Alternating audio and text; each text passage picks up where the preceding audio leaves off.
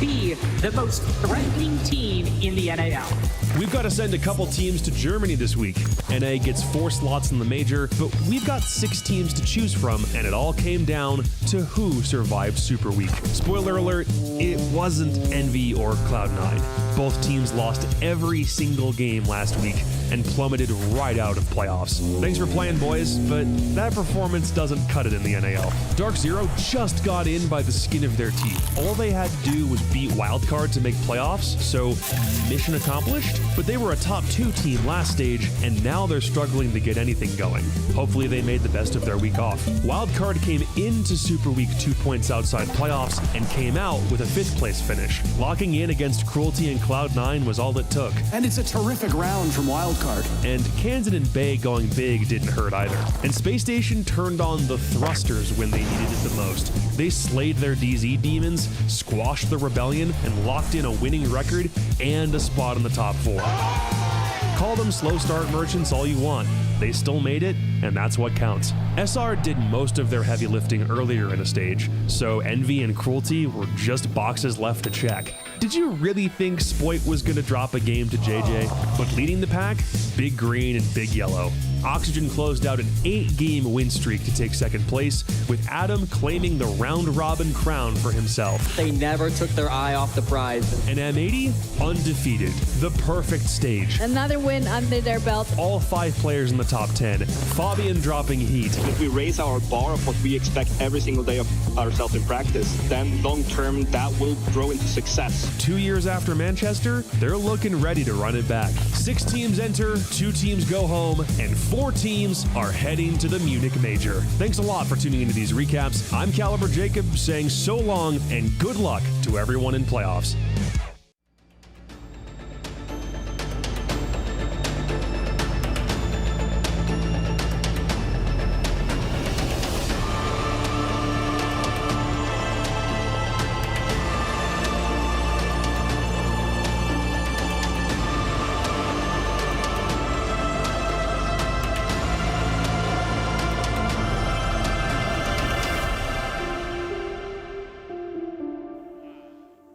By the end of this week, we will have our 4 teams from the NAL that will be competing for the title in Munich. Welcome back, everybody, to the NAL, our final week here, and it's also our first day of playoffs. We're bringing back the best of series, starting with 2 best of 3s today. I'm Ginny, your host, joined with Foxay and Lax. Welcome back, guys. Yeah, I'm glad to be back. Honestly, it was a nice break. Get the little week off. Unfortunately, I was sick, so I didn't really get to enjoy it too much. I was rotting in bed, but definitely glad to be here and see who we're sending to Munich. Okay, negative Nancy. You could have just I was been like, sick. You could have just been like, ugh, I'm so happy to be back. I'm still kind of sick. I don't Well, look bless you. I congested. hope you get better soon. Don't get us sick. Just, all right. I was sick of the fact that we didn't have any Siege last week for the NAL, and now we're here, able to watch the playoffs, what everybody's been working down to see, who's going to be the representatives going to Munich and representing NA, and hopefully getting NA another trophy. Yeah, I mean, hopes and dreams can, I was going to say, hopes and dreams can stay. But let's bring it back, see how exactly we got here, because when we look at the standings, I mean, DZ somehow still here. 12 points. I didn't think I was going to be saying that, but M80 is yet to be defeated still. Yeah, it's unfortunate for Envy. They played so well throughout the whole stage for a team, first year within the NAL. They just fall out, and they fall out with a loss, but also Dark Zero lost to standby in their final play day, so they just scraped by the hairs on their chin.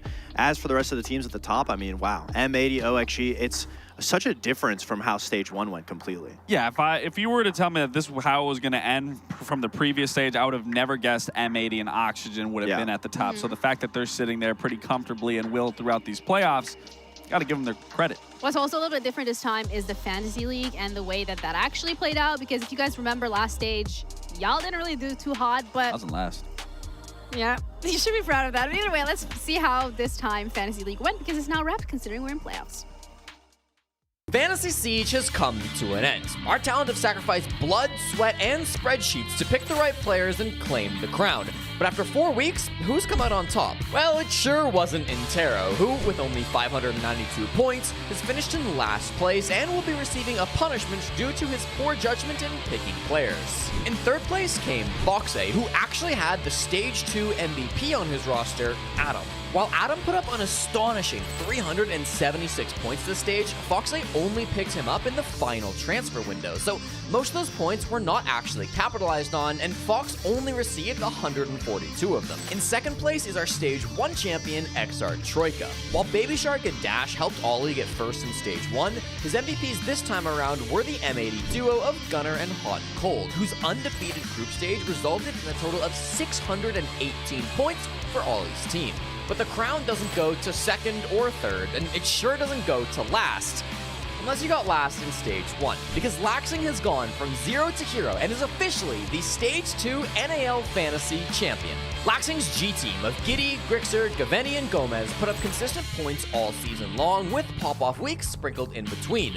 But the best player on Laxing's team was actually Diffuser, who put up 317 points and was instrumental in M80 going 9-0. But that's it for Fantasy this year. Stay tuned for the NA Finals, where our champion and our biggest loser will be receiving their grand prize and grand punishment. For now, though, keep it locked right here on the NAL to see which teams will be representing North America at the Munich Major. Yay! Congratulations, Lax. You won something in your career. Hey, just another day in the office. What can I say? Nah, Honestly, miss me that was with that great. nonchalant shit. That was great. To be fair, I didn't even pick my roster, and I didn't even exchange anyone. So the fact that I stayed true to my team got us the first. We both Shout out to improved. Diffuser. We were like last two, Stage 1, and now you're first, and I'm third. I was trying so hard though. I was I know, looking you at were- the you were stats. constantly swapping I would out swap players. I stuck true with the quad Gs and the 1D. Yeah, you. Let's Okay. go. Anyways, let's move on to the next one, because we also have to look at the playoff bracket, just to give you guys a bit of a reminder in terms of the 6 teams that are competing here, but also the games that we're looking forward to. With OXG and MAT being first and second seed, they don't have to play today, but they're playing the winners of today's matches tomorrow. And sometimes that can be a double-edged sword when you have that bye. You only have to win one game to make it to Munich. That being said, you don't get to practice the warm-up of playing today, so you can be cold going into their matchup, but at the same time, you also have the footage of what happens today to go off of it. But in the final 2 weeks ago when we predicted it, we both said, you know, there's a good chance M80 and OXG could both lose their match. Well, hold on. I didn't say that. I got cold feet, and I didn't go with that one. But, I mean, it could very well be the case, like you said, with that double-edged sword of just having to sit there and wait while these teams are going to be coming off of a hot win today to be going into that matchup. So I'm curious to see what does happen today, and not only that, what happens tomorrow. Yeah, today we have 2 best of 3, starting off with Space Station against Wildcard and finishing things with DZ Shopify.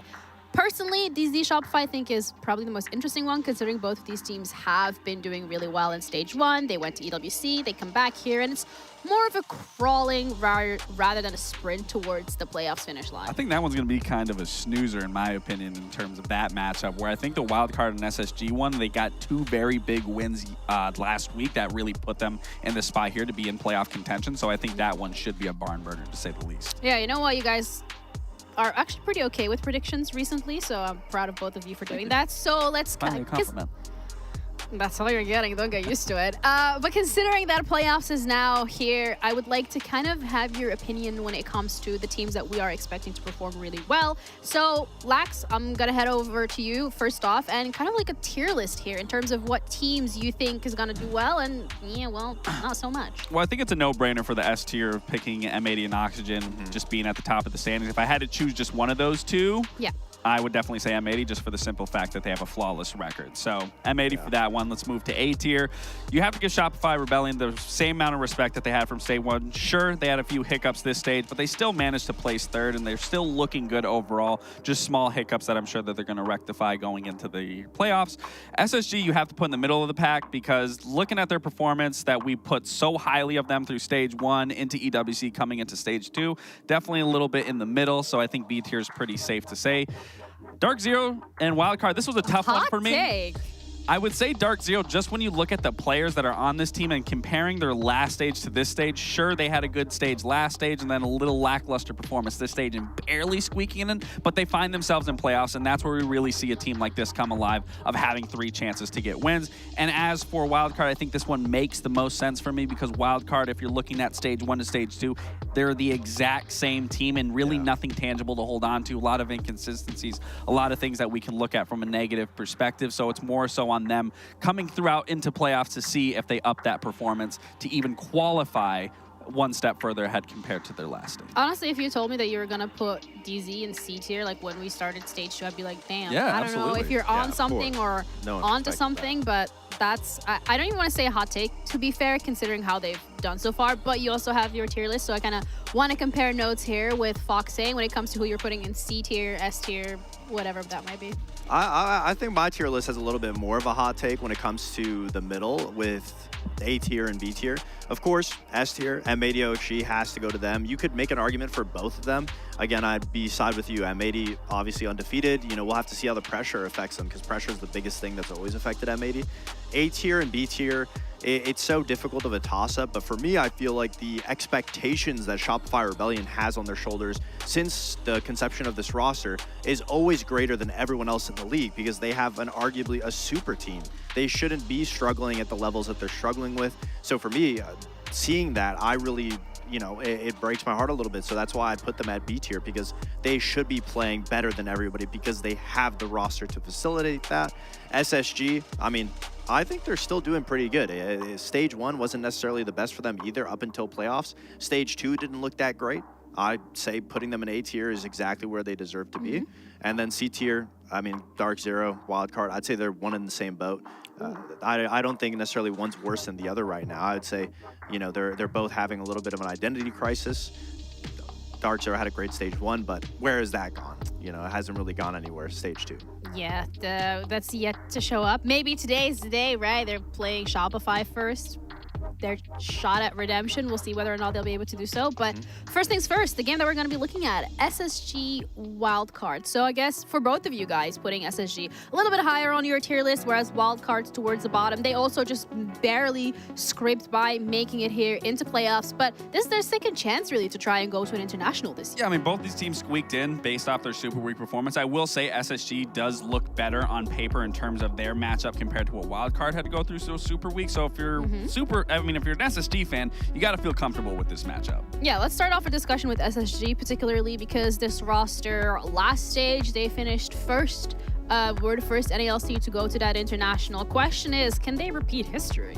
Yeah, I mean, it did look that great in the final standings of them getting first in stage 1, but during the regular stage in the play-ins, essentially the 9 matches that they had to play, they finished 4th. So they didn't look that great. Playoffs is where they locked in, and a big reason for that is the amount of versatility that they bring to every single game. They can play a whole plethora of maps, they can bring every single operator, and we've seen them incorporate different styles of play in their playoffs run. They made it to EWC, had a top 4 finish, then they come into stage 2, and yes, it hasn't looked as dominant as we would have liked to see, but that doesn't raise any concerns because it's the exact same thing that happened in the best of 1 phase during stage 1. So to me, I'd say they're in the exact same position. As long as they don't let it affect their mental, they'll be fine going into the playoffs of stage 2. These are their maps compared in stage 1's playoffs, and as you can see, they play a bunch of maps. There's not necessarily one map that's stronger than the other. I think it really comes down to the stylistic matchups against other teams that they play. They're going up against Wildcard today.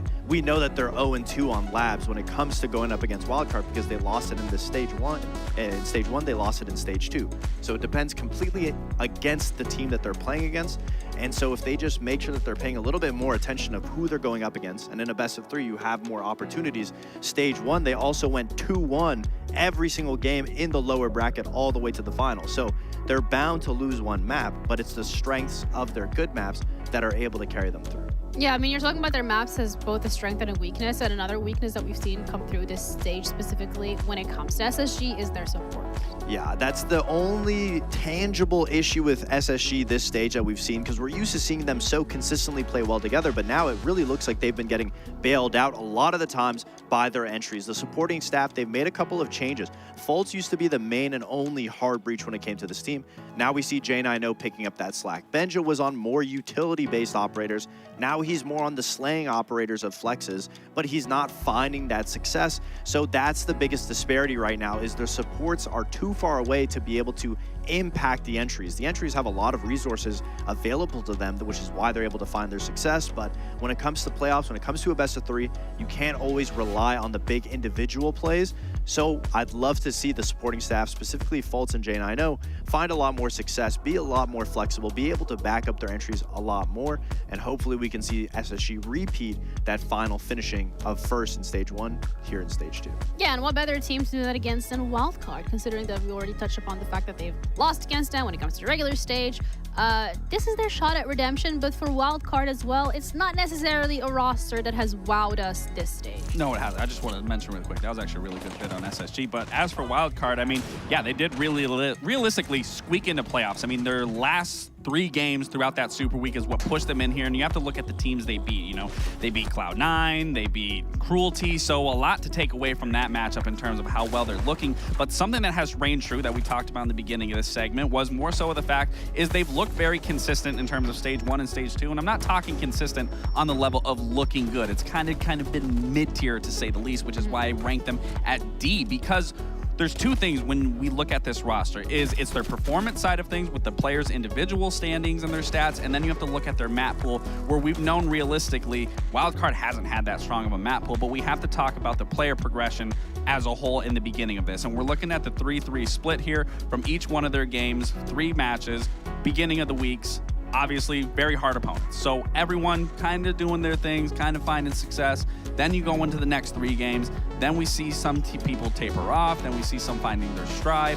Then it's the last 3 games where we see everyone find their stride. And I say, you kind of have to take that with a little bit of grain of salt, because you're looking at that Cruelty win, you're looking at that Cloud9 win, you're looking at a loss versus Dark Zero. But the fact of the matter is everyone is starting to find their stride. And I've said it time and time again, if you're going to have hiccups during the stage, it's better to have it in the beginning than towards the end. So the fact of the matter, they are now all in unison, all in sync towards the end of that Super Week coming here into playoffs. We should start to see a little more systematical changes in terms of their lineups, in terms of their overall play. But the biggest one that I think is going to stick out the most, especially when we're looking at playoffs, is their maps. Yeah, and that's actually a really interesting point, because we've already touched upon it similarly for SSG, where it's like the map pool, a little bit of a question mark, a little bit of how's that going to play out. So I guess in this case, it can maybe be like a redeeming shot, because Wildcard is also not necessarily the greatest with maps. And don't get me wrong, if you don't want to show your hand on some maps throughout a stage, that's perfectly fine. You can be a Fury, only playing 2 maps up until just recently they played 1. But it's more so,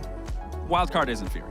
And when you look at their maps, when Wildcard, they only won 4 maps throughout stage 1, and they only won 3 maps throughout stage 2. So their map depth pool is not that great. And sure, you could have contributed to say, hey, they aren't showing a lot. They just want to be able to focus on a select few and show something off in playoffs. That can easily be said, but let's look at the stats in terms of their maps. And again, their map pool isn't that strong. And if you want to be a strong team, you want to make it into Munich, you want to be able to make a good run in Munich, you have to have a very diverse map pool, because teams are going to pick you apart when they realize that your strengths aren't simply there in the map pool. And even in terms of their player performance, yes, they are performing, but again, that synchronization came from weaker teams being able to find their stride against, where everyone here in playoffs is punching above their weight. Yeah, and especially when you're now entering the best of series territory, that's like a whole completely different beast, because you need to probably at least be able to play 3 maps. There is a world where you're going to play all 3 of them. So bringing up the map veto, we're going to be starting off on Club, heading into Sky, and then finishing off on Chalet, if we do get that far. Really love seeing SSG ban out Labs off the start. But that being said, it leaves up the best maps for Wildcard. We just talked about it. They have limited good maps: Club, Chalet, Labs, and Skyscraper. Look at the maps we get. We got Labs out of the gate, but then we got Club, we got Skyscraper, and we have Chalet. The maps really favor Wildcard in this situation. SSG unfortunately had to ban out Labs. They have to ban out Lair, 2 maps that they struggle against teams like Wildcard. So In my opinion, I'd say Wildcard definitely won the ban phase. When it comes to maps, they got 3 of their best 4 maps, and SSG's put in a position where they will have to just be the better team when it comes to it. The comfortability is going to be on Wildcard's side. So in that regards, like coming into today, you and both of you actually predicted that SSG was most likely going to be winning this with the new map veto coming out. Are we feeling a little different, Lax? I don't know. I'm kind of I'm still in favor of SSG. I actually really like the maps for SSG than Wildcard, to say the least, because when we're talking about those stylistic matchups that you just said with SSG, I think picking Clubhouse, one that's a very default map, you're going to feel comfortable on out the gate for both these teams. So there's nothing there. But I think it's the Skyscraper one. Sure, they haven't looked good on Skyscraper, but it's very easy then to fix everything once going into a team like Wildcard. I mean, sure, they lost to Cloud9 on it. Sure, they lost to M80. They got smoke showed to M80. I think they want to get it done here in 2-0 and not even have to go to a chalet where Wildcard is going to feel, in my opinion, the most comfortable on being one of their better maps that they haven't been able to showcase too much outside of just one time throughout this stage. So for me, I actually think SSG is in the driver's seat for these 2 maps. And then, like I said, they want to get it done in a 2-0 fast. That's interesting. I think Wildcard definitely won the map ban phase. I mean, they got their most comfortable maps. That being said, I do think SSG's the better team. I think they thrive on smaller maps, so it also works for SSG's favor. But out of all the maps that you could take Wildcard to, you're giving them their best 3. That being said, I think SSG's still going to be able to take it because they're just arguably the better team. Damn, so you guys agree, but also slightly disagree. Either. Yeah, I mean, if we could have seen SSG maybe try to throw in a cafe, maybe a map that Wildcard's a little bit weaker in, that would have been great to see. But at the end of the day, SSG's better on the smaller maps anyway. It just happens to be that comfort. Yeah, it just happens to be that 3 of these maps are 3 of Wildcard's best maps. So, you know, it's going to be a difficult battle either way. That being said, I mean, SSG doesn't like taking it easy, so, you know, we'll have to see. I think SSG will still be the better team. You touched upon saying that you think SSG is looking to finish this out 2-0. Is that realistic though? Because also I think, but it's also like important here to keep into consideration that we had like close to a week off where potentially Wildcard was finally, maybe, possibly, able to get every single one of their players on the same page. Well, and that's kind of more so what I'm focusing on here is, again, when you look at the last 2, well, not the last 2 games, when you look at that Super Week, SSG played heavy-hitting teams and beat those heavy-hitting teams outside of M80, where then you look at Wildcard, like I said, they beat Cruelty.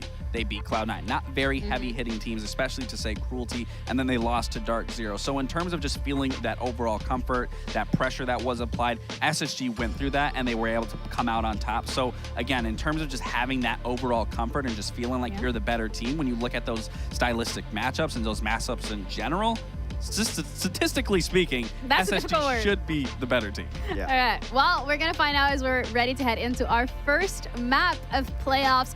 Reminder for you guys, there are 6 teams competing, but only 4 can head over to Munich, and it starts here today with our casters, Lynx and Intero. Thank you so very much. I'm very excited to get our playoffs underway, in which will be a long week of North America League action. Lynx, you and I are going to be bedfellows today, as scheduling earlier in this stage. Had X taking a couple of my shifts because I was at a wedding. I was doing the good friend duty, and now here we are. And we get yet again to share microphones together. Isn't that so nice? Oh, that's messed up. You prioritized your friend's wedding over North American Rainbow Six Siege? Especially, what a stage we had. Some of the most 7-0s we've ever had. I mean, you're missing historic moments. To go be with your friends? That's unbelievable. Unbelievable that I am more than just a voice to esport action. But today we have a very interesting dynamic. Wildcard historically is a much better team against SSG than SSG is against Wildcard. In their earlier matchup in this stage, it was a 7-2 victory for Wildcard. And SSG, despite winning stage 1, looked like they've taken maybe a bit of a step back. They've been really quite top-heavy in terms of their kills. The desk was really happy with Wildcard in this map ban phase, for example. So there's a lot of things that are stacked against Space Station. And yet, I don't think it's going to be a quick 2-0 like it was in stage 1. What are your expectations here for this matchup, and what can SSG do to ensure that they're not repeating history against Wildcard? Well, I will say, I do think the general, like, situations are a bit different. SSG was, overall, I would say, a bit more inconsistent throughout all of stage 1. I mean, I don't think any of us really expected them to go on that run in the first place. Going into playoffs, things looked a little weird. Even though they did have a much better record than they did right now, they also took some early losses to Wildcard early on. It was kind of the inverse, where it was like a weird start, and then they well, actually, no, I guess it was kind of like this stage, a weird start, and then they figured things out towards the end. But you have that massive 2-0 loss to Wildcard, in which we start off on a map like Nighthaven that neither team was really certain on. And then obviously, while SSG lose, they make a big run in the lower bracket here. Where SSG are figuring things out, and as the desk mentioned, Wildcard are on maps they're more comfortable with. They're not maps like Nighthaven, right? The first map is Clubhouse. This is a map that SSG will be well practiced on. This is a map that has been in the game for a long time. It is a close map, like the desk mentioned, and I think will serve to the benefit of a lot of the SSG fraggers. Now, once we get to Skyscraper up next, that might just come down to who starts on defense, but at least for this map right here, Parker, I don't think either team is going to get a particular edge, given the fact that it's Clubhouse. You mentioned the whole top-down component in terms of Space Station being quite top-heavy. I mean, Newers enters with a plus 16 KD. It's actually matched by Baby Shark, who's the highest-rated player on the side of Wildcard. Wildcard's quite spread out. In terms of frags, Spiker has the lowest amount of kills since September 1st at 66 kills. Baby Shark has the most at 77. So that's quite a spread. There's only 11 kills separating the last fragger from the top fragger. Same cannot be said for Space Station. Unfortunately, while he plays a very important role, Fultz's kills have not been coming as readily as he'd hope. He sits at 39 kills on this stage compared to 71 for Newers. So if the fraggers of Space Station don't show up early, it's all going to fall onto J90 and Fultz and that supporting cast. On a map like Clubhouse, there are lots of opportunities for your support players to get ample kills. It's just about how you deploy those players and how, frankly, Wildcard either attacks or then roams on defense, allowing those supports either attacking or defending on SSG to shine. Well, I can tell you, J90 probably not going to be doing a lot of shining in this round, especially, one, given the Monty role, not exactly where most of the action happens, or at least the action happening around the Monty. This particular game in front of us is CCTV cash defense. He'll be walking up the garage steps in all likelihood and applying pressure to anybody playing there, but J90 likely just going to be a vessel for information, pressure, and then the plant later on. These defenses, or these attacks, excuse me, tend to be pretty slow for the first half of the round. Open the plat wall, get the right panel soft, and now with that finished, and hopefully somebody able to break it open, likely Benjo with those Rotero drones. You can then, if you want to, put firebolts on top of the rafters, and then push up the staircase and actually fight the Azami playing there. But here it seems that SSG are at least considering opening other avenues, some focus towards Logi at the moment, even an ROU projector placed on CC window, by the way, just to make sure that nobody can actually peek if anybody's playing on Metal Balk or sitting on the roof. Having listened to all the casters across all the regions, ROU projector being the gadget for Sens is something you don't hear every day. I think Hap used to use it from time to time, but most casters just say... Sorry? I call them light screens half the time. Light screens, Sens walls, I mean, all of these things work. We'll say thermite charges instead of exothermic charges. They're all transferable, just interchangeable, some would even say. SSG's managed to take up quite a bit of space on the other side of this top floor, Lynx, but now the struggle begins. Get the electrification off of that single panel. Newers is going to try to give some coverage, but he gets blown up by a Nitro Cell Kansan, starting things off big. Goodbye, Newers. Goodbye, J90. A is also on the board with Benja dying, and in the blink of an eye, SSG has been reduced to just two players. Fultz and Ashen now side by side. They'll come to blows down in Lounge with Bay. They finish him off, but it's not looking great for Space Station at the moment. Wildcard doubling up on them in a 4v2 with just under a minute to go. Yeah, it's unfortunately one of the possible consequences, and very foreseeable and likely consequences, of a construction-sided push. That C4 is a very common position. It's tucked behind green box. You can toss it over the wall, and you can see that was the very thing Newers one of the things I imagine he was contemplating when he was throwing that nade over the wall was not just destroying the electrification, but also maybe trying to throw one in and force that player out. But unfortunately, if that's your only option, while you're sitting there with your nade in hand, ready to throw, the other defender is going, or the defender is going to have an opportunity to throw that C4 over the wall in turn, and if you don't get out in time, things can end very badly. Construction is a small space, and that C4 radius is a lot larger than you think. First round will go to Wildcard as SSG fall to, as I've just said, one of the many standard endings to a construction push if the attack doesn't get what they need. I mean, they had a read on the Nitro Cell as well. I believe it was Jane I know who was watching while Newers was getting set up. Or no, it was Newers who was actually expecting it, and they just weren't able to grab it in time. I think with Nitro Cells that we might be able to hear at home, but they might not be, is that if you're in the middle of calming or talking, you might not hear that telltale Velcro rip of the Nitro Cell. So it's very easy for it to go over while you're not particularly paying attention. It's not always a quiet environment on these teams, especially for a team like Space Station. It's very small, but Baby Shark just bottled a Kiba barrier, by the way, which means that just one of those barriers will be unavailable. Now, not to read into this too much, because it might not even have much of an impact on the round, but most of the time these teams are accounting for full usage of gadgets. If you're losing a Kiba barrier for nothing at the start of the round, that means A, as Azami generates those Kiba barriers, or those Kiba knives, or the kunais, or whatever you want to call the actual thing you throw, you will be a bit weaker in the immediate, or it will mean that you can't wait to deploy them at the tail end of the round when you know where the execute is coming from.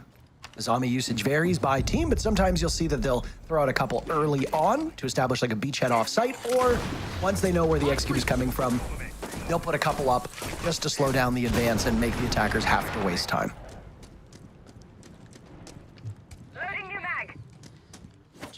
Useful feature on any side, as you can see right now, Baby Shark.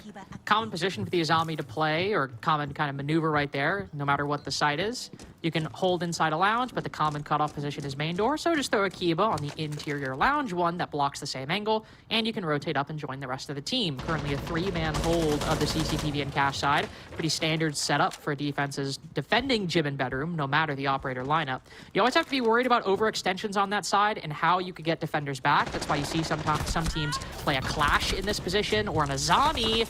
In this case, Bay pushed extremely far out, all the way into garage, a minute 15 into the round. And while Janino gets that trade, if Wildcard is shooting like that, there might not really be much SSG can do to respond, though they do get 2 important kills, and Ben just found himself in Logi.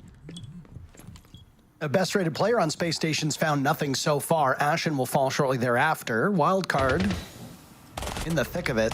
Nice play by Benja. He could have a second no, but Kansan connects. It's all up to Jack outside of the building. He's picked up 1 kill for his trouble. Name a player who's having an easier match than Dash right now. Put down some gadgetry, just sit by. 0-0-0 across the board. Still an integral part, but hasn't really been much in the action. Oh. Wildcard's managed to scoot off. There we go. Wildcard had scooted out of the building and on the other side of the map. But Dash getting the final kill after I had talked about how he'd had a very easy start to this map at 2-0. And going to the player cams right now, I have to suspect SSG might have called their timeout. And it's a very good time. Anytime you lose 2 rounds like that, you absolutely want to take a pause. And I will say, arguably, the first round might have been more like a broader strategic or communication failing than the second one. That being said, I'll get into why there's a little asterisk there. Because Bay hit some pretty nasty shots on Garage, and you're not always going to have a case like that where a player's able to land that kill, get a spray transfer, and then just barely get traded. But that's kind of the important phrase, barely get traded. In a situation like that, Bay should theoretically be able to get 1 kill, but either somebody is pushing in from Swamp, or pushing in from Lounge, or pushing in through the garage door to try and trade that position, or holding flat wall to keep him pinched, and then you pressure him with utility and without needing to expose 2 or potentially 3 people to a gunfight. So even though Bay getting both of those kills, given what SSG did, which is trying to clear that position by taking gunfights, even though him getting 2 kills is improbable, it still is a situation that SSG didn't necessarily need to be in, especially that early on in the round. Normally positions like that where Bayer's playing are punished. It was not by SSG, and given the likely communication issues of nobody really watching the C4 in round 1, I imagine it's one of the big things Call Out might be talking about in the timeout. That's a good speculation. I mean, Call Out has shown a lot of success as a coach over the years, and he knows this roster really well. Obviously, our idle speculation here on the broadcast is good enough to get people through the minds of some players, but we are not privy to the things that are being discussed. You've seen teams that are firing on all cylinders and doing well, and they actually have a lead, and the coach will still call a timeout. Where are we going? 5 seconds to go. We are adrift. We are adrift. Okay, we are back. Sometimes you just want to take in the sights, I guess. He's like, oh my god, a basement defense? Don't care. Yeah. Here, look at all this architecture. Wow, it's beautiful in Germany this time of year. Wow. No, I mean, we... It's a good 1-2 punch that we just had there. Next thing you know, Yaga's face camp's gonna freeze. This is, to my point about teams is that sometimes they will be in the lead and they'll still call timeouts because even though they're winning, the coach can hear that they're playing suboptimally or there's something going on that needs to be addressed before it escalates or spirals out of control. You have to have faith that the coaches actually know what they're doing in this regard. I don't think call-outs, history, and experience should be called into question. I think he's proven to us that he's quite reliable in his role, but as we always say, a coach can get your mind in the game, but if your fragger's going 0-6, doesn't really matter what coaching you're doing if they're just having a bad game. Also important to keep in mind, last time SSG played this map, it was against Shopify. They won 7-3. They were 0-3 to start the game. They needed to kind of recover a little bit of that momentum, take a bit of a breather to actually get that dominant result against one of the best teams in the league. So SSG being down 2-0, in any case, does not mean they're out of the game, but certainly on this map with this team, they've been here before in very recent history. So I imagine this timeout will hopefully be effective given that precedent. But yet, as I say that, we have Baby Shark and Bay again playing extremely aggressively. Seems to be a theme for these wildcard defenses so far. And SSG opt to ignore the 2 players up top. What initially was a concern is actually an excellent call. They've read the site is super weak and they flooded in off the back of it. There's only one remaining on site right now. Kansan will hold down the fort. 3 kills, no deaths. He'll put that on the line and immediately lose it. His gamble does not pay off. Baby Shark and Bay trying to plug holes as their ship is taking on an awful lot of water. Doing some serious damage over towards blue onto the shield of Blitz, but just to the shield, not to the player himself. A double for Ashen as now Bay wraps around the bomb site. He's got control, but SSG is watching from the exterior. And after that timeout, they immediately translated into a successful round. Things could have continued to worsen for this SSG team if they hadn't found their footing in round number 3 on a pretty strong bomb site. They pull off an impressive attack, reading into it, as you said, very correctly, and there's really no hope for Wildcard there. The exact kind of round you want, not only to, you know, restore faith for the SSG fans, but also just to get the energy and the comms flowing for the team. Because, you know, what have we been talking about? Seeming like there might be some communication issues. Seem like SSG a little sleepy, a little lethargic coming in. So you have a defense where there's a bunch of players up top and very little below. A lot of teams, a lot of very good teams will still opt to clear that roam just because it's not an obvious target. And if you get all the kills on the roam, sure, you could have tried to chance it on the site, but now you have a 5v2 and it doesn't really matter anyway. You can take all the time to set up as you want. Whereas SSG, they were like, okay, let's actually try and take the weaker fights down below. And 1, it's good opportunity recognition. 2, SSG clearly set it up very well. Everybody's moving in concert through blue, through dirt. So the communication is looking a lot better in the first 2 rounds. And also, getting the satisfaction of kind of like recognizing that there's a gap and winning it is a great way to make the team feel confident in their strategic analysis and also feel like the comms are actually doing something. And so just a great round to get SSG back into it and also just a great round in general. We're on bar stage, by the way. Yeah, I was waiting for you to finish so I could jump in and say, I was going to say, what the heck is going on here right now? Wildcard is opting to go to a bomb site that is seen about as often as Sasquatch. That means never. Well, I mean, some people claim to see Sasquatch. Spiker dies, by the way, really, really early, 23 seconds into the round. And that's Ashen on the Fragmite. Making up for lost time, 3 kills to his name, tied with J90. Down goes Benjamaster. And the story for SSG so far, as we talked about before a single round was played, the support players, or at least the flex on the side of Space Station, are doing pretty okay, which can be concerning, or it can be the map. There's still a couple more rounds to go before we can make a declaration here, but I mean, the fraggers on the side of SSG, both Benja and Newers, just have not been as formidable as you'd hope. Newers in particular can dominate games. We are far from a dominant performance, though he still has time to make up for whatever kills he's left on the table through the first 3 rounds. Next fight seeming to appear between Ashen and Kansan. Aware of the player pushing down the stairs. Huge victory, though. Gives Ashen a line directly cutting the 2 bomb sites in half. Dash also sitting inside a garage. Spotted on the flank watch. Cover really good for SSG at the moment. Not only softens up the mute, but also gives information that there were only 2 players on the site, though Dash can, as you can see, very likely rotate back. But SSG have done a lot of damage, both in the kills and damage to the remaining players, with plenty of time to spare. And so as long as they can keep a lid on anybody retaking, SSG should be in the clear for a pretty easy conversion, especially with both Grim and Ying having full utility remaining. And don't love Wildcard's chances, even if this bomb site is a little bit goofy. Attackers can trip up just not really knowing how to execute it. Top floor control is going to be oh so important, and that's Bay holding down the fort for the time being. Misses an opportunity on Ash and collects it at the last second. There's a Ying as well in tow as Fultz is dropped now. Looking for an opening onto another wildcard player. There goes Baby Shark. Candelas will go out over by the bar. He'll conceal himself. It leaves Bay upstairs. They once again have completely avoided these offsite players. They had a bad run in earlier. Diffuser will go down and now Bay will scramble. All it took was getting Ashen up top. And then immediately SSG pivoted. And a good pivot it looks to be as Bay is in a really bad spot on stairs, taking a ton of damage in the process. There's a DMR and a shotgun that will be aimed at him point blank range. And Newers will get the final kill as Space Station stitches 2 together. An unconventional bomb site for Wildcard. It does not work out. Space Station again read into the defense quite correctly. To their credit, they find an open bomb site. They ignore the echo upstairs, pull off the diffuser, and then box out the remaining defenders from retaking. And it might be a different site, but as you just mentioned, that's the exact same way that they won their first attack.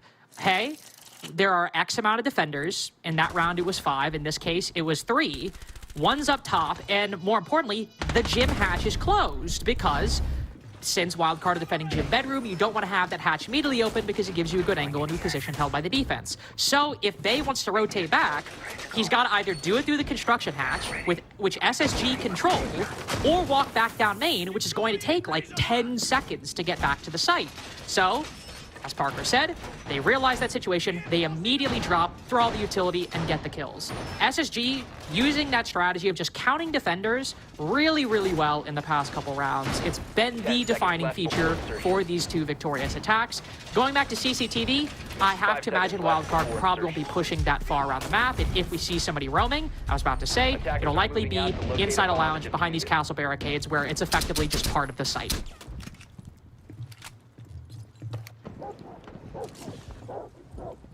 Like the tricks being brought by Space Station, foregoing a shield for another round. Shields have not been as big of a staple in some of these NAL lineups as we've come to expect, especially when compared to other regions.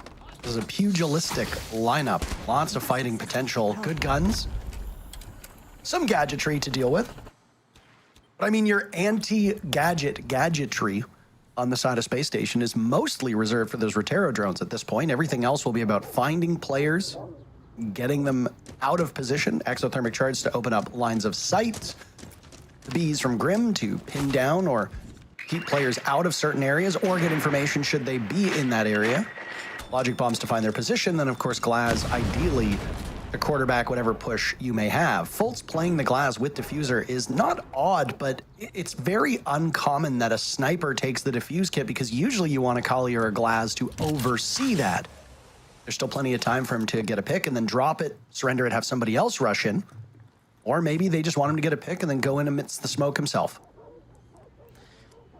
It's possible, but you do also raise a good point. You know, one of the things SSG have, okay, well, I was about to say, one thing they've done is give somebody control of the diffuser who's in a position to run in off the back of a call. And while Fultz was not in that position earlier, he certainly is now. Trying to chance it through the smoke, it actually works out great. He loses a lot of HP, but catches Kansan completely off guard. Newers hops in off the back of his own grenade, but with SSG in the disadvantage, they now have to fall off and try to play for some of these kills. Fultz, because of that gamble on low HP, easy to pick up for Baby Shark. And the trade's looking nice for SSG, catching Dash on the rotate back. But it's extremely haphazard in SSG, putting things together as they move along, which I suppose is how they won 2 previous rounds, so Wildcard maybe shouldn't feel comfortable in this 2v2.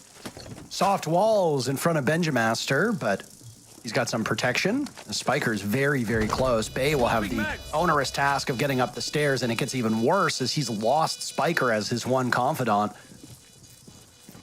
Bay's been spotted by those bees, so they know his whereabouts, and the 2 remaining players from Space Station can just sit far back. Newers, by the way, was 1 and 2.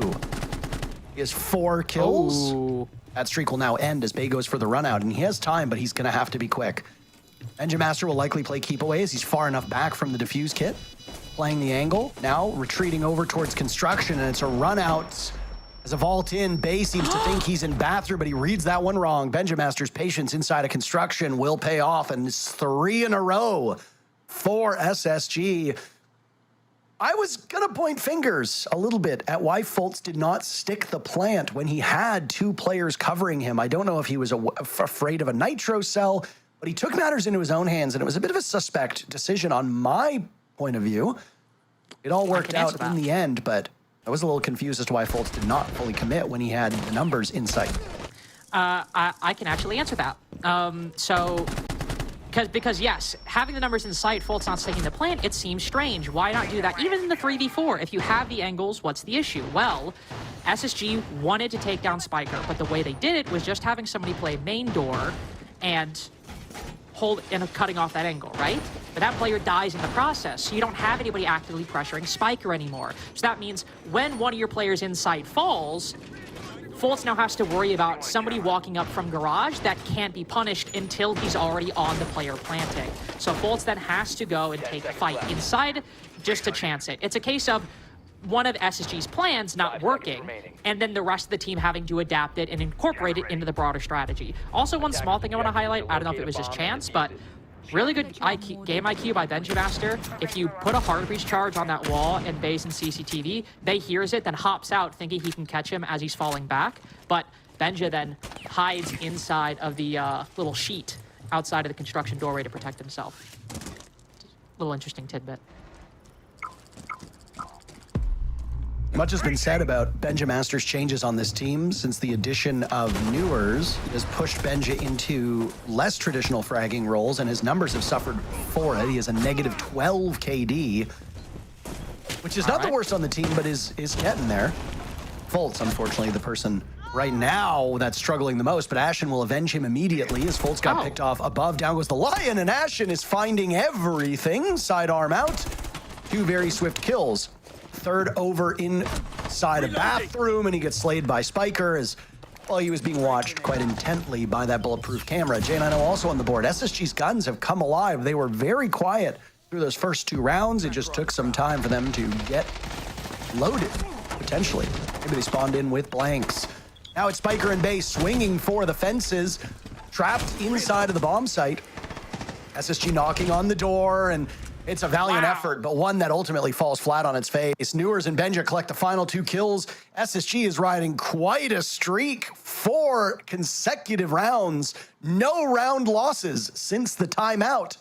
And they'll take the first half on Clubhouse 4-2.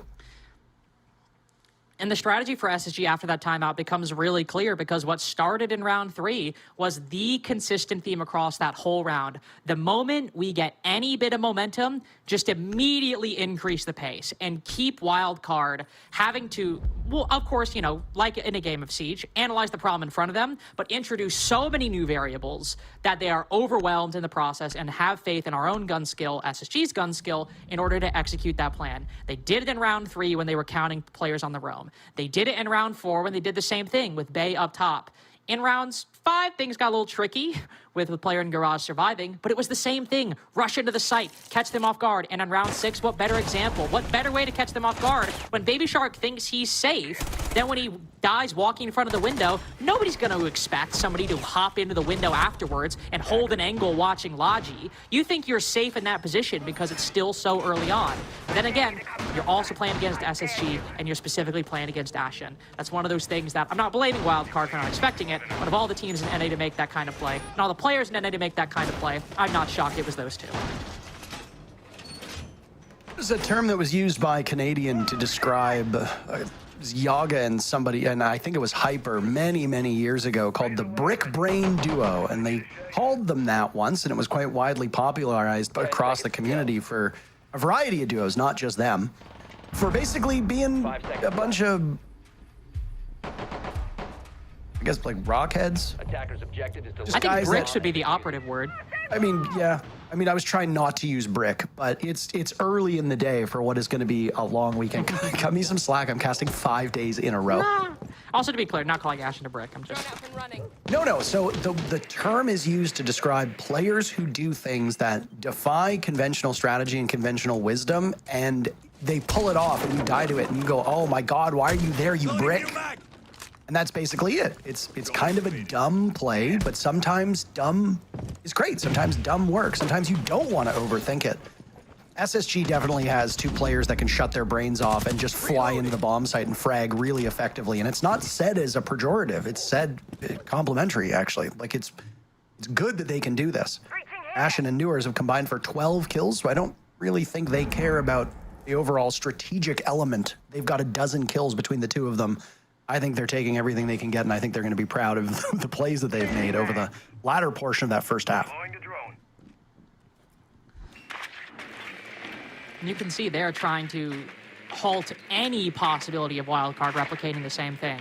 Wildcard ran 2 to 3 people on the roam in their basement defense. We've got all 5 on site for SSG, and not just all 5. We've got a tuber out to freeze the hatches and deny anybody from opening it up quickly, especially with a Cade ban by Wildcard. We've got a Clash sitting inside of blue. That's the exact spot SSG rushed in through in their first victorious attack of the previous half. Ashen's making sure they can't let that happen. They've got the Vulcan packs as well to burn out time at the entrances. They're forcing Wildcard to use firebolts on main stairs. That's execute utility that Wildcard is using to clear the roam. That's a crazy angle Benjamaster has. That's also put the Capitao to 1 HP. So SSG are doing a complete reversal, not only of what Wildcard did, but also an exact counter to the strategy they employed on their own attacks. It's a long range being held upstairs by the Bucket Baby Shark. He might be able to see through 2 floors in that angle. The Monty of Dash took some damage from a very similar vantage point that Spiker was on. As the slow advance of Wildcard will get even slower. Zoto canister keeping them at bay. J90 will crush Spiker, and it's even numbers with 40 seconds left. Battening down the hatches on this bomb site. SSG coalescing around these bomb chassis, sitting, waiting, explosives in hand, or what explosives remain, with a Clash there for added measure. Ashen and Newers will work together. Now the advance coming over towards blue, and there's a Nitro cell, but the attention of Newers goes elsewhere. Bay will kill him because of it, and that's a big loss. The shield will go up, Ashen survives, and now inside of blue, it's a tough go for Wildcard, but they've got the upper hand. They're running out of time. They'll need to pick up the defuse kit. Nobody has it. Ashen wasting time, but Wildcard will sink their teeth into that defense, and the attackers are having a great clubhouse. Wildcard wins their first attack on the second half and breaks the 4-round streak that SSG was on. Can't overstate how important that kill was Bay got onto the player playing behind Generator, because everyone in blue is well aware of the angles that the attack is going to be pushing from. Likely not the staircase, because you're pushing up that long hallway. It'll probably be up from Oil Pit, because the attack is just safer from that position. But Newers, just playing a little further back in a very, I would say, kind of like reasonable slip up, ends up exposing themselves, and Bay catching a really good timing. As a result, Ashen no longer has any support in blue. He has to back up. And where does he have to back up? Into the line of sight of players on Kitchen Hatch, into the line of sight of anybody pushing dirt or dropped into the site. And so Ashen can't really hold off this onslaught anymore, and he doesn't have time to reposition to hold off another angle. So Ashen becomes a non-factor, and the rest of Wildcard, who now have a man advantage, just have to win their fights, which they all do.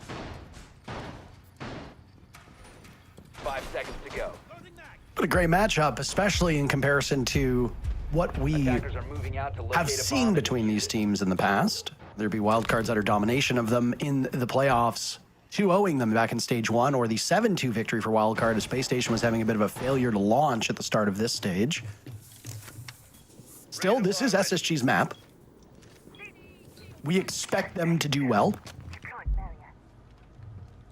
Didn't really love their chances through those first 2 rounds, but they've been able to figure it out since. Now, if the attackers do have an advantage, SSG has their hands full for the remainder of regulation.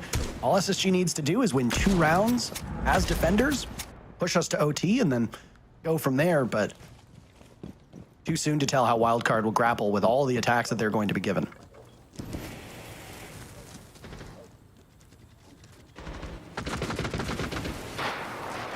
There we go.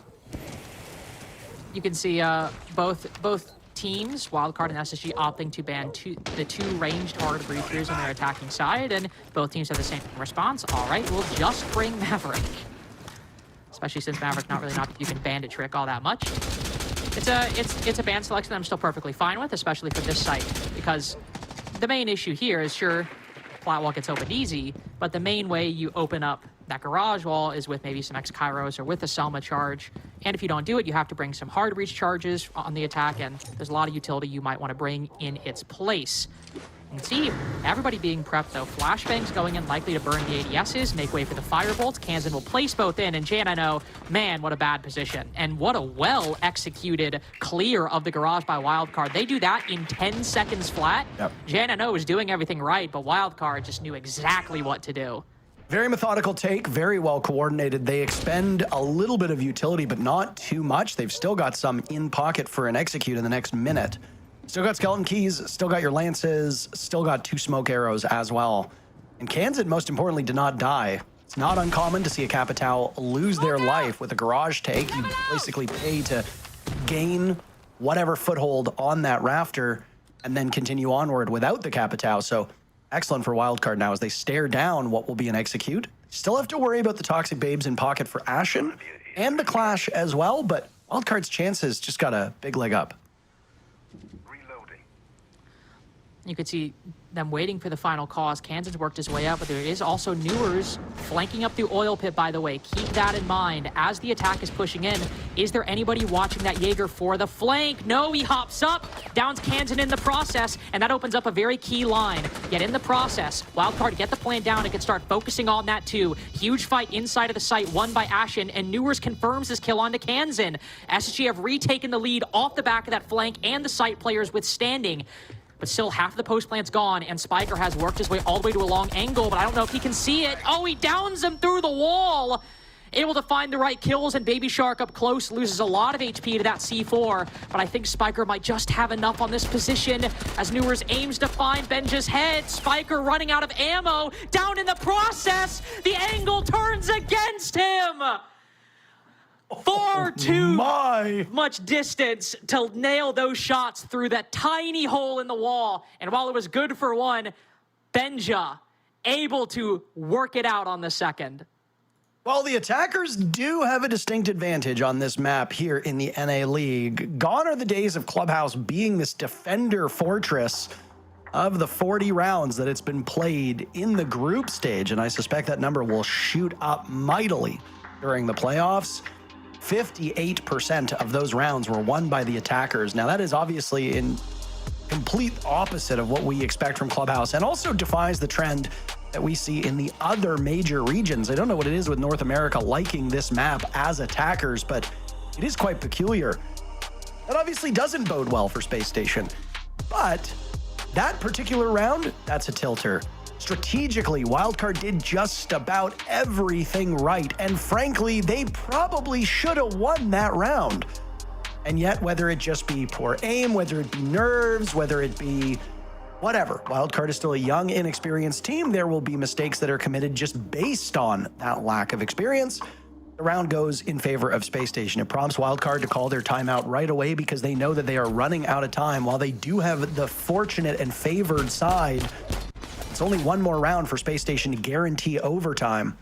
2 more and the series goes to a 1-0 lead for Space Station, and map 2 on Skyscraper will come up, which frankly should do well for Wildcard, as SSG are not the best Skyscraper team. But still, I mean, Wildcard putting on a good showing. I gotta tip my hat to Space Station here. Yes, it's their map, and yes, they did start on the statistical better side, though it is odd that Wildcard would push SSG to attack on SSG's own map. But either way, SSG have shown up, and the growth that they've had over Stage 2 so far has been terrific. They are getting better the longer this stage goes on, and for fans that saw them do the exact same thing in Stage 1, en route to a first overall and a Stage 1 championship, things look pretty good here through map 1 for Space Station, as they're hoping to not just win Stage 1, but Stage 2 as well.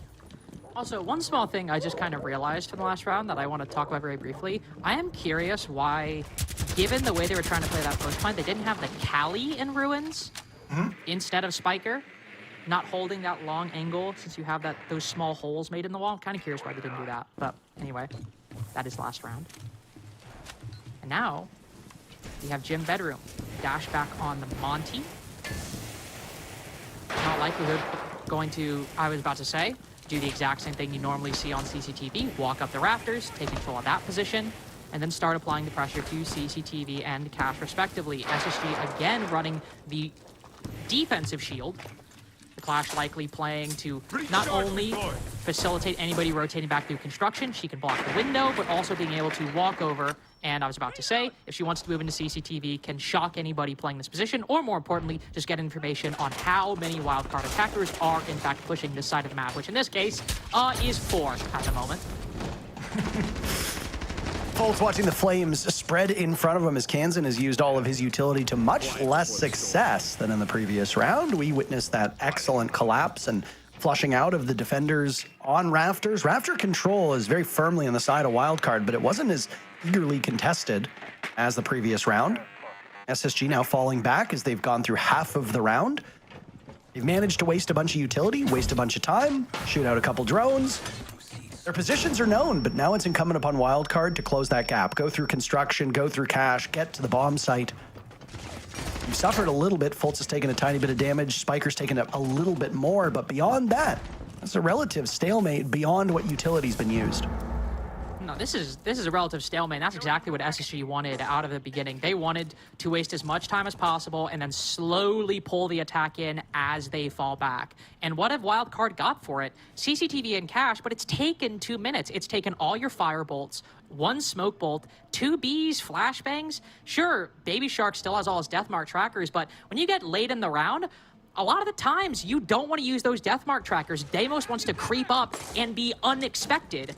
Deathmark tracking would reveal his position. So as Wildcard start moving into Logi, if Baby Shark isn't able to disrupt everything on main stairs, I think SSG should be able to close this out really easily. And try to take out the Clash now as Fultz will lose some of his shield. They will come to blows. The anime skin on that Monty being a magnet for these bullets, and Fultz wins the engagement. Elsewhere, teams will trade, but the numbers still favoring Space Station. They will continue to get better, and Wildcard just has Kansan left. He's got the second most kills on the team and will now tie Bay, but that'll be all she wrote on that round, and Space Station moves to map point. They're 3 minutes away for putting their own map in the win column and setting their sights on Skyscraper, hoping for a quick 2-0. SSG just achieving every single win condition they set out for that defense. Waste a bunch of time in CCTV and Cash. Done it. Don't lose a body in the process. That's just extra credit. They accomplished that too. Set up your fallback positions in Logi while Wildcard fill in. Waste even more time, and ideally, SSG win the round on like a 5v5. You're trying not to give up even a little bit of damage to your teammates, let alone kills in the process. And the time and the management of it was perfect for SSG. We don't start having kills until about 20 seconds remaining. And also, they're very aware of the main stairs flank, not just because Baby Shark likes to do that, but every team in that position is going to send somebody up main stairs. SSG knew the exact win conditions, also knew the exact way Wildcard would try to make up for those earlier losses and countered those as well. The exact kind of round where this late in the game, it's very clear that SSG, not saying they won't lose another round, but it's very clear that SSG are playing a really, really strong game. And those 2 rounds we had at the start, that was just them getting the jitters out. It takes time for some teams to get up to speed. You know, it can take a map, it can take a couple rounds, it really just depends. I know there's a joke about what time esports players get up at, but we are a couple hours earlier than usual. If these players are West Coast based, instead of them having a game at say 3 o'clock their time or 2 o'clock their time, they might be playing at 10, 11 a.m. or at least getting up shortly before that. It's hard. It can be hard to adjust, especially if you're on demon hours. I do know that NA does not have the, how do we put this nicely? Greatest track record of having scrims start on time. You'll go on NA Twitter and it'll be a wash in teams complaining about scrim partners just not showing up. Well, you know what we can say, Parker? SSG have shown up. They have. Doesn't matter what time of day. Doesn't matter what time of day. Old SSG, pre-call out, not, sorry, I should say old Astralis, pre-call out, maybe not. Forrest was on Demon Hour sometimes in 2021, back in the T2 days. Nowadays, I know Forrest isn't on the roster, but on OXG, he's not staying up too late. Nobody on SSG stand up too late. More importantly, they're showing up in today's game for the final defense. SSG get to run back basement. I say get. This is the one defense they have lost so far. But it still was one in which they stalled a lot of time against Wildcard. And here you can see they're extending out a lot more than before. Instead of holding it down on the site, they're going to try to complicate things. They got a Mute Jammer Roam up top. Ashen holding inside of construction. The moment those EMPs go out, he sends a C4, backs up in the process. Clash also being up here is kind of... Hold on, I knew we were roaming. I didn't know we had 4 people up here on this operation. That's kind of crazy, but also Parker, when SSG saw this kind of setup, they immediately hit the site. Wildcard are buying into it, and it's to their detriment. When you figured that out, I heard the dial-up sound go in the background as you were figuring out exactly what would happen. Space Station and Wildcard will come to blows with just a little bit over a minute left in the round. Do or die for Wildcard. They die. That's it for map number 1. And Newer's here to the rescue. Baby Shark and Spiker are toppled. Kansan and Bay now filtering in. The Clash of Folks tucked in the corner. Bay slowed down as they will engage, and oh my goodness. He smacks the booty, and with that it's a 2v2. Engaging over towards blue is Benjamaster. He narrows it down to just Bay, who's looking to break double digits, and he'll need to do so if his team wants to stay in the thick of it. Space Station had a strong stage 1. It took them some time.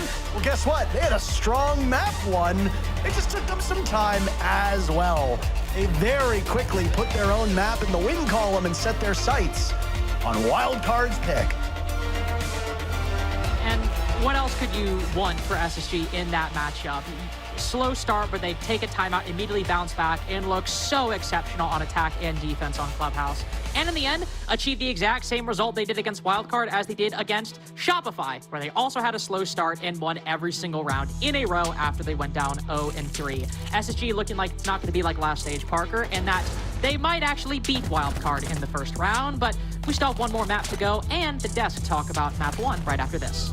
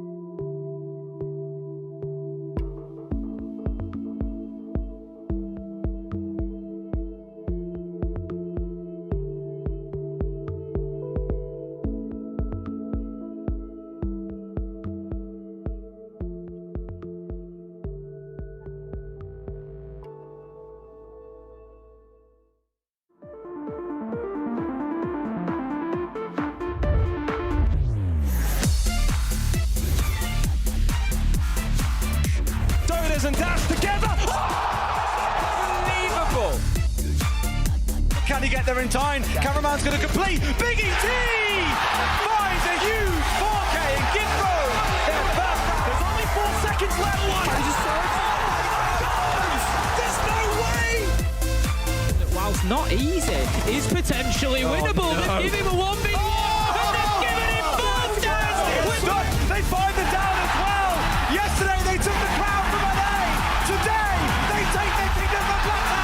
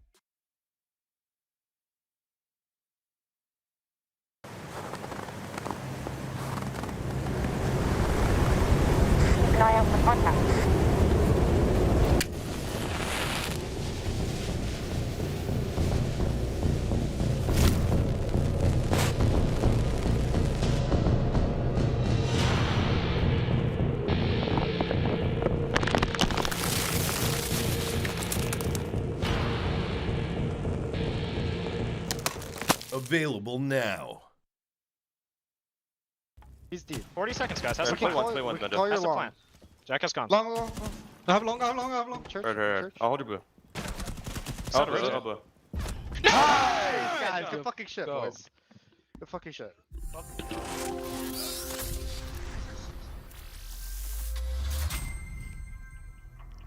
SSG is starting playoffs off really strong with a dominant win on that first map pick. And Wildcard, I mean, to be fair, they got the first 2 rounds and then it just kind of went. Yeah. Well, I think it goes into what I was talking about, where I said I think SSG is going to feel comfortable on these maps. Obviously, it's still to go without Clubhouse. But yeah, I mean, you're right. Wildcard did get the first 2 wins, but then you immediately saw the transition into those next 4 rounds where SSG, from those previous 2 rounds, understood their matchup, understood what Wildcard were doing, and started countering pretty heavy, whether they were finding the flanks, cutting it off, whether they were hitting sight really quickly, just understanding what Wildcard was trying to do throughout the rounds. And then even in round 7, I mean, Link said it as well, why not have the Cali all the way out in the side to watch that rotate hole into CCTV to go for that kill? And then also banning Mira, that just doesn't make sense to me on Clubhouse. Clubhouse isn't a map where I'm like, oh, you know, Mira was there, that really would have helped. If anything, Mira causes more problems because you can get a lot of the mirrors from sight, where Basement is probably like the only one where I see it used, and not banning out the Clash where they used it every single defensive round. I think realistically, Wildcard did not understand what SSG was trying to do throughout their defenses, let alone on their attacks. Yeah, it didn't look like Wildcard was playing in the map right now. It felt like they went into it with a lot of preparation, a lot of pre-game strats, like you said, round 7, them planting, using the Mav holes, trying to play from further back. Every single round, you know, up until their first starter defenses were pretty decent when they got the first 2 rounds, but obviously every single round past that point, it looked like they came in with pre-prep planning. They weren't adapting what SSG would do. All of the SSG's attacks where they constantly would take blue or have pressure around blue. Wildcard was not responding to it correctly, and that was the lack of adaptation that we've been seeing through Wildcard throughout this whole stage, something that we haven't seen since Reload. And so it's something that Wildcard find themselves in this position where they're in a comfortable map, but it looks like they're just playing and putting on what they've done in practice, what they've done in paper. They're not playing to the game day. And obviously SSG is a very hyper-adaptive team. They're gonna make things work on a snap of a finger, try to adapt, try to figure things out. Even in that round 7, I mean, climbing up through the oil pit, going for a garage rafters flank to then focus on that defuse. I mean, that's something that only works if all of Wildcard is focused on the strategy of playing super far away, trying to play against that diffuser. And it just didn't work out in Wildcard's favor. Yeah, and that's like the scary part as well when we're talking about Wildcard and their lack of being able to adapt to these situations, because this is not a best of 1. It's not like, okay, you're done, you're dusted, you can go on to your next game. It's a BO3 lax, and they need to adapt to be able to get at least next map under their belt if they want to push it to the decider. Otherwise, they're dropping to that lower bracket on day 1. Yeah, and that's the beauty of being in a best 3 is you can wipe this first game off. You can understand where things went wrong, and you can immediately correct it going into the next map. But what worries me about going into the next map is we're on Skyscraper, which is a very defender-sided map. SSG starting on it. Sure, SSG hasn't looked the prettiest on it, but if I'm any team going to a map like Skyscraper, I'm going to be extremely comfortable, not only knowing I just dominated you on your pick, well, on our pick, but now I'm going to your map that you're choosing, and I'm going to be on the strongest side out of any single map that we have. I mean, like I said, I think all of these maps are favoring SSG. Even before we got into the map, into the club, I thought to myself, Wildcard has to win Skyscraper and go to a Chalet. That's their only chance of winning. I didn't think that they would win Clubhouse regardless. But the only saving grace for them is the last time SSG played it was against M80. They lost all of their dome defenses. I mean, SSG got 7-0'd, and they didn't win a single defense against M80. But that is M80. That's a very hyper-aggressive attacking team. Wildcard is not that. They're struggling to find entries. Their aggressive players are not showing up. And that's the thing. What do you take away from a team that lost 7-0? Well, like, what are you really dissecting in that game that I guess M80 was doing really well that you're going to try to do the same? Because if you're trying to follow that same ideology and that same fundamental of the attacks from M80, I think you're setting yourself up for failure right out the gates, because SSG is going to correct all of that to make sure that doesn't happen again. So you're going to be going into it thinking, okay, this is what they're going to do, and then you're going to see one or two players doing something completely different. It's going to interrupt your comms. Then you're going to have to double back, try to figure out your next approach. And what we saw in Clubhouse, where they weren't even finding the next approach like SSG was doing, it's going to be 10 times harder on a map like Skyscraper that, again, is very defender-sided. Being devil's advocate, I can also say, like, we started the games a little bit earlier today. Maybe this first one was like the warm-up map. They're not going to come into their own map pick. They're going to hit the ground running. It's going to be great. But realistically, considering what we've seen from them on Sky, are we thinking they are going to be able to push us to Chalet? I just don't believe Wildcard is playing up to par to SSG right now. I think SSG should be able to win Skyscraper, specifically since they're starting defense too. Honestly, I'm expecting at least a 5-1 half for SSG, and I think it'll be closed out. I just don't know if Wildcard has the aggression like a team like M80 had to be able to top SSG.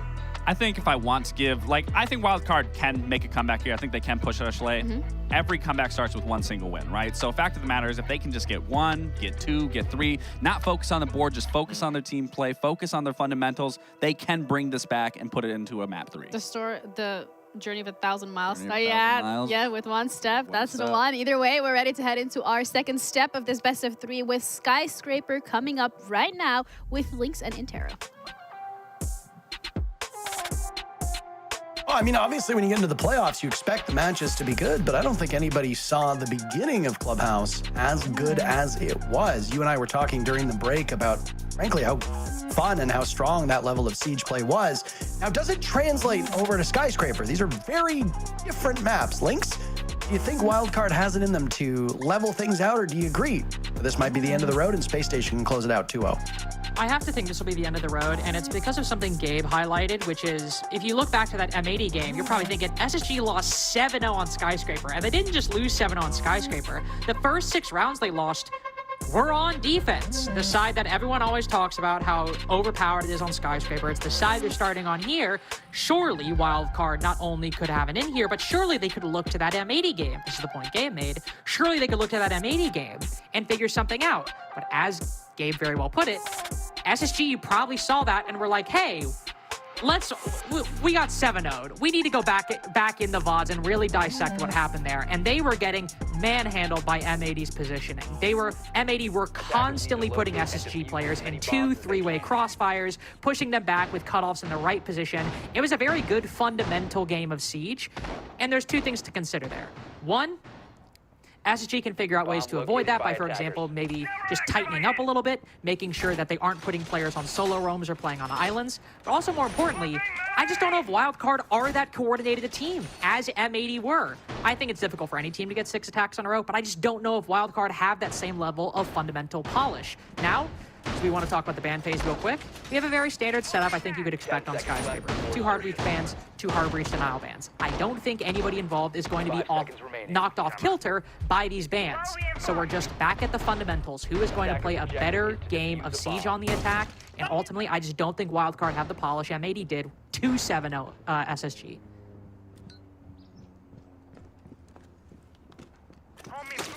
It's quite the nitro cell by Newers. Finds nothing. Could have been an explosive beginning for Space Station here on a map that they lack the same familiarity that Wildcard has. Nothing really outside the norm for this Wildcard lineup. Some of the most played operators in hand. Ying, Dokkaebi, and Lion all together is a nightmare for defenders who are ill-prepared. There's a Warden on the board, though, by the way. So they're prepped for it, and Wildcard would have known this. The Warden gets locked in before any of the attackers do, so the Warden is not a response. Quite the engagement here. First kill goes to Ashen, second kill goes to Ashen. Newer's gunned down by Bay. As Bay takes up residence over on Office side now. He'll sustain some damage as Nitro Cell gets hucked out as well. It'll claim what remained of Bay. Bolts is on the board early. Ashen still living with both kills, and Wildcard's advance has been caught flat-footed. They've tripped up, fallen flat on their face. Dash goes down as well, and with 1 minute and 45 seconds still remaining in this round, Spiker finds himself in a 1v4, holding the defuse kit outside of the building. SSG knows his whereabouts. He's over by the Samurai statue, over by Dragon, over by the window, now back over towards back stairs. It's either J9O or Ashen atop those stairs, waiting very patiently. A shotgun blast will be his undoing if he steps too close, but Benjamaster gets the job done first. SSG off to a strong start. They look so confident, only losing one player on the road to a round victory. And to the point I was talking about earlier about Wildcard, maybe just not having the polish that a team like M80 did, we have, as you said, a very scary combination. Ying, Dokkaebi, Lion. Dokkaebi, Lion in particular, obviously very good for the information, but the Yings can cause so much chaos in a defending lineup. And SSG, contrary to what I thought would happen, are playing a pretty heavy realm. They've got Ashen over in Terrace, and then Newer's on Warden extended all the way into Exhibition. But where is that Ying throwing Candelas? At the Warden. Now there's a mute, so there's intel denial at play, but you could have thrown those Candelas over on Ashen's side, where there's also one player who's a bit closer to the defense, but then maybe you split up his support in Drum, and then you can pinch him, and then if you take down Ashen, Newers is cut off in Exhibition. There's nowhere else you can go. You've got his retreat, and there's somebody pressuring at front. But you're throwing the Candelas at the one guy who can see through them, and call that this is a feint and that the push is coming from somewhere else. And when you push into a player like Ashen, who's got a shotgun right around the corner, there's not much you can do. I just don't think that was a very well thought out attack from Wildcard. Even if the positions all made sense, the people in them, not as much.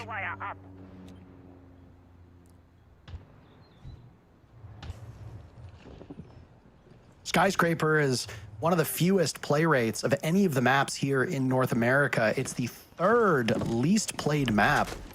It's been played only a handful of times, and it is incredibly defender-sided, but with a very small play rate, it's hard to take those statistics seriously. 30 rounds have been played on Skyscraper through the group stages. 24 of those 30 rounds won by the defenders. That's good for 80% of all rounds. Again, small sample size, but that's one of the most lopsided map stats we've seen. Wait. You said 24 out of 30 been won by the defense? Yes. The 6 that were lost were in that SSG game. Yeah. So, that's crazy. That's 80% with an 06 defensive half tucked in there. That's wild, isn't it? And I mean, SSG's kept up that stat line. They won their very first defense. That's to be expected here. Again, small sample size. SSG will do exactly what they did on the first round here in the second. As Dash is not long for this Earth. Kansan dies, Spiker dies, Baby Shark dies. All of these players without a single kill. The only person able to find a frag in the previous round was Bay, and he will not find one this time. A flawless second round by Space Station. Ashen was, for a brief moment, all smiles. SSG knows what this feels like. This is what Wildcard did to them in map number 1, and now they are doing it to their opponents. The difference is that since their timeout taken after the second round, SSG has dropped 1 round. They are 9-1 since that timeout in map 1. This is quite the streak they put together, quite the body of work. And Wildcard are just going right into it, not even calling a timeout. Parker, I'm actually going to break my own rule that I kind of, not rule, but break my own kind of stand that I said earlier, and I'm going to talk about an M80 attack specifically and what Wildcard did not do. Because, weirdly enough, the defense we just saw, at least positionally, was very similar to an SSG defense we saw last week. Now, to be fair, it was on T Karaoke. That round we just saw was on Office Exhibition, but it involved an Azami playing around Geisha and Karaoke, defenders playing inside of T, and what M80 did was they brought a Capitao, they put players on Karaoke window to firebolt the Azami, playing deep in kind of like around the door of Geisha, and then pinch her from the window and from players pushing up. In that round, it was just one guy pushing that side of the map. Just one guy, and then he ends up walking into the entire defensive lineup. M80 stationed players around the players furthest extended to pinch them and get an opening pick. Wildcard has tried to brute force their way directly into the middle, and whereas, say, in the previous round, they at least had, I don't know, a Ying on the board in the right position to make it work, there's no Ying present in that round to disrupt things. Wildcard continuing to show woes on the attacking side, and SSG still proving better in the intel game. They're ready for somebody to hop in the window, C4 from below. It actually hits the gap at the right time and seems, I suppose, oh, Ashen, so late there, not playing off any information, lets the Blitz and the Deimos pass, and also gives away his position in the process. Multiple times I thought just hit it, just hit it, just hit it, just hit it. You could have got the Deimos, you could have got the Blitz. Both of them excellent choices. These are going to be two of the strongest operators on the side of Wildcard. They need to get kills, though. Only a single frag for Wildcard through almost 9 minutes of action at this point. This is quite the drought, and it was not much better carrying it over from Clubhouse. Now a lot of emphasis on Geisha. Benjamaster gets away very briefly, felled by a nade. SSG finds 2 kills, 3 kills. What is going on with Fultz? Newers to the rescue on a flank, and now it's all up to Kansan, who's taking damage from phantom angles. It's not just that Wildcard is losing here, Lynx. It's that they're losing to players that they don't even see. It's a dominant start as SSG is up 3-0 on Wildcard's map.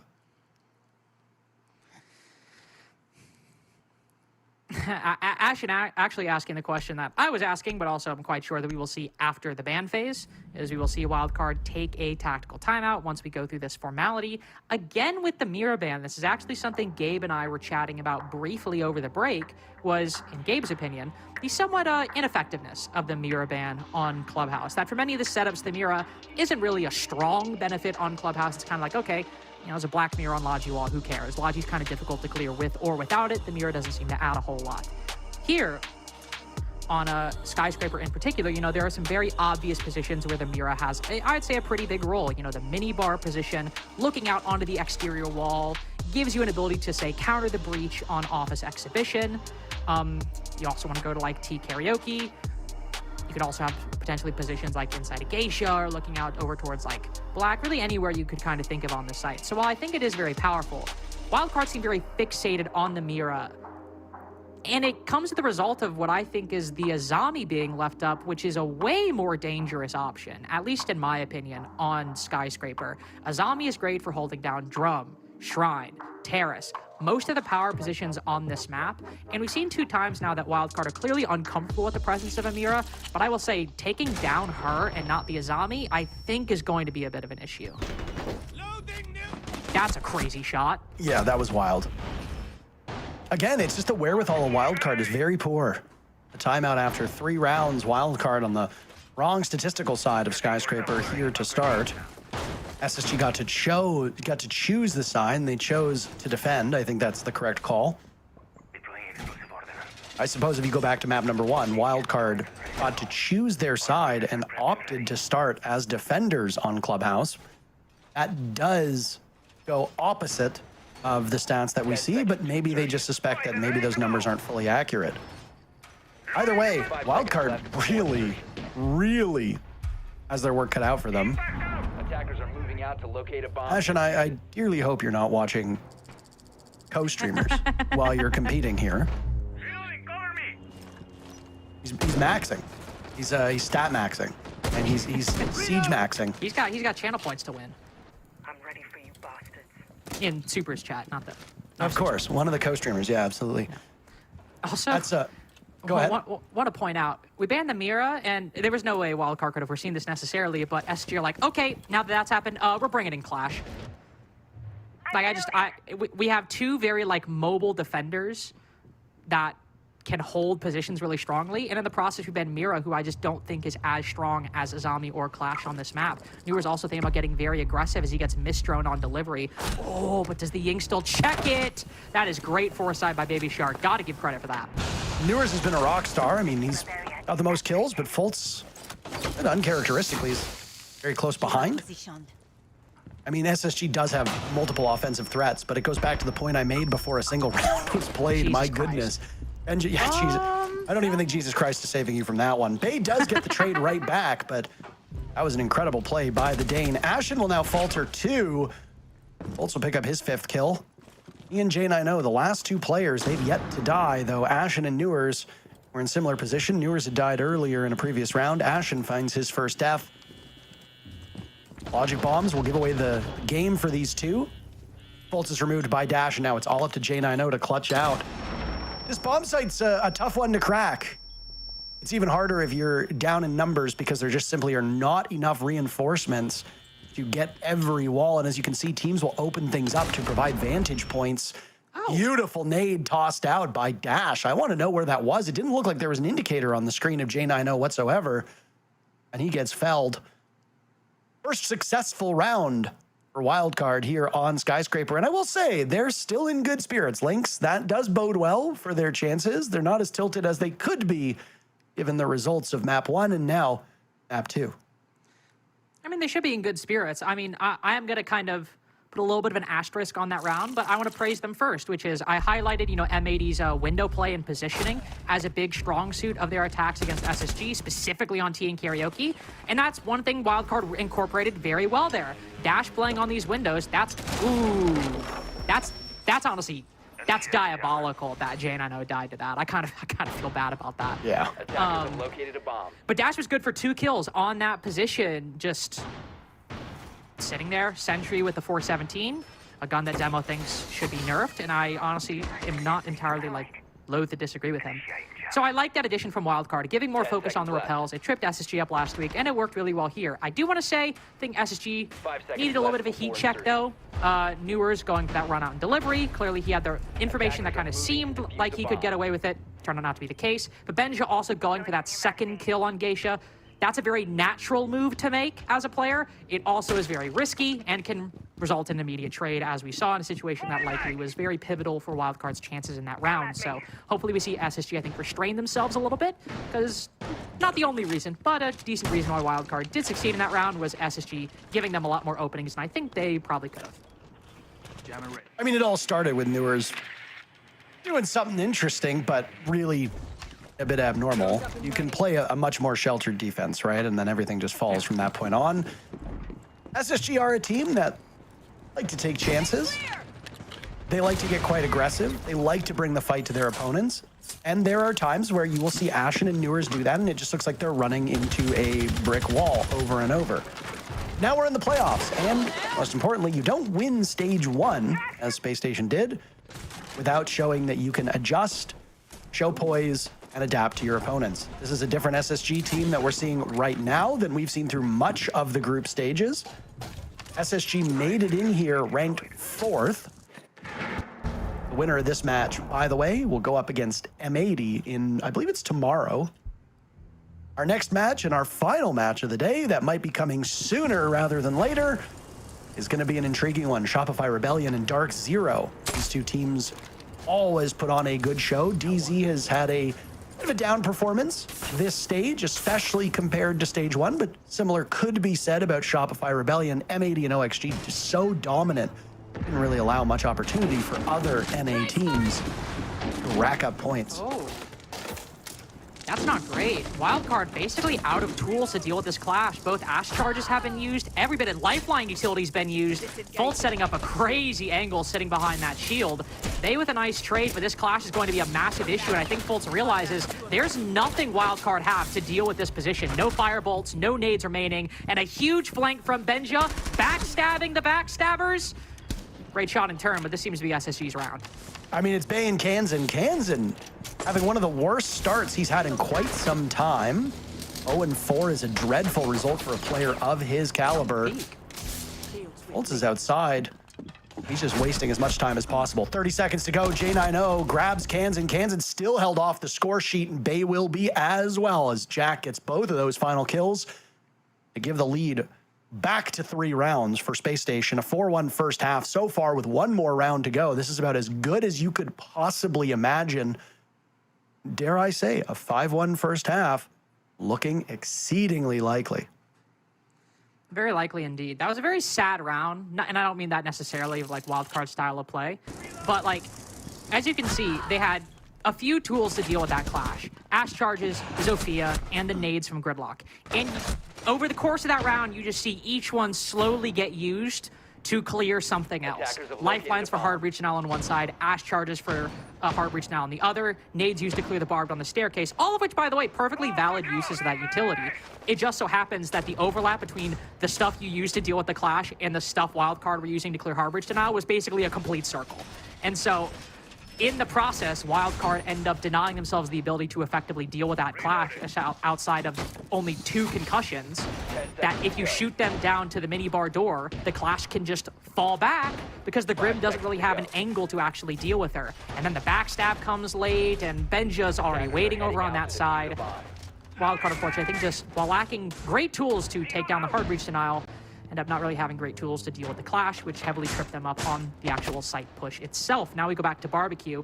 In Parker, around that, honestly, I don't really quite know what happened because I don't think Wildcard really did either with how quickly it transpired. A lot of these rounds have been head scratchers with how quickly things have fallen apart for Wildcard. And I mean, while they've been able to maintain a positive spirit, I imagine it gets to you at some point. This is not the end of the road for either of these teams. There is a lower bracket, so the loser still has one more opportunity to make a good run of it. And frankly, it's quite common for teams to catch fire in that lower bracket and like make SSG? that gauntlet run. Oh, okay. Well, you know, I was getting there. Sorry. Like SSG, I took the scenic route. Nice run out from Ash, and no, most of his bullets get deflected by the Blitz. It's punished by Kansan, who finally gets on the board, but Bay is as good as gone, and that means no exothermic charges. That's a rough spot. There's no backup hard breach. Dash will kill Benjamaster, so 2 kills for Wildcard, give them the advantage. SSG still wants to toy with that Geisha hold, though. No floating between that and the stairs. It's got Newers for backup, waiting because Wildcard has multiple players lined up in that area. I'll use a Lion charge, and the shield of the Blitz will get ever closer. Does the casing conceal it? Nice patience there by Newers, who hits the fadeaway. Baby Shark is gone. The Lion charge all for naught, and now even footing with about half the round to go.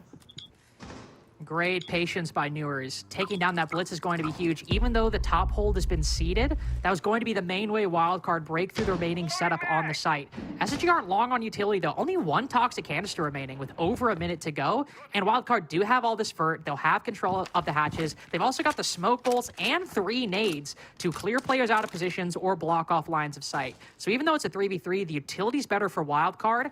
They just need to use these couple remaining drones and hunt down these remaining players. If they can do that, I think they'll be good. But if not, there is a way for SSG back in, even if they aren't the favorites. We got Peak Ashen right now. He died, so he is as much time in the world to type as humanly possible. Cannot allow him to get under your skin. Kansan and Spiker with 1 kill apiece. It's not where you want to be for this Wildcard team. Only smokes remain on the side of Wildcard. Grenades there as well in pocket if need be. Newers striking a second time, taking down Kansan, now positioning himself to look over towards Restaurant. Grabbing Dash, a triple kill on his behalf.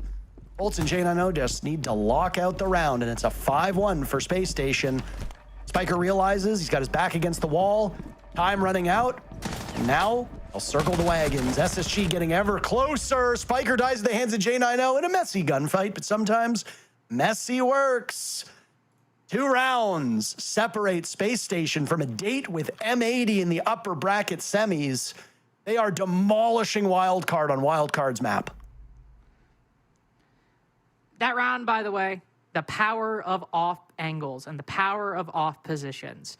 That basically every single kill acquired by SSG, more specifically Newers, was achieved by taking a position later in the round when Wildcard either didn't have the time, the utility, or the wherewithal to clear it. That's how he got the kill on the Blitz. And more importantly, I would argue, and I think it's a very easy argument to make, that's how they won that late round, because you're sitting behind the bar in a position that you could hold, but Wildcard will need to check, and they could avail themselves to without really thinking about it.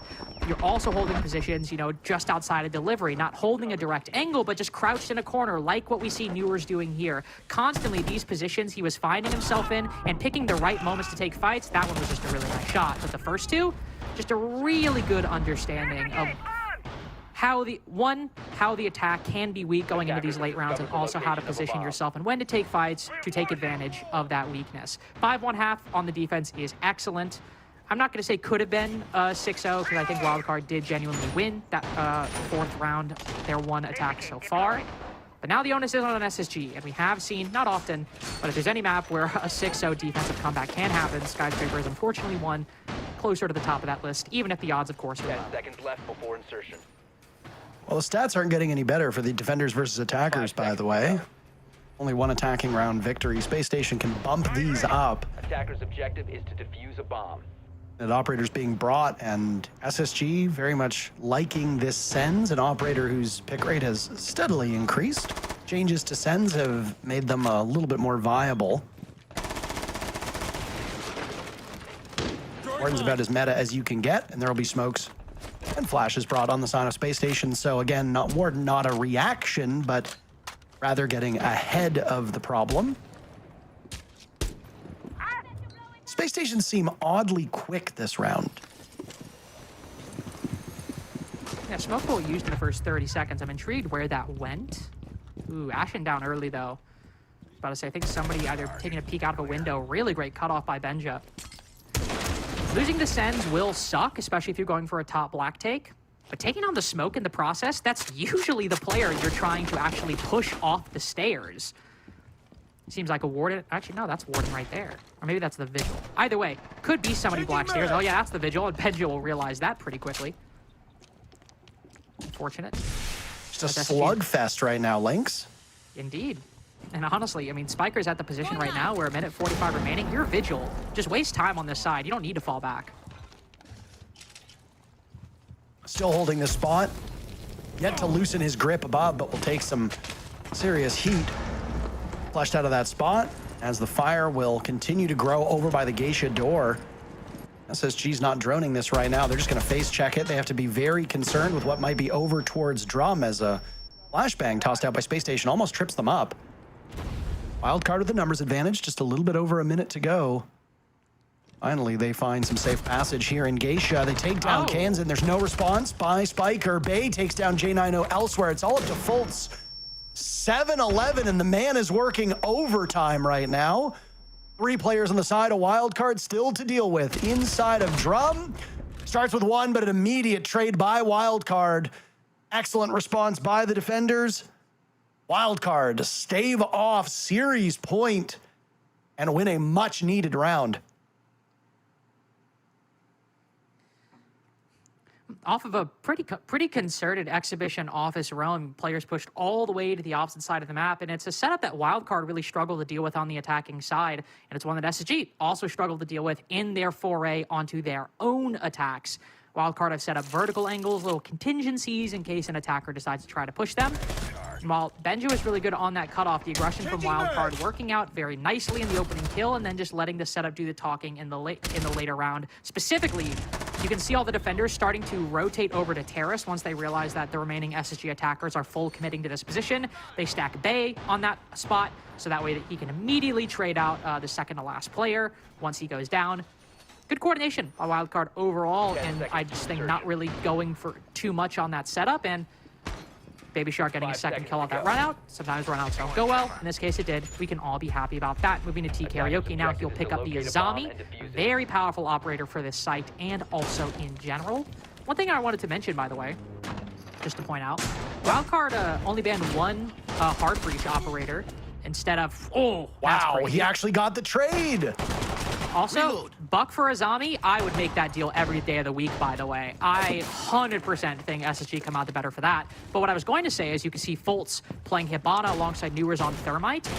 By Wildcard banning being a fair operator to ban, SSG have way more options to open up these walls, which you'll see being used right now.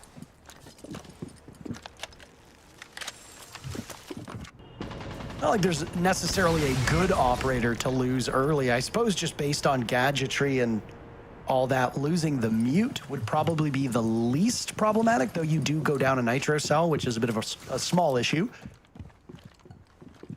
You take out an operator who only gets stronger the later that a round goes, with incredibly important gadgetry that requires either ammo dumps, physical pressure, or a gadget to deal with. Yeah, I'm not sure I love that on the side of Wildcard. No.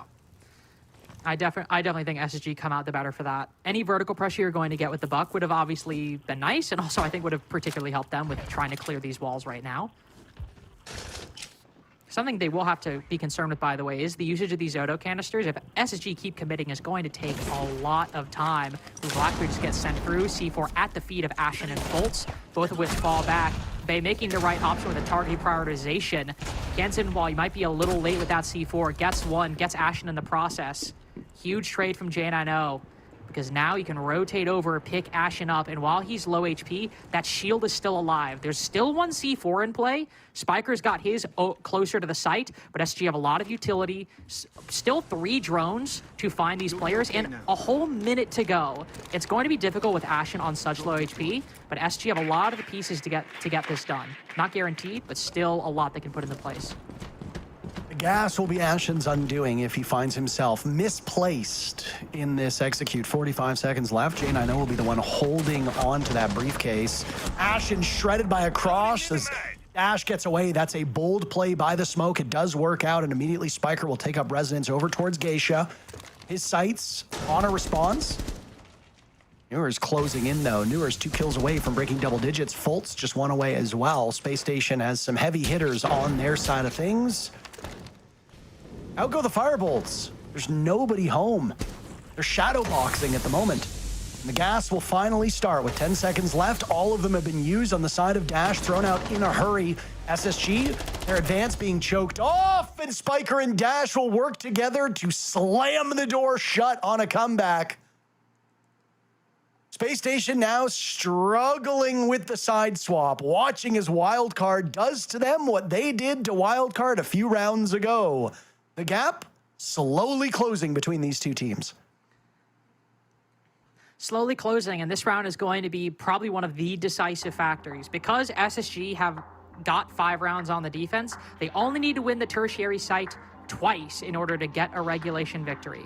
And if any site is going to fall, it usually will be Barbecue or Bedroom, obviously, if Wildcard go to it. I think it's a big reason why SG are taking this time out right now. One, also because these attacks have never really got off the ground, in large part because of Baby Shark getting so aggressive early on. Even though it was a trade, he still started off with an opening kill for Wildcard every time. And even though, in theory, Wildcard were the losers of that trade based off the utility lost, and even though SG did get an advantage later on in the round, Wildcard are always keeping SSG trying to catch up to their pace. And SSG are always needing to fight back, and Wildcard, when Baby Shark gets aggressive, have the remaining 4 players playing really close to each other, playing off of each other, and SSG have yet to break through that structure and the stalemate that Wildcard are keeping them at for a good portion of the round. That being said, SG realizing that are also going to the tertiary side, as I mentioned. If they get a win here, even if they lose T Karaoke and Office Exhibition again, they can close this out in regulation. It'll go the full distance, but they can close it out. It's been an exciting matchup between these two teams. I am thrilled to see Shopify Rebellion and Dark Zero up next, as I assume that will be a good game as well. It is unfortunate when we build 2 juggernauts going head-to-head, and it just ends up being a quick affair in this regard. I mean, Space Station winning a 2-0 would suggest that the matchup was not as well balanced as we'd hoped, but I would still like to see these teams do battle a little bit longer, whether that means Chalet is on deck or not. That's really up to Space Station at this point.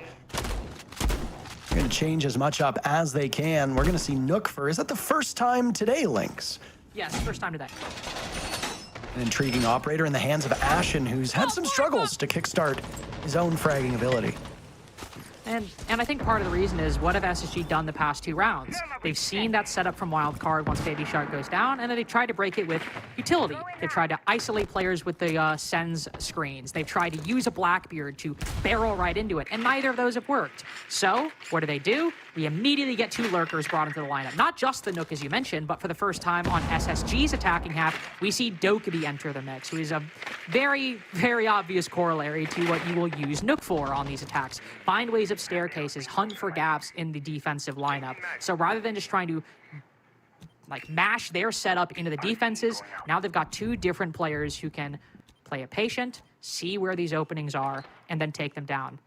That being said, Wildcard have made a really good read. Anticipating perhaps that could be the case, Baby Shark bringing in the Valkyrie after the timeout is the exact kind of operator you want to see the defense do to anticipate this style of play. There's Ashen watching as the windows next to him get opened up. A nade will herald his entry, but no, he thinks maybe let's go somewhere else. Still not in the building. Watching as SSG now tries to hunt down these roamers. Logic Bomb will go off. Possible. That'll give Bay's position on House stairs away as he now engages and Benjik grabs him. Oh my! Nearly a second onto Kansan, but can't get the job done. Just a little bit too high. Kansan, 3 kills and 8 deaths, is among his worst performances we've seen in quite some time. If he can heat up and bring the fire to SSG, Wildcard can close this 2-round gap very quickly. Ooh. One thing to note, though, Dash is the only player inside of the site, and I'm not really seeing any vertical angles inside of Barbecue. So if this castle goes down, it will still be pretty tight, but SG could find a way in, and there he goes! Off to the races! SSG can taste series point at this point. Now watching for an entry over towards that kitchen door. Ashen uncontested in the bomb sites. He loses some shelter from above. An ugly gunfight. Newers and J90 on the board. Kansan finds his second. Baby Shark is up there too, and it's all on the shoulders of Kansan. Heading for the hills, running for cover, back to the bomb site. Fultz holding the case. J90 with him. Both fire arrows still remain. Fultz will attempt the defuse plant. Kansan's approach, heard. Fultz falls off. SSG has a lineup. Kansan right now inside a pantry. They're running out of time. Kansan has to make a move or Fultz will be able to pull this one off. Kansan wasting time, attempting his best. Both players from SSG standing pat. Nitro Cell missed, caught on the wall. Kansan has to take matters into his own hands and J90 shuts him down. Space Station a single round away from a 2-0 victory, advancing to the upper bracket semis. A round victory, by the way, that might genuinely not have occurred if we weren't in Siege-X, and there's a reason why. Ashen gets into the site, but Fultz is all the way over on Geisha's side at the kitchen window, and we've only got like 40 seconds left in the round. Pre-Siege-X, you got to rappel all the way down, run around the building, rappel back up, and then you can hop in.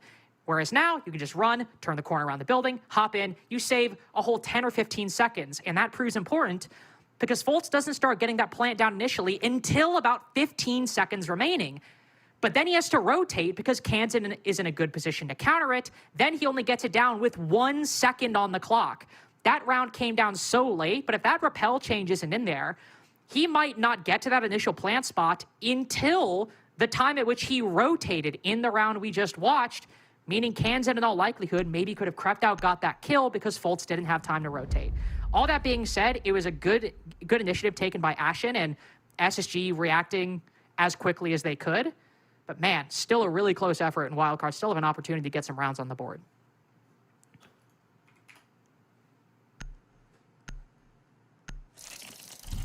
I know that after their matchup earlier here in Stage 2, people were saying, yeah, well, Wildcard just owned Space Station. It was a 2-0 victory back in Stage 1 in the playoffs, and then they struggled as well.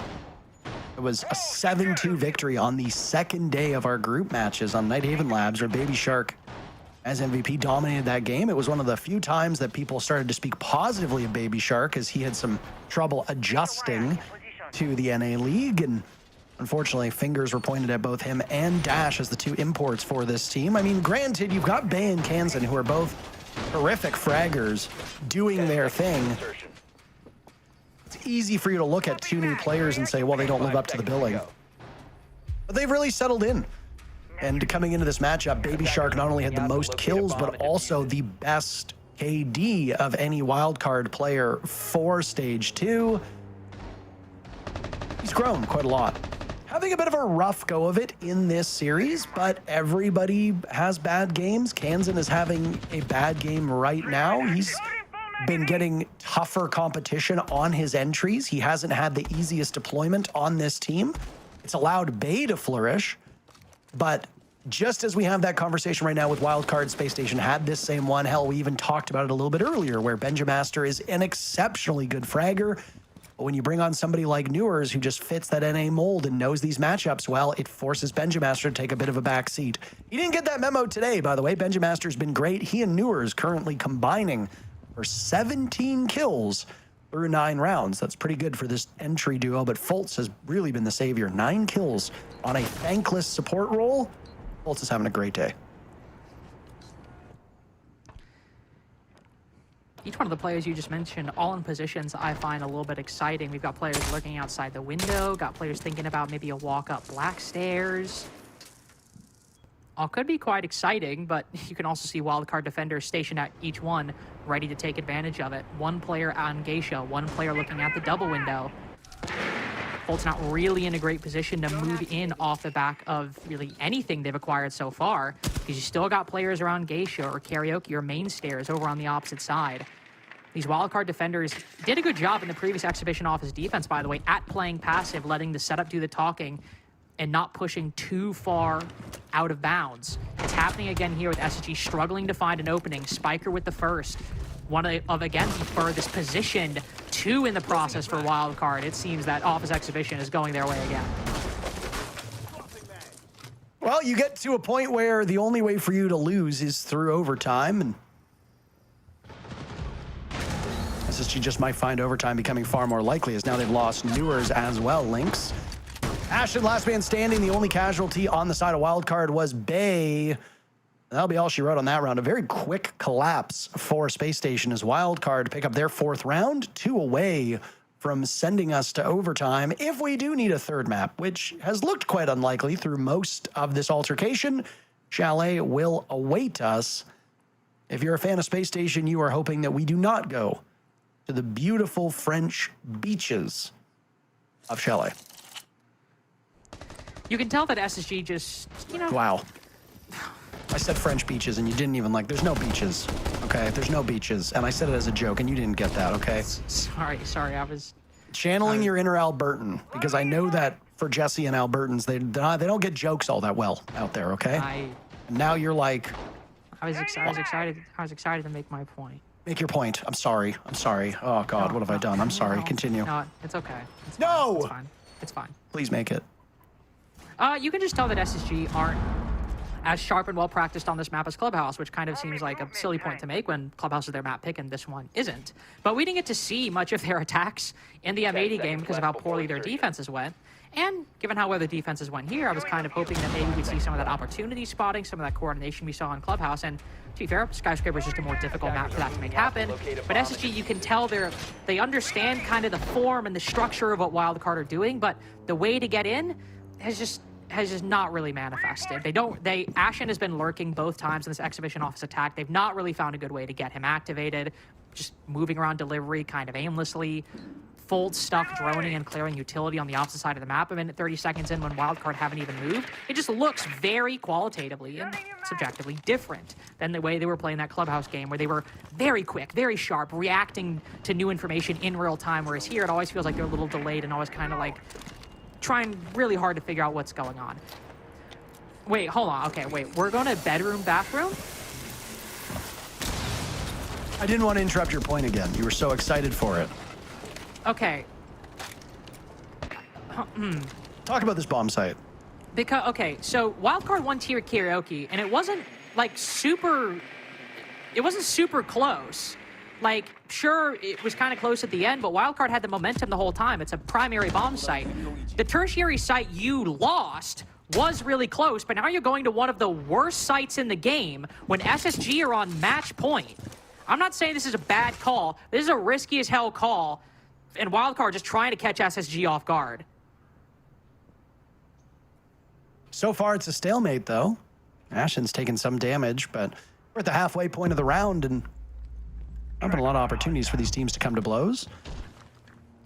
There go logic bombs as those 5 players on Wildcard very quickly turn them all off. Ashen dies. He'd been softened up earlier. Spiker finishes what little remains and goes back for seconds with Bay claiming Benjamaster.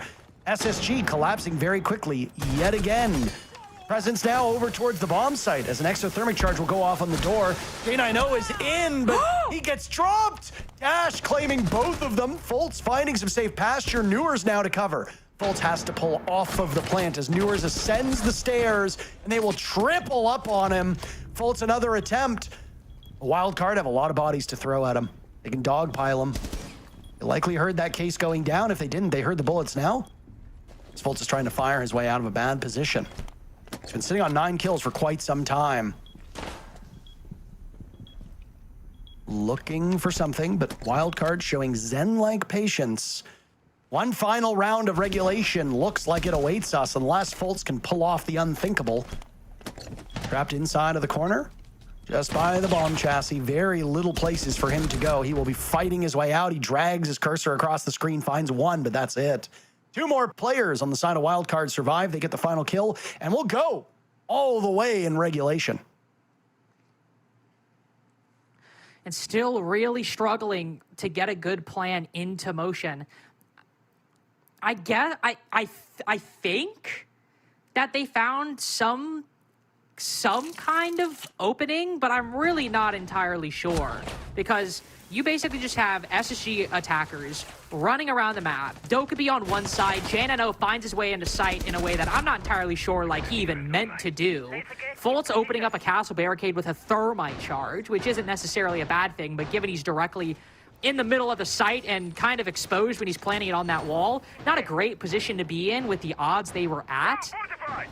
And while the gamble works for Wildcard, I still think SSG are having the same issues they've had this entire half so far.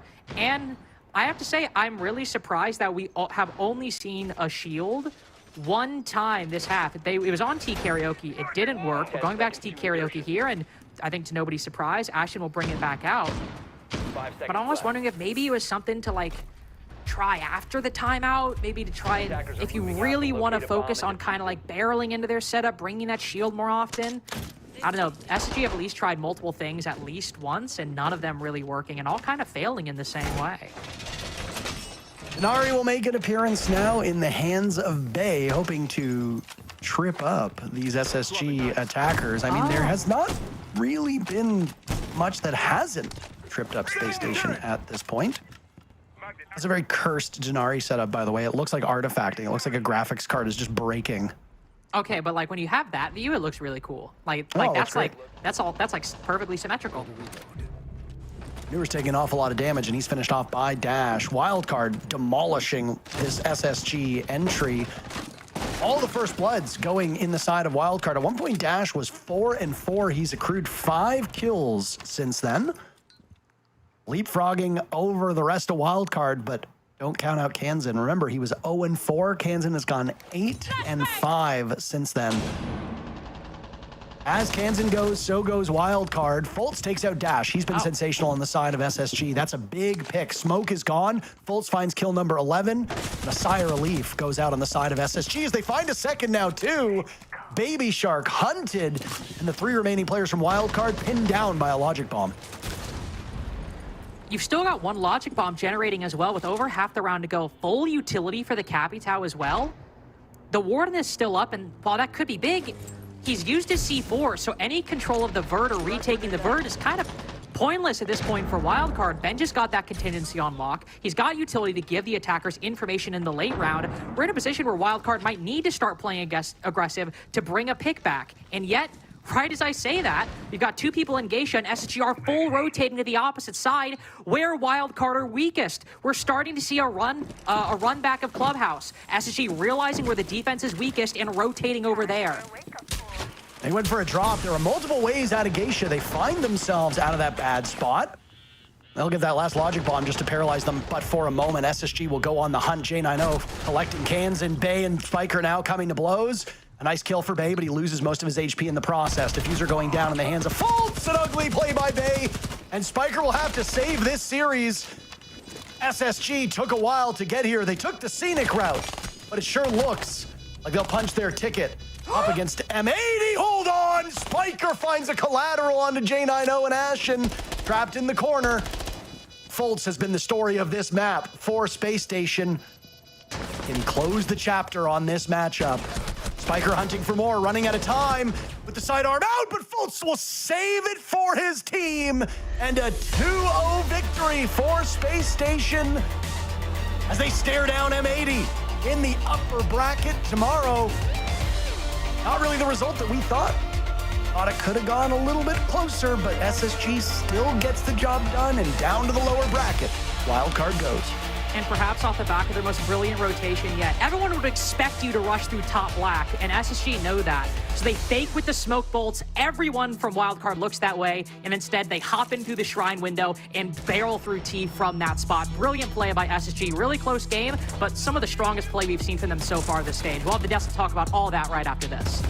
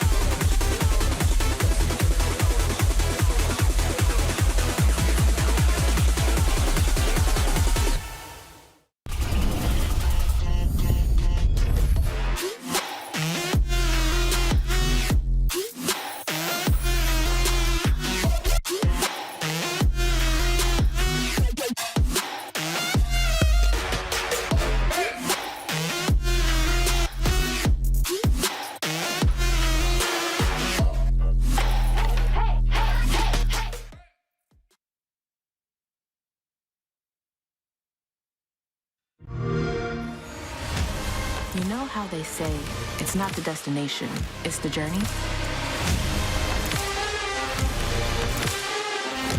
And the journey of 1,000 miles begins with a single step.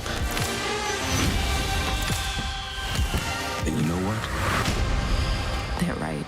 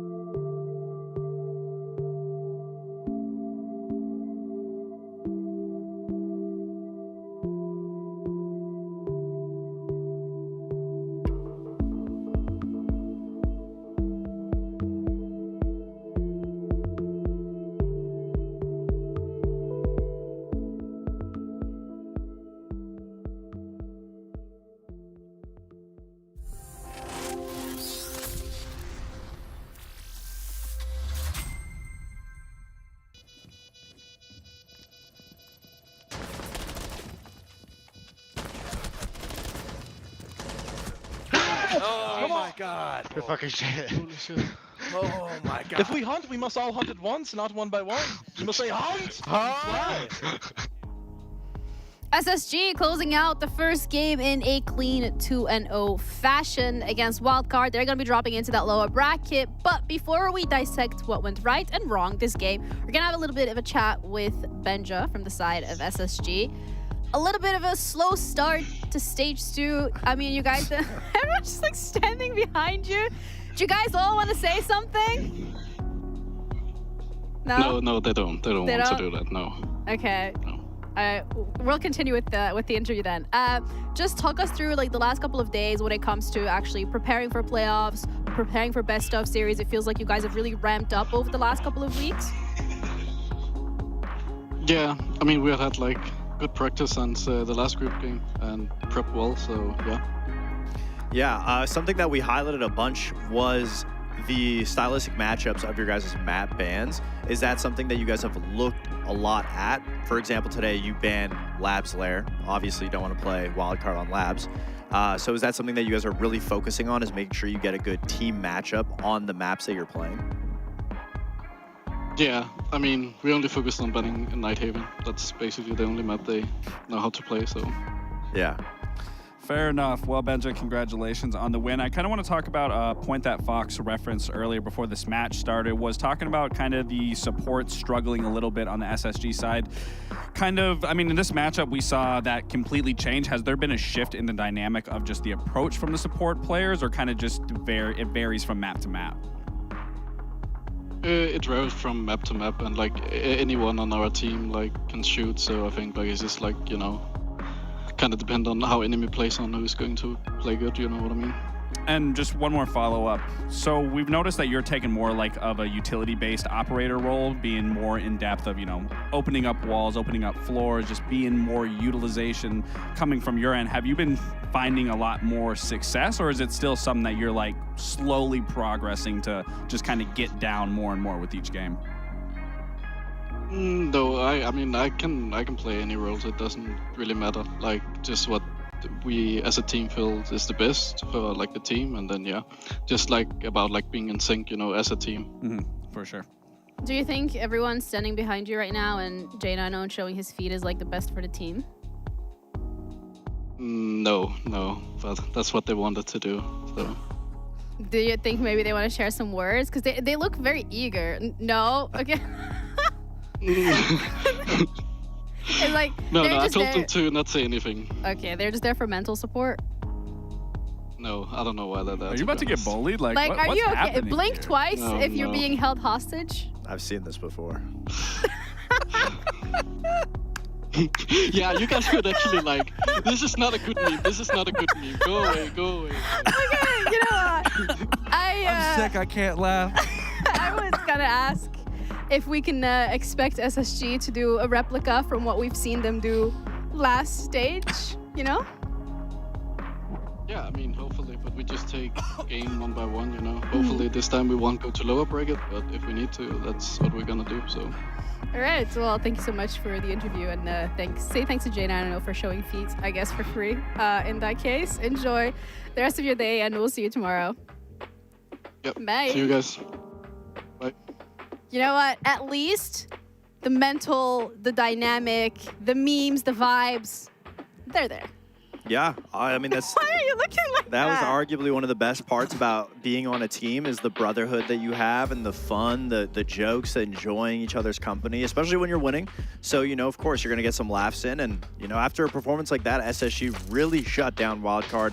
You know, it was getting a little close for comfort towards the end of Skyscraper there. SSG was losing the lead a little bit. But, you know, Skyscraper defense, you got to give and take some rounds when it comes to the attacking side. I was about to say, I mean, that was expected. I was going to be baffled if Wildcard was going to let this walk away, just a 7-0 defeat coming on the side of SSG. I was just happy that SSG managed to still put up the performance that they did and didn't allow them to get that climb back to push it to an OT. I mean, that last round, Definitely got a little dicier than I wanted that to look, especially in that 3v1, but ultimately they did close it out here. And as for Wildcard, again, I mean, Skyscraper, sure, that might have been, you know, a better map for you, but that Clubhouse is really, you have to start out these games strong. Yeah, let's go back to that final round specifically, because for a second, it did look like Wildcard was actually going to be able to push this one to OT. I mean, it shouldn't have gotten to this point. I mean, it's a post-plant, 3v1, you have the Blackbeard still, Ash, and like, I understand you got, you know, one round to work with here to maybe not go to OT, but there's no reason to even be challenging like this unless everyone's pushing with you.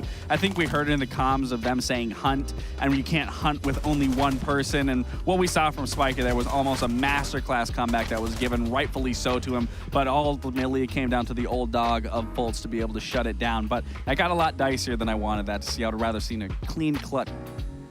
Oh my God, I can't talk. Clean cut, clear round. Yeah. There we go. I completely agree. I mean, I understand the Blackbeard trying to put some pressure. You're in a man advantage. You have the shield. Pressure. But at the same time, could have easily just stayed back. Or, yeah, I agree. If they're going to do it all together. Clearly, Fultz was not doing it. So, you know, if there's some type of communication fed to him saying, hey, we're going to go for a push, and he says no, at least we're on the same page. I mean, you know, you're up a 3-man, and you have a Blackbeard shield in front. It's something that could be overlooked, but against a better team, easily could have been a round loss, easily could have went to overtime.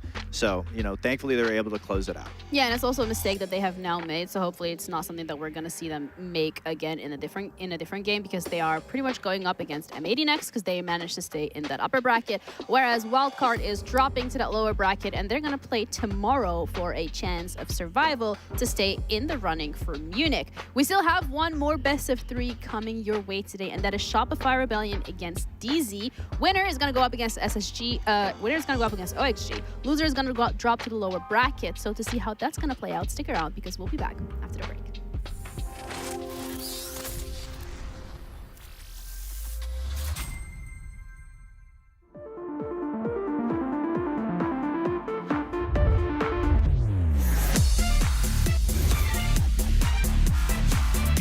Dodas and Dash together. Unbelievable. Can he get there in time? Cameraman's going to complete. Big ET finds a huge 4K and Gitro. Their first. There's only 4 seconds left. There's no way. Whilst not easy, is potentially winnable. No. They give him a 1v1. And they've given him both down. They find the down as well. Yesterday they took the crown from LA. Today they take the kingdom from Blacktown.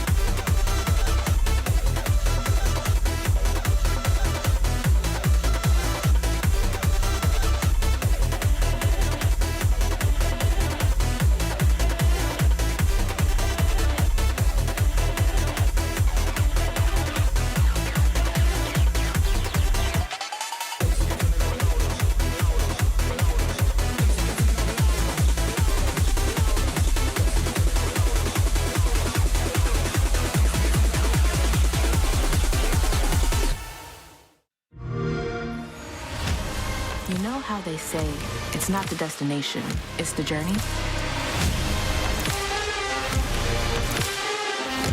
And the journey of 1,000 miles begins with a single step. And you know what? They're right.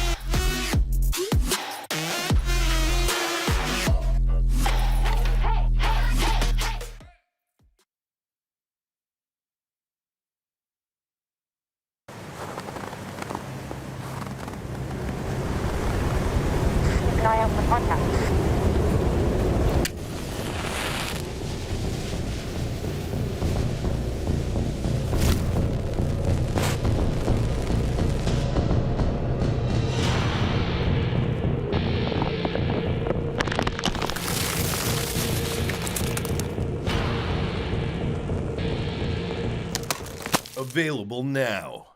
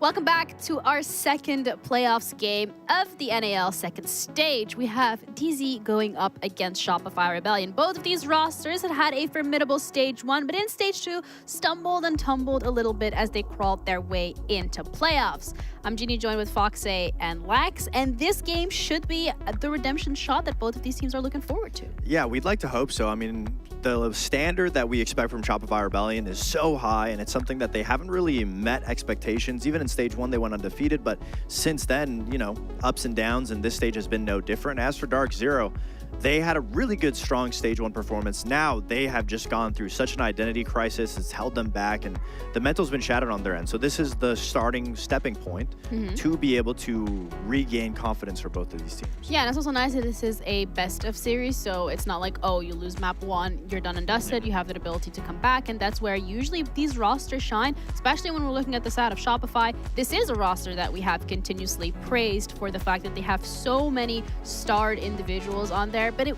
wasn't necessarily something that came to fruition this stage. Yeah, they certainly have an all-star roster. I think we have to give them credit. I mean, we got to look down memory lane for a second here. Look back at stage 1. They absolutely dominated the stage, unfortunately fell off in playoffs, still made it to EWC, and then had a good run at EWC, and again, then fallen out. But then even coming back into the stage, we saw in their best-of-1 series, they had like a 15-0, 16-0 record at that point. So clearly, we have to give them the respect. And the fact of the matter is, imperfections make perfection. So the fact we are seeing them digress a little bit or just, fall short, it has to do with the fact that they're still growing. That creates more depth, that allows more dynamic in their playstyle to work on their things that they didn't have to from stage 1, that they now have to going into stage 2. And I said it again, even though I'll say it here.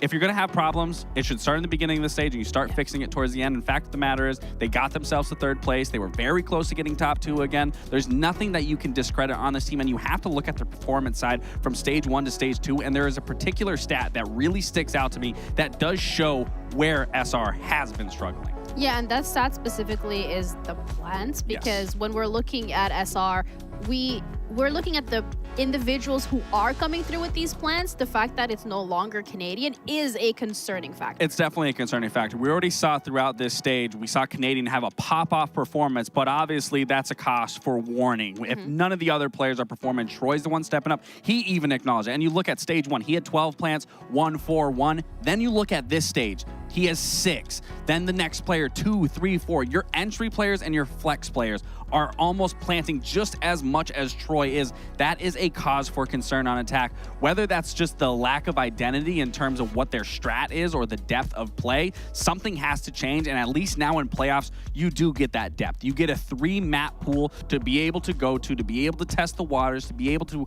work the environment more in your favor than just focusing on that best of 1. But that's also can be a kryptonite. Yeah, because when we're looking at historically how Shopify is performing in these best-of-3 series, it's not necessarily the great, report card that you hope they have. Yeah, and that's why I say it's their kryptonite, because clearly in best of 1s, they were dominant. They were flawless for quite some time. But then once we start getting into those best of 3s, that's where it starts to get shaky. And that's where they first came to their first loss ever, was against M80 in that first series, but they did end up winning that, then solidifying their spot at EWC. But then everything after that, whether that was in the regular playoffs, whether that was in EWC, they would lose every single best of 3 series. So it definitely is their kryptonite. Sure, some of those matches did go OT. That could change the record, but again, we are looking at stats, and that is what is clearly resembling is that they struggle in the best of 3 series for whatever that is. So hopefully they can right their wrongs and fix whatever it was from their best of 1 series and now drag that into their best of 3 series and go flawless here in playoffs, because they're an all-star roster. They have everything to make it work, but it definitely goes back to that beginning point of being on their attacks and Troy being the main proprietor on those plants, not his entry players, not his flex players. And specifically righting the wrong as well against DZ, because last time in stage 1, when it was that best of 3, they didn't win it. It was a 2-1 for DZ, so this is their opportunity to kind of get back into the saddle and also maybe, a little bit of revenge, because DZ, they're having their own problems. Yeah, they have not looked like the DZ that we saw in stage 1, and it's for good reason. I mean, we talk about it, them having their identity crisis, them having their issues, and we ask ourselves, why can't they just play like they play in stage 1? Why are they switching so many play styles up? Why do they have to do that when they found success? And it's for a very good reason. I mean, they have been getting so heavily countered because their play style, since losing to SR in the regular stage of stage 1, teams have only become more and more aware. And it's been affecting everything from the start of opening kills, getting the entry, getting position, to then affecting the players that they can set up in the position. And that's something that has drastically hit Dark Zero, because players that are getting set up like NJR, they love these positions. They're able to clutch rounds out, but we're not seeing them get to that point anymore. And that's the biggest downfall for Dark Zero, is they can't get to the place where they can finally set up and get those lockdown executes like we're used to seeing Dark Zero do. Yeah, it's actually also great that you're talking about individual players here, because NJR and Panda, we kind of want to look further into how their roles have been impacted this specific stage. Yeah, I mean, 2 players that in stage 1 were monumental for Dark Zero. They were within the top 10 players of the league, and they're players that you have to set up. Dark Zero has spirits and citizens that are able to make moves, and then you get NJR locked into a position. Pamba's always the 3rd man in, the 3rd man entry, and once they're in those positions, it's very difficult to get them out. But you can see a drastic decline from stage 1 into stage 2 based on the statistics. I mean, NJR is just opening kills. He's just dying way more often than he needs to. Pamba is not finding as much success as he usually would. And so both of these players have been affected because they can't get the entry. They can't get into these safe positions to set up. And that's the biggest downfall for them.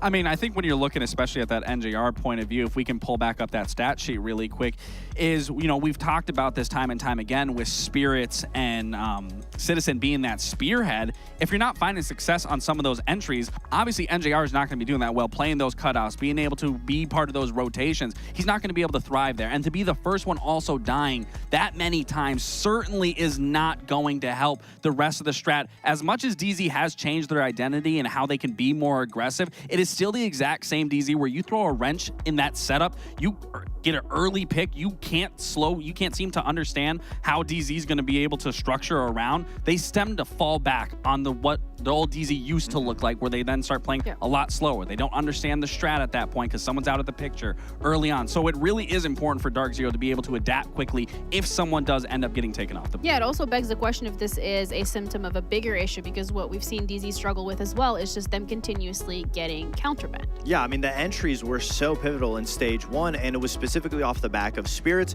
with Citizens on that Deimos. But since we saw that loss in the start of stage 2, teams have just become so aware of it. I mean, Spirits has been banned 14 times in the 9 play days that they've been able to have during the regular stage 2 season, and it just goes to show that teams are understanding how to beat them. Out of the 5 losses that Dark Zero have gone throughout stage 2, 4 of those losses, 2 of these operators were banned. So it really paints a picture that if they don't have the entry characters to be able to get the opening picks, feel comfortable, they don't have anything to respond to, they just try to go through the motions without those operators, and it doesn't work. And that's what Dark Zero hopefully has figured out throughout this week off, so they can get into playoffs with new responses, so that if these operators are banned, which most likely they will be, what can Dark Zero do better to then find success on the entry, set up NJR and Pamba, go for the execute, and play like the DZ that we know and love. But before to even be able to get to that point, we also have to look at the map specifically and the map pool here, because both of these teams are pretty much veterans when it comes to these map vetoes, map bans. I don't think the same questions or concerns that we had for SSG and Wildcard apply here. This is interesting. So obviously, as we know, Dark Zero beat Shopify Rebellion last stage in playoffs in 2 of these maps, one being that Night Haven Labs and then the other being Chalet. But that's what also worries me and troubles me here, because that same Dark Zero that beat Shopify Rebellion certainly is not the exact same Dark Zero that we're here in this stage. And to go back to those maps where you did win over that Shopify Rebellion just creates a false sense of reality and creates a false narrative for Dark Zero. Sure, you might in your own mind, which you want to be mentally there, but you're not the same team and you're having those same struggles. Where Shopify Rebellion, if I have to compare the 2 in terms of their struggles, Shopify Rebellion is night and day difference in terms of what they're struggling with, what Dark Zero is. And also, when you go back to a map that you've beaten teams on, the other team that loses that extrapolates far more and will be able to adapt at a lot faster pace than the other team that had success on it, where they aren't looking at it as in-depth and at those micro things that happen throughout that map. That's what I was going to say, is one thing that SR, struggle or not, what they'll always have is Canadian with the brains. They'll have Super in the coach room. They're going to have counter strats prepared. They're going to be ready to go back to maps that they've previously lost to DZ on. We might see a whole new Shopify Rebellion when it comes to Labs, when it comes to Chalet. But Dark Zero, on the other hand, we already know that they're struggling. We know that whatever playstyle they play, they're not finding success. They can't make it stick. So that'll be the biggest question, is what can they do in those situations if the shields are banned, if they can't find those entries? Who's going to come alive? Will Pamba get a lot more aggressive? That will be the biggest question for Dark Zero, if they found an answer to that question of what to do when things go wrong.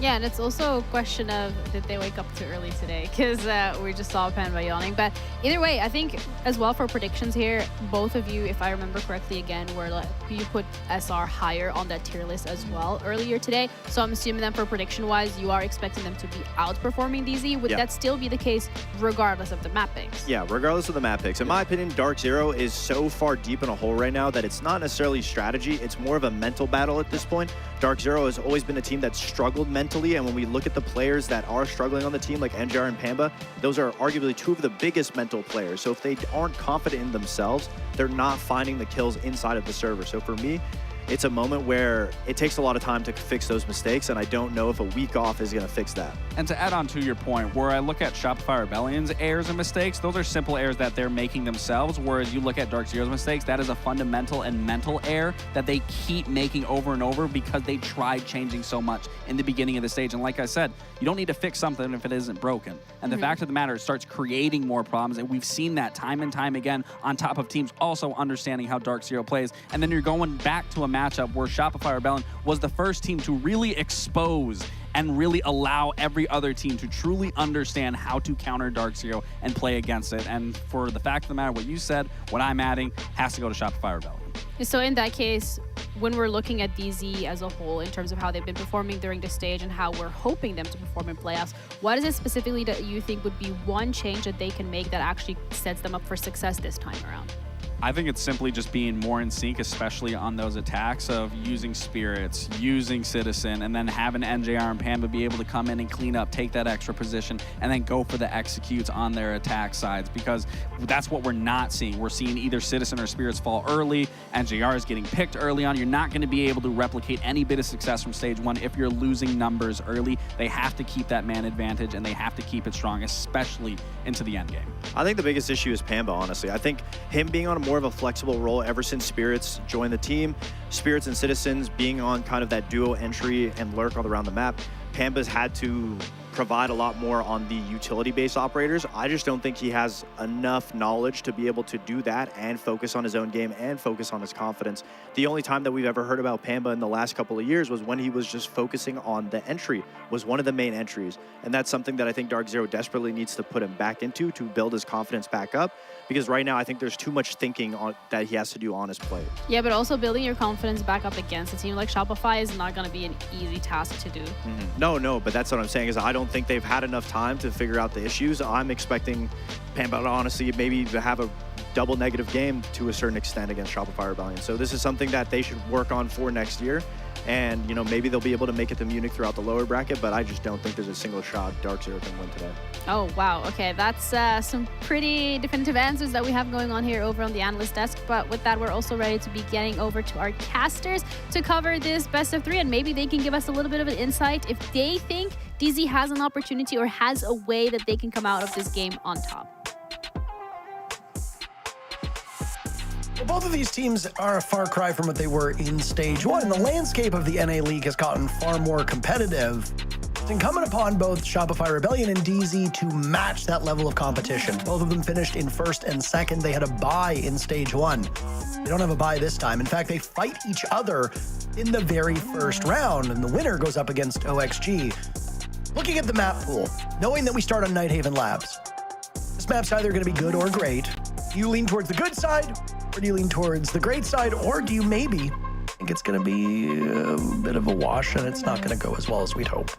I mean, I would hope that this isn't a wash. Of all the games to be a wash, you never want a Shopify DZ game to be that. I mean, starting in 2024 Stage 2, this kind of seemed like it was going to be the rivalry, you know, Canadian against DZ, and Oric he was a part of for a long time. Obviously a 45-round game, now in the finals exactly a year ago, and also still being, you know, two really good teams last stage, getting, I believe, you know, what, second and third respectively. So these are still some of the titans of NA, and it is a shame that we are kind of reaching a point right now where, don't get us wrong, they're still definitively one of the better teams in the NA League. But we're kind of looking elsewhere for who might win. We're looking to OXG, we're looking at M80, and while maybe we're looking at Shopify, we're only looking at one of them to be serious contenders, whereas before they were always in the conversation. But to get back to your question, I would like this to not be a wash, but I also don't think it'll be a wash. These are ultimately two teams who, especially in the case of Shopify, have a system behind them, have the prep behind them, and have the resources behind them to really lock in for playoffs. And also, I think the mentality behind them to lock in for playoffs. So even if this is a 2-0, I have to believe, even if part of it is taken on faith, I have to believe that this is going to be a competitive game, no matter how many maps we go to, and that both these teams will give us a good showing, even if maybe, for example, Dark Zero haven't improved to, you know, haven't recovered all of the momentum and success they've had in previous stages.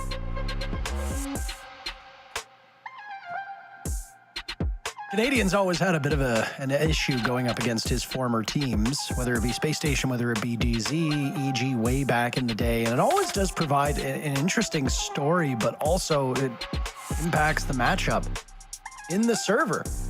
An 8-7 scoreline on Bank back in the same play day where we saw the teams that just did battle of Space Station and Wildcard play is a fascinating one. Both of these teams have made some improvements, but the big point, I guess, that goes against the Shopify Rebellion team is their fragging power. It got quite a large spotlight after their coach Super tweeted it out saying, I think it was like 1 in 20 or something along those lines on entry ain't gonna get the job done. You've got guys like Surf, you've got guys like Ambi who are formidable and they are fearless and they can break the best defenses very effectively. But the thing is that Ambi in particular is an aggressive player that needs his teammates to match him to get the most out of him.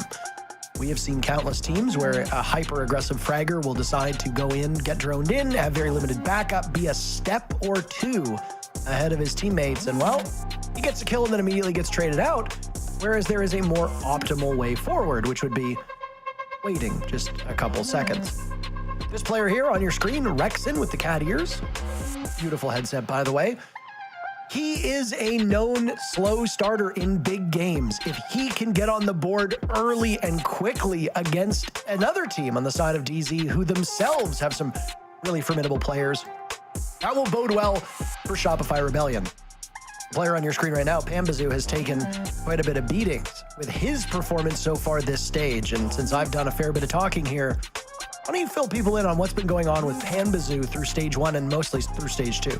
Yeah, of course. And so as the desk this has been one of kind of the most consistent talking points we have had about Dark Zero and Pambazoo specifically over the past stage, which is kind of ironic. Last year was Spirits taking all the headlines, but this year, while Spirits has definitely been involved, Pamba's also been taking a lot of notice. And a big reason why that is because in stages of NAL past, and I'm talking about like, the past 2-3 years, right?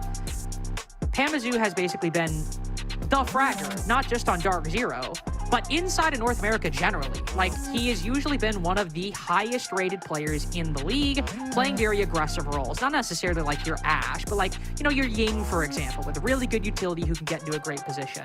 Then being fed a hot drone in front of him, and no matter what op he's playing, always being on the front line. But that's not the case anymore. He's playing a bit more of a flex position where his utility is a bit more actively important in the overall trajectory of the round. Not like, say, Ace, for example. You might throw all your Selmas at the beginning, you walk around with the AK-12 for the rest of the time.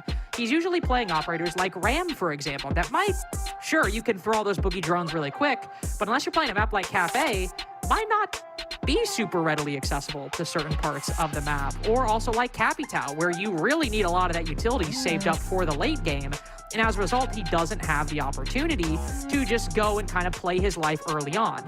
And so what you've had as a consequence is that Pambazoo hasn't been able to get as aggressive and also isn't able to just kind of play for himself, or at least like play for the kills, especially early on, as much as he was used to. And this is a change that could work in the long term.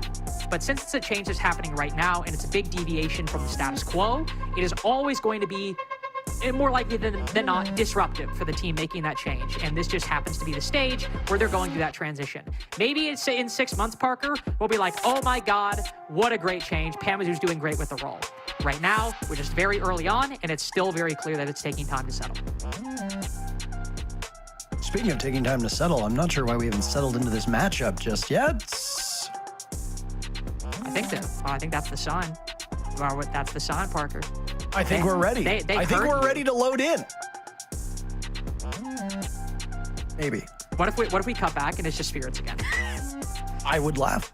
I would laugh very hard.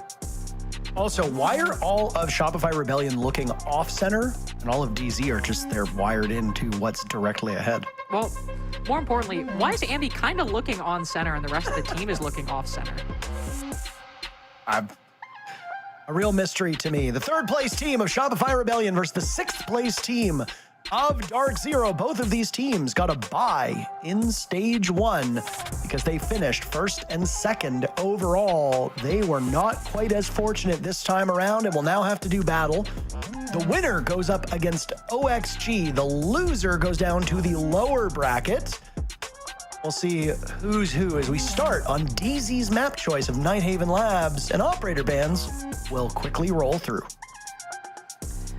And by the way, if you're excited for the operator bans, because it might be different from the first series, I'm going to hate to disappoint you. It's going to be probably almost the exact same thing because, and there's actually an important reason why this is, of the 3 maps we have or are going to play.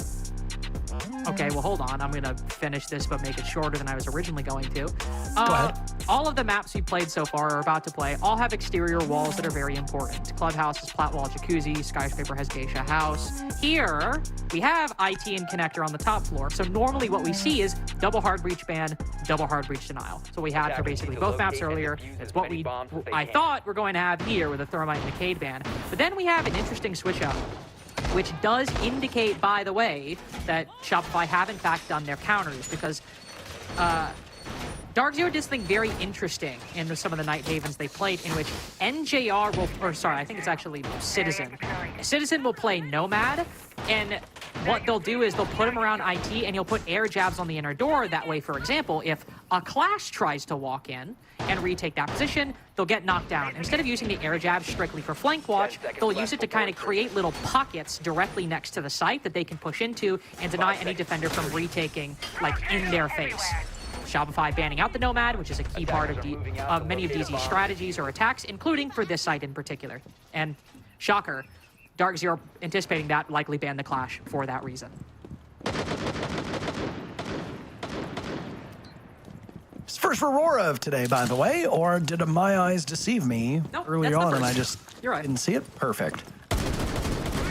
Not a lot of Zofia today either, as she still struggles to find her place in the meta. Haven't really seen a lot of great Aurora strats in my days. There have been a couple good ones, but I find a lot of times she either dies early or the execute's going off so well you don't really need her.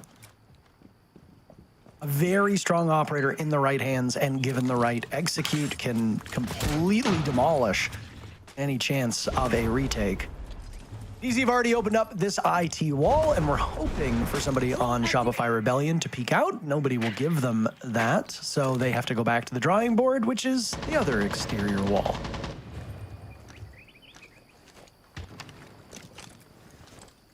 And be taking a lot of damage through seemed to be that drone hole. The smoke grenade going through. Curious if Citizen will follow up with some doors placed on some of these positions. Pamazu hops in. Good way to get him activated. Kind of taking a page out of Ashen's book. You can sometimes get aggressive with that glass on the smoke. Ooh, the Canadian with a great C4 goes down early. Well, that's a very nice position for Spirits to find right around the corner. Somehow, I think that nade actually fell through the hole in the floor, and as a result, or maybe Canadian takes a lot of HP damage in the process. Either way, whatever occurs, it's none of it's going well for Dark Zero, who have lost the IT push, been rebuffed from Electrical, and now flood into Connector, where there is a direct line into the site, as Shopify have not had time to reinforce it. But still, the broader site is in the hands of Shopify, and Dark Zero at the moment are only pushing from one direction. And you've got the Rebellion right now, all tucked together, just patiently waiting for this Blackbeard to give them something. Spirit's quite adept with the shield, so he's not one to make many mistakes on these rolls. It's going to get quite claustrophobic in there for this defense on the side of the Rebellion. Spirit's taking even more damage now. Ambi and Canadian living on borrowed time. Canadian the only player on the side of Shopify Rebellion with a kill. 30 seconds remain. There goes the door, closing off Rafters, and a sweep through as Nave looks to exploit it. Rexon and Spoit finding a kill apiece. Rexon gets another surf on the board. Ambi, the only player on the Rebellion not to get a kill in that round. And a very quick dog pile onto the attackers will give Shopify Rebellion the round. I think that's actually a pretty good example of why Aurora can be a very good idea in theory, but not really be as helpful as you otherwise think. Because in that case, to be clear, I think that is a perfectly fine door. You want to push up IT, there's two angles you have to worry about. When you actually swing inside of the site, as we saw Citizen or Nate do, but also the garage single door, which somebody could peek you from. So he blocks off that door, allows him to push up. Totally fine. Then, of course, you still have to actually, like, peek into the site, and Unfortunately, that roar door alone was not enough to kind of make the attack sufficient, because while you have somebody who's able to push up to IT, you still have players stuck in connector, you still got a guy stuck behind a Kiva in electrical, and then because of that door, you're just stuck in IT. The defenders are already looking at that door anyway. They're ready for it, as we clearly saw Shopify were. So I think that's a good example of, like, Roar does add something. That was a good play, but there was a lot more going wrong, and Roar is just not one of those operators that is usually sufficient to make the attack work. I did like that they isolated that rafters, but I mean, there are so many ways to get back into the bomb site. Once you take that IT and look through the doorway into the bomb site, I mean, you have to win your engagement right away, or else the defenders will have time to get into that position. That's exactly what happened with Shopify Rebellion. They had 2 players on the ground. It's a very quick entry to clear out the roam now. Upstairs, as Spirits is off to the races, 2 rounds in a row where he will rock the Blackbeard. Everybody else on DZ is swapped up the ops. DZ is a team where I expect to see a shield pretty much every round. That's just the way that they play. They've got at least 2 players who can toss out a shield if need be. And all of the shields are available. Shopify Rebellion banned out the Thermite and the Nomad, so if need be, Blitz and Monty are very much on the board. Dare I mention the Fuse shield? I mean, I choose not to. Nowadays you have to. It's a thing. It shouldn't be a thing. Well, fortunately for you, it is. Smart for Shopify, by the way, to rotate back so quickly, especially hearing that Blackbeard stomping around the corner. Also be good information right now, as Spoit can calm that Spirits. The Blackbeard is at bottom Aqua. And wherever that Blackbeard is, you can imagine that there's going to be somebody with him to be an extra gun in case he doesn't have the option to ADS. A lot of pressure being applied to Spoit, in fact, around this electrical position, but it can always be a little tricky. He doesn't necessarily have to peek, and then he's got the defender on the stairs supporting him. Citizen finding an engagement onto Ambi early will be great. We've also got one around the corner, and Dark Zero's intel game, not quite enough. Canadian finds yet another kill. It's been a good day for the supports, both in the earlier match and now here too. But my goodness, Shopify Rebellion watching as Spirits deflects all those bullets. Now it's a flank from Spoit. Bided his time, waited ever so patiently. DZ has lost control of the bomb site. Spoit and Canadian sharing the same room here in Toronto and now share the same circumstance. Nave gets finished off by Spoit at the last second. DZ not watching. That's Diffuser surrendered as well. Canadian has to survive that blast as the Blackbeard charges on in. The Bionic Arm not able to connect with the shield of the Blackbeard. Spoit takes out NJR, and now it's Spirits. Spirits in a 1v2. Spoit with 4 kills. Canadian will find a third, and look at that. A beautiful building on King Street, if my eyes show me. They play out of the Shopify Rebellion headquarters. Excellently done by the Rebellion as they go up 2-0. An excellent recovery. I mean, so much credit has to be given to Spoit there. I don't think you could have played that whole round better if you were Spoit, because I mentioned that this position can be difficult to clear, because while the defender is like right in front of Aqua double door, he's trapped by the window, cutting him off. It should be so easy. Yet there is a little bit of a he can thread a little bit of a needle so long as he has somebody in kitchen playing. And Canadian getting that trade on Citizen is big, because if Canadian also falls, Spoit is completely pinched. There's nowhere for him to go. But because Canadian wins that fight, Spoit can play there for longer. And then because the attack fully commits to pushing down the stairs, they've kind of let him slip by. They've let him get into a position where he can hop down, bide his time, get Nafe on the diffuser. But, of course, I did start this by giving a lot of credit to Spoit. It's also the case where if Canadian does not get that trade, that round probably, through a whole different chain of events, goes Dark Zero's way if Canadian doesn't get that kill early on, because of the pressure Spoit would then be under.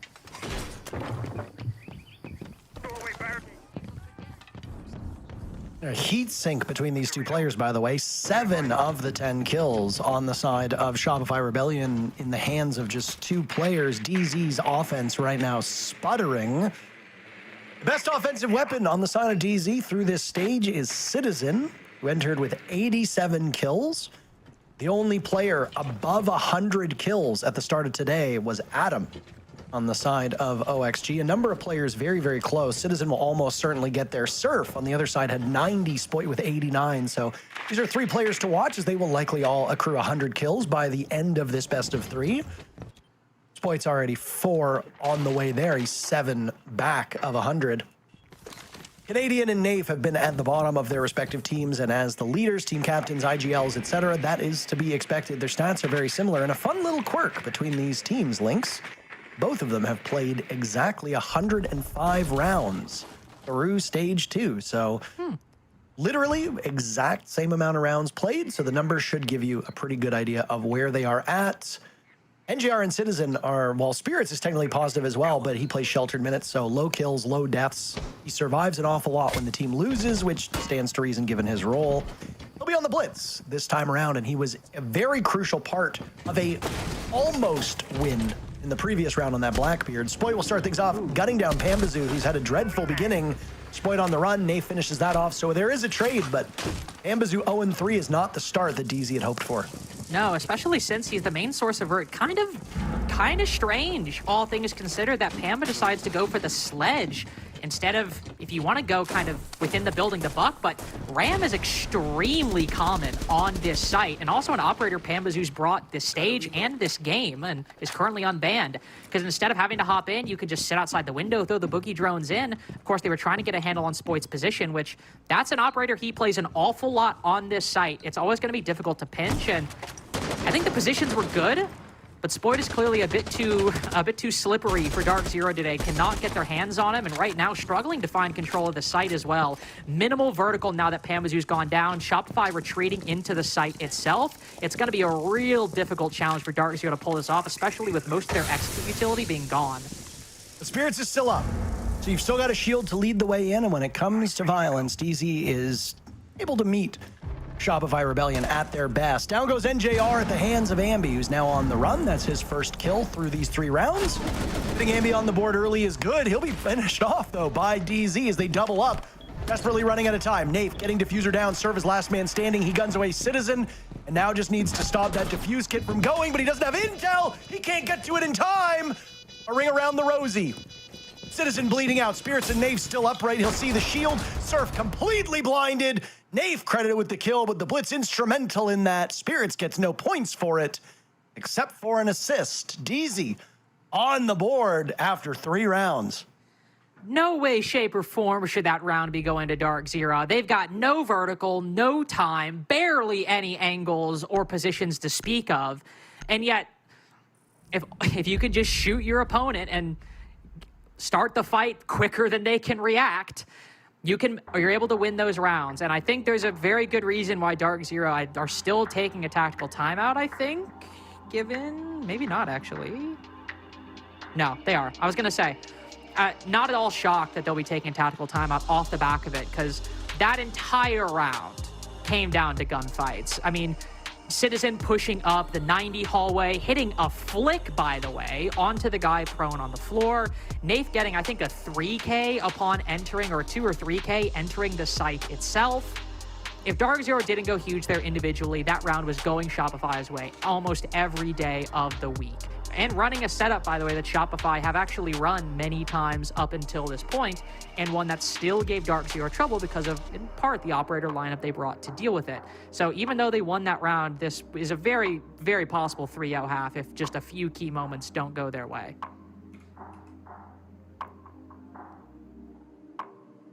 It's Kangaroo Kenny in the bag. I know you're a Kangaroo Kenny enthusiast.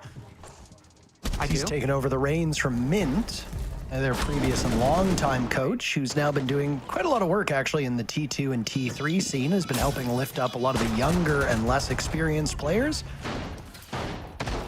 T2 scene in Rainbow Six has unfortunately been in a position where it doesn't have as much influence on Tier 1 as much as it used to, but the relegation system, suddenly its importance has come roaring back. So having somebody experienced, able to help mold and shape these players and give them advice is of critical importance. Kangaroo Kenny picks up the torch. He's been helping Dark Zero along with Nafe as he took over as sole IGL after Canadian was shipped off of the roster. DZ has been one of the most successful teams in NA was talked about before the playoffs began that Dark Zero has yet to miss a regional playoff since they made their debut, what, 5 years ago at this point? Something like that.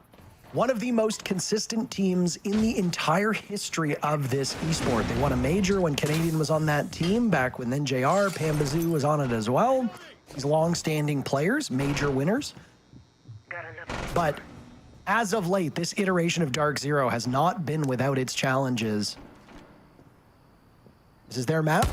It's a very favorable map for them. Shopify Rebellion are 0-2 this stage on the map, so DZ should be in great shape. But obviously not loving the start if they have to call a timeout so early. They got to turn things around quickly because you do not want to lose this map and then go to Chalet down in numbers. One thing Shopify Rebellion's been really good at, Lynx, is drawing first blood, and they'll do it again. Down goes Citizen. Spoit continuing his great day as he's amassed 6 kills so far. Demos going down on second floor is also going to make things problematic. Remember how last time Dark Zero were pushing one-dimensionally? Well, the angle they were pushing was electrical. And what you bring the Demos for is, of course, to apply pressure from below, but usually it's to pressure a player playing with a shotgun close around the corner, which is where Canadian was playing last time and could easily retake that position currently. However, there's a development I really quite like for Dark Zero. We see the Ying enter the fray now that the ban phase has transpired, but specifically Pambazoo bringing it. This is one of those operators he just has not played as much. One, with it being banned often, and two, Spirits kind of taking that role. I like seeing him with these Candelas. When he was in his prime, it was when he got to, well, use the LMG in that case, but the shotgun right now and the auto pistol in his secondary. This could be really, really exciting, even in the disadvantage. There goes some fire, and the Surya Gates also slowing DZ's advance down. The two major fraggers on the side of DZ, historically, NJR and Pambazoo, yet to get on the board. For a minute left in round 4, well over 10 minutes into this match, both of them still held off of the scoreboard. That is not ideal. The two historical fraggers on Shopify Rebellion, Ambi and Surf, also not getting kills at the moment. Ambi's numbers are actually down this stage, well behind what we expect of him. A nice drop, but Rexton somehow wins it and has the opportunity to hit him with a question mark drive-by in chat. That's a damning blow for Spirits. They'll lose their second shield on the side of DZ as Surf demolishes Nafe. And it's Pamba and NJR left, the aforementioned killless players looking for anything they can get in the next 30 seconds. A Candela will go out. Down goes Pambazoo. He'll find nothing. What about NJR walking into the bomb site? A kill on Ambi. That's a good start. 4 more to be found. That is the entire team of Shopify Rebellion now competing for the final kill, minus Ambi. NJR crouching his way through the bomb site. Explosions around him. His position known, and Spoit will get kill number 7. A Shopify Rebellion blunt whatever momentum could have been gained from DZ's timeout. I'm gonna be honest, I don't really know what the game plan was with that attack. Utility-wise, I like the adjustments. I like adding an extra shield alongside Spirits. It specifically being a Montane, in theory, should give you 2 different options to apply pressure with the shield. Quick with Spirits, a bit more slow and progressive with the Monty. And I also love Pambazoo bringing the Ying. All great utility. And yet we see a push in the exact same directions. Same push from Connector Electrical, despite the changes. Same push from IT, despite the changes. And arguably, without the Aurora, it goes worse. You're not really able to push up as much as you were before, and not saying they should have brought the Aurora, but it doesn't go nearly as well as even their round 1 attack did, which basically resulted in them only getting 1 kill.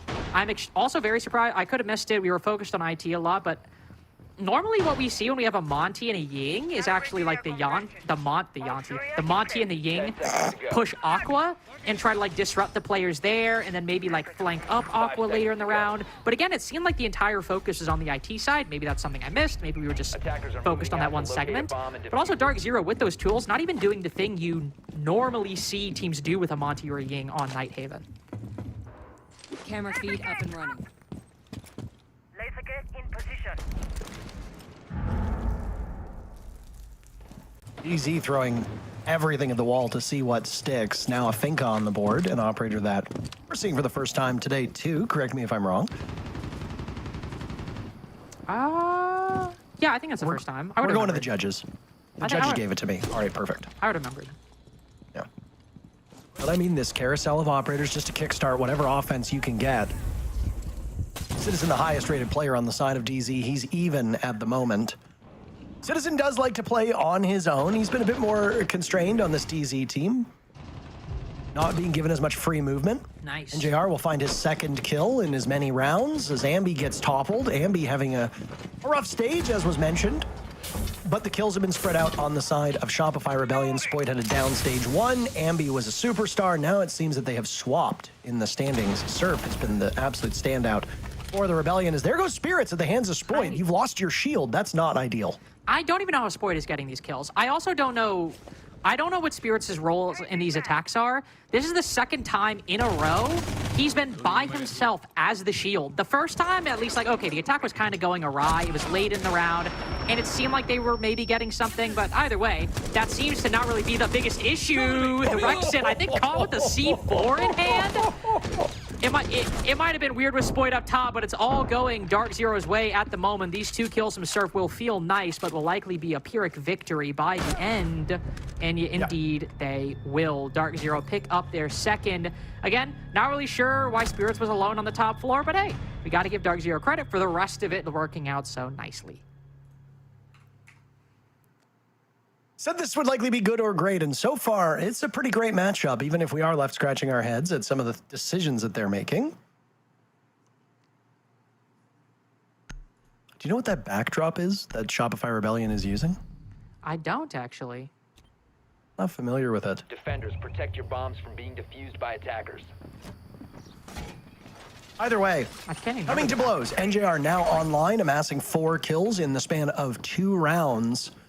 Nave, having the most kills on DZ is a bit of a troubling sign. It suggests that you are having issues making contact in your opening duels. It's the same with when Fabian used to get the most kills on Penta/G2, and Canadian gets among the most kills on Shopify Rebellion, which he's not getting the most kills, but he's had an abnormally high number of high frag games this stage because his teammates have been having really rough deployments. Canadian typically plays a more sheltered style on Shopify Rebellion. He's not going to be in your opening duels. He'll be playing that floater role somewhere on defense where you can rely on him, but if he's engaged in the first bit of action, that's usually a bad thing. Well, Nave take more of a back seat. Spirits is playing that hardened support role through much of these rounds, as we come to see. Again, Spirits plays those roles in a way where he survives an awful lot while the rest of the team will die. He has not been quite so lucky this time around. He's having a bit of a rough game. He and Pambazu combined 2 and 9 at the moment. For players of their caliber, those are very bad numbers. No, not ideal. Not ideal. But hey, these things happen. You know, they also have important ramifications depending on what might happen this game. Spoit facing a lot of pressure early, put to 1 HP, and Dark Zero, I was going to say, finding themselves in a really powerful spot. The defense caught completely unaware. 5v3 as Pambazu gets his second. It seems that Shopify have no answer whatsoever. Until Spoit and Canadian, the very 2v4 duo, Parker, from before, they get active. Just sitting patiently now and waiting. The duo on the side of DZ versus the duo on the side of Shopify Rebellion. Spoit on low HP, though. A winnable round for both sides. Canadian will test his mettle. Spoit, technically, there's 2 of them, right? So he can swap around, providing that that second robot on Skopos has not been destroyed. They'll go for a long flank towards the bomb site while Canadian holds down the fort. Neither player on DZ have the diffuser. Pambazu has now fixed that as he's retrieved it and will begin the diffusing process. He falls off. Trying to bait out these last 2 Shopify Rebellion players. Nobody on SR is giving him any quarter. A creep up by Spoit. NJR was prepared and ready for that. Now looking around for Canadian with Deagle out in hand. Nitro Cell around the corner. He doesn't do it. NJR is just a bit too fast. Canadian was damned if he did, damned if he didn't. And a bounce back round from the duo of DZ.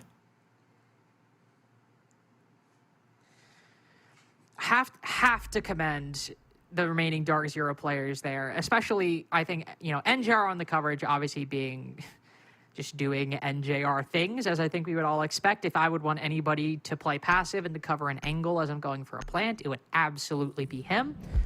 but also just not getting ahead of themselves. It would be very easy in a situation like that where the attack has been going and been going very quickly for about 15 seconds at that point. It'd be so easy to get caught up in that momentum and just push too far.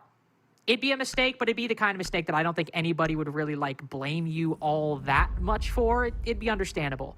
But here, Dark Zero take their time, they wait, they slowly move forward to figure out what control they can actually acquire, take the absolute minimum necessary in the 2v2, and NGR is great to cover and put the diffuser down. That's just the experience coming into play. I mean, I would not be shocked whatsoever if Shopify were to play a 2v2 on the attack that effectively as well. But it just goes to show that, like, oftentimes, if a team is capable of slowing down like that when things have gone awry, especially after a rush has gone awry, it's just a really impressive thing.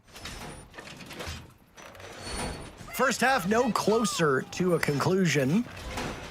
Nighthaven Labs here in NA is, did you guess it, the most played map in the region. Yes, I love it. Stats-wise, breaking quite heavily in favor of the defenders. That is bad news for Shopify Rebellion. 69%, that is not coincidence, that is literally the number. 69% of all rounds played on Nighthaven Labs here in Stage 2 have been won by the defenders. That is a yawning chasm between attackers and defenders. Usually we see 45 to 55. Sometimes we see 40 to 60. Seeing a 31 to 69% spread between the two sides means that if you are not winning 4-2, you are doing a very poor job. 5-1 is perfectly reasonable for this defending side. Shopify Rebellion were only able to get 3 rounds. That is less than ideal. So DZ should be able to breeze through this second half based on those numbers, based on the fact it's their map, based on the fact that they're defending. If Shopify Rebellion can pick up 1 or 2 rounds very quickly, it'll knock DZ on their heels, but DZ will still have the lighter workload moving forward. I'm going to watch to see, what does the roam for DZ look like? Do they overextend too much? They've been having issues with some of their fraggers hitting their shots. Do they play off that confidence, or do they be a bit more sheltered and realize that let's let the attackers come to us? This is a defending fortress. Let's let the map do the work for us. It's the kind of advantage you have when Clash and Azami are available on your defenses. 2 operators where you can really move the fortress wherever you want, whether it's on the garage side, the electrical side. It's a great advantage to have both those tools at your disposals as Shopify opt to ban the Cade and the Mira. No Bandit being brought, as you can see. First kill going the way of Shopify. Wow, look at this from NJR. Oh no! The timing doesn't quite work, but the guns elsewhere work excellently. Pamba and Nape, a huge coordinated run out by Dark Zero. And yet Shopify answer back in kind as NJR overstays his welcome. Spoit takes control of Garage. These teams making some great moves in the mid-round, and it just happens to be Shopify coming away the victors, and yet Parker, with a minute remaining, who else but the Azami with 2 Kivas and the Clash. This can be difficult, especially if Nape has to put his gun up. These are 2 very strong operators to have in the late round. Nape is ready and could easily get 2 here. He'll get 1 for sure if the Lion of Spoit is looking up. He sees the shoulder, gives his position away, so an easy kill has now slipped through his fingers. Or easier, at least. There'll be more adversity, that's for sure. Drone still available for Shopify Rebellion as Ambi and Canadian will work alongside Spoit. All 3 of them still upright, droning in with 30 seconds left. Nape playing off this deployable shield, holding on for dear hope. Oh my. Ambi wanders in aimlessly, and now Nape is repositioned. This is eminently more winnable. Down goes Spoit. Canadian is the last man standing. He finds Pambazoo in a 1v1 against the Brit who replaced him. Who prevails? Time running out. Canadian couldn't hit water if he fell out of a boat. Nape securing the final kill, and DZ has the lead. Oh, I hate to say it. That's kind of a fumble from Canadian right there. Well, I mean, I don't really hate to say it. It's just kind of accurate. Nape is trapped in a corner. Literally trapped. Nowhere for him to go. Canadian has him cut off entirely. Even gets the first bit of damage onto him. But just missing all of those shots. Hey, it happens. You know, these things occur.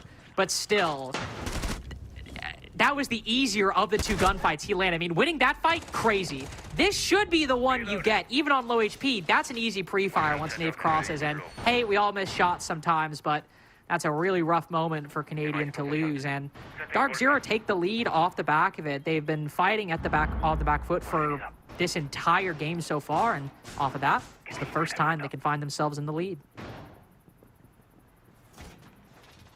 A nice come from behind victory for Dark Zero that, well, the pendulum kept swinging, didn't it? 10 seconds left. For a long time, it looked like Shopify Rebellion would have the upper hand, and with all the droning they did, it is a bit puzzling that Ambi was not able to determine Knave's position. It was a relatively easy kill as he just turned, beheaded Ambi, and immediately went back to that aqua door leading into Command Center.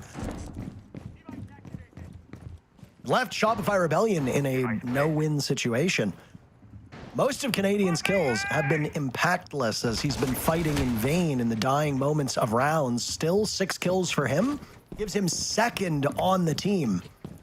We are talking 7 completed rounds, 8 active rounds, and Ambi with 3, Rexon with 4, Surf with 4. These are dreadful numbers for 3 players who should be doing much better. We pointed a finger at NJR earlier, and would you look at that? He's 7-6. We did the same with Pambazoo. He's 1 kill away from going positive. DZ's offensive threats have woken up. Shopify Rebellions need to do the same, or else put this map in DZ's win column and move on to Chalet. Canadian with shield in hand now will be the first to come to blows. Citizen was isolated by multiple players of Shopify Rebellion. Split credited with the kill. And a nice reprieve for Shopify Rebellion as they get the opening pick. Quite a simple 1-2 punch on the clear. Canadian maybe needing to chill out just a little bit as he's caught off guard by Spirits. These stairs can always be difficult positions for shields to navigate, as the defender could get a, like you just saw, an angle on the legs, or if the positions are reversed, could get an angle on the shield's head. So it's always something that any player, whether you're playing Monty, Blitz, whatever, always has to concern themselves with. But aside from that, the roam clear goes flawlessly. I particularly loved how well coordinated that clear between Canadian and Spoit was, who really have been a duo this whole game, it seems. Canadian pushes in, pushes the defenders into like top aqua or control, and then Spoit immediately opens the wall to cut them off. Just a beautifully coordinated 1-2 punch, and a 5v3 looking quite strong. Pambazoo and NJR playing off positions to try to work a pick back. Kind of what you have to do at this point, but NJR turning off the phone in front of Canadian. Oh yeah, this one's going Shopify's way, I think. Oh, Pambazoo and Spirits, last 2 left. DZ still keeping their wits about them, and some humor to boot. As the assault from Shopify Rebellion continues on the middle floor. They're in prime position to tie this up. Dark Zero's lead looks like it was only for a short period of time, just a couple minutes. Very kind of the Rebellion to let Dark Zero keep it warm for them. So with outside the realm of possibility that Spirits could get a 1v... Oh, yes, it is. Okay, never mind. Issuing a correction. It is outside of the realm of possibility. We spoke to the judge. It's outside. The judges ruled it's outside. Unfortunately, sorry, Spirits, you had to die in that round. Shopify Rebellion answer back. The game is tied. A big victory for the attackers. Attackers on this map shouldn't be winning too many rounds. 3 were won by DZ on their attack. So far, Shopify Rebellion only been able to do it once. If they want to win this game, or at very least go to OT, they're going to need to get a couple more on the side of SR. And hey, if they look more like that, they could be in very, very good form to at least keep it competitive on this half, that kill aside. That's just something that happens. 2 things are kind of like my big takeaway from that round. One was the roam clear I mentioned, just really well coordinated. The comms and the overall kind of just like strat from Shopify is really good. 2, Spoit's just having one of those games at the moment. Not that he's winning fights that he shouldn't win.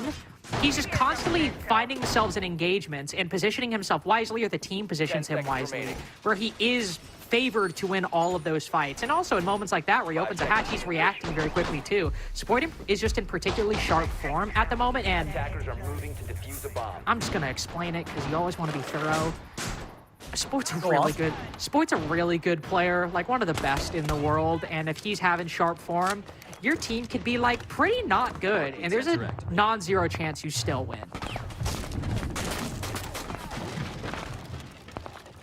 Always loved seeing a couple players after a devastating loss or a tight loss would tweet something along the lines of like, well, I still got my kills. And it's like, that's the spirit. That's the thing that your teammates want to see after a devastating loss. Hell yeah, you doing a victory lap on your own performance.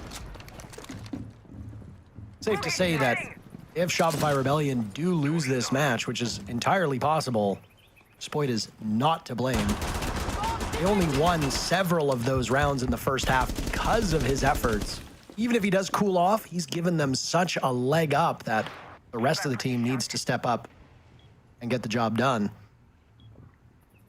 Still wondering when these 3 stars on SR will break out. Surf, Rexen, and Ambi having fine days, but fine is well below our expectations of them. And I do think that's inarguably the biggest thing that's kind of inhibiting Shopify at the moment, particularly Ambi and Rexen. Surf's been more understandable. Even when he's doing well, he's always playing backline roles, so it's not like the biggest deal when he's not doing well. But Ambi and Rexen, I mean, if they're putting up Spoit numbers, this game might be over. And the fact that it's this close is a testament to Spoit, but also a testament to the system on Shopify that they have this structure to fall back on. The roam clear not going nearly as fast as it did before, probably because Canadian's on IQ and not on that shield. And yet Spoit's able to find the entry nonetheless, because when the call is go, boy, do Shopify start moving in the site. Canadian putting the diffuser down. And I don't believe anybody on the vertical top down. The C4 from below will force Canadian off. Spoit will get yet another, my God, 14 kills. Nafe and Spirits will now defend against these 4 players on the side of SR. Spirits has been dropped by, you guessed it, Spoit, whose grenade will do the rest of it, and he's looking for kill number 4 on the round. 4 kills in 1 round for Spoit. Surf and Ambi both sitting at 4 kills, and Spoit will do just that. A quad kill for the Swede. Shopify Rebellion regain the lead. 2 rounds on attack on Labs. A bit abnormal, but SR's making it work. A bit troubling for DZ as they sit on the better side. Remember when I said that even if your team is like not doing good, you can still win the round if Spoit's doing well? So in that round, Shopify hop in, start planting, and oh no, they have forgot, actually, something that's kind of important. There is the possibility that somebody's below with the C4. Now, this happens, but that still could have disrupted the attack entirely. And to Canadian's credit, he backs off and dodges the C4. But now we've got a really big variable that we didn't consider that can easily disrupt the whole attack. And what does Spoit do? He just pushes Garage. Not only gets that kill, pushes deep, as you can see here, ahead of Canadian. And then, of course, just controls the whole room, positions himself, also to say, in the best possible spot.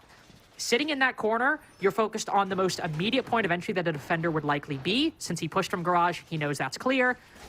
But he hasn't cleared the cafeteria side, so he's watching that way. And he's also not exposed to anybody from Garage, anybody in the other site. So Spoit, obviously with good positioning as well.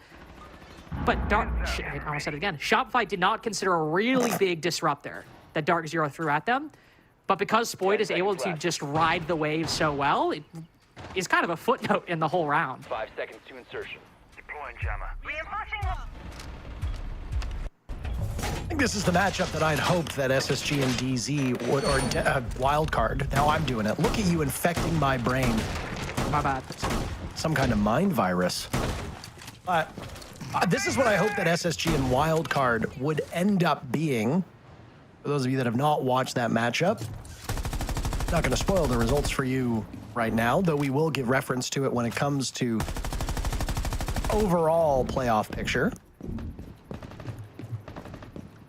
I'm liking what I'm seeing here on map number 1, but what does this say for DZ on map 2? Do you think that with how close DZ is, because right now, worst case scenario, the Shopify Rebellion lose 7-5. Realistically, overtime seems to be the most likely outcome. And then who knows what happens there. But what does that mean for DZ on Chalet? Not a rhetorical question, I'm asking you. Oh, sorry, I genuinely thought that was a rhetorical question. No, I mean, what does it mean for DZ when they go on to Shopify Rebellion's map? I think it's, well, there's a couple different ways you could approach it. I think if Ambi and Rexen are still really struggling to pick up performances, it might not be as bad as you think. That's a map where, especially on the attack, you want to control the pace from outside the building. But if the defense retakes and Ambi and Rexen keep losing fights, Dark Zero could easily counter one of the biggest strong points of Chalet just by taking those fights and winning them, as, let's be honest, while Dark Zero are kind of struggling, Nafe's doing well, and Pamazoo and NGR are getting a decent amount of kills. It's really not a great day for everybody. But if they can win those fights more often, it could easily be a good game. However, if they go down and Shopify start really refining themselves strategically and Rex and Ambi start coming alive, that's a whole different story. Yet if this round is anything to evidence, I don't think second floor is Shopify's best territory. Well, Rexon and Spoyd blown up very quickly, and Canadian very much worse for wear. All the kills will now fall on to two players perfectly capable of it, and the IGL. DZ without a scratch on the paint at this current point in time. Canadian Ambi will work together with 45 seconds remaining. Lynx, this is a tough spot for Shopify Rebellion to be in, but hey, they get one, almost a second. Ambi baited in, Citizen has the cross. Down goes Citizen at the hands of Surf. He finds another! My goodness! Surf now sustaining serious damage. He's finished off. Canadian will need to clutch up. Out comes the SMG. Down goes NJR, and Nave and Canadian will be in a battle again. Nave goes 2 for 2.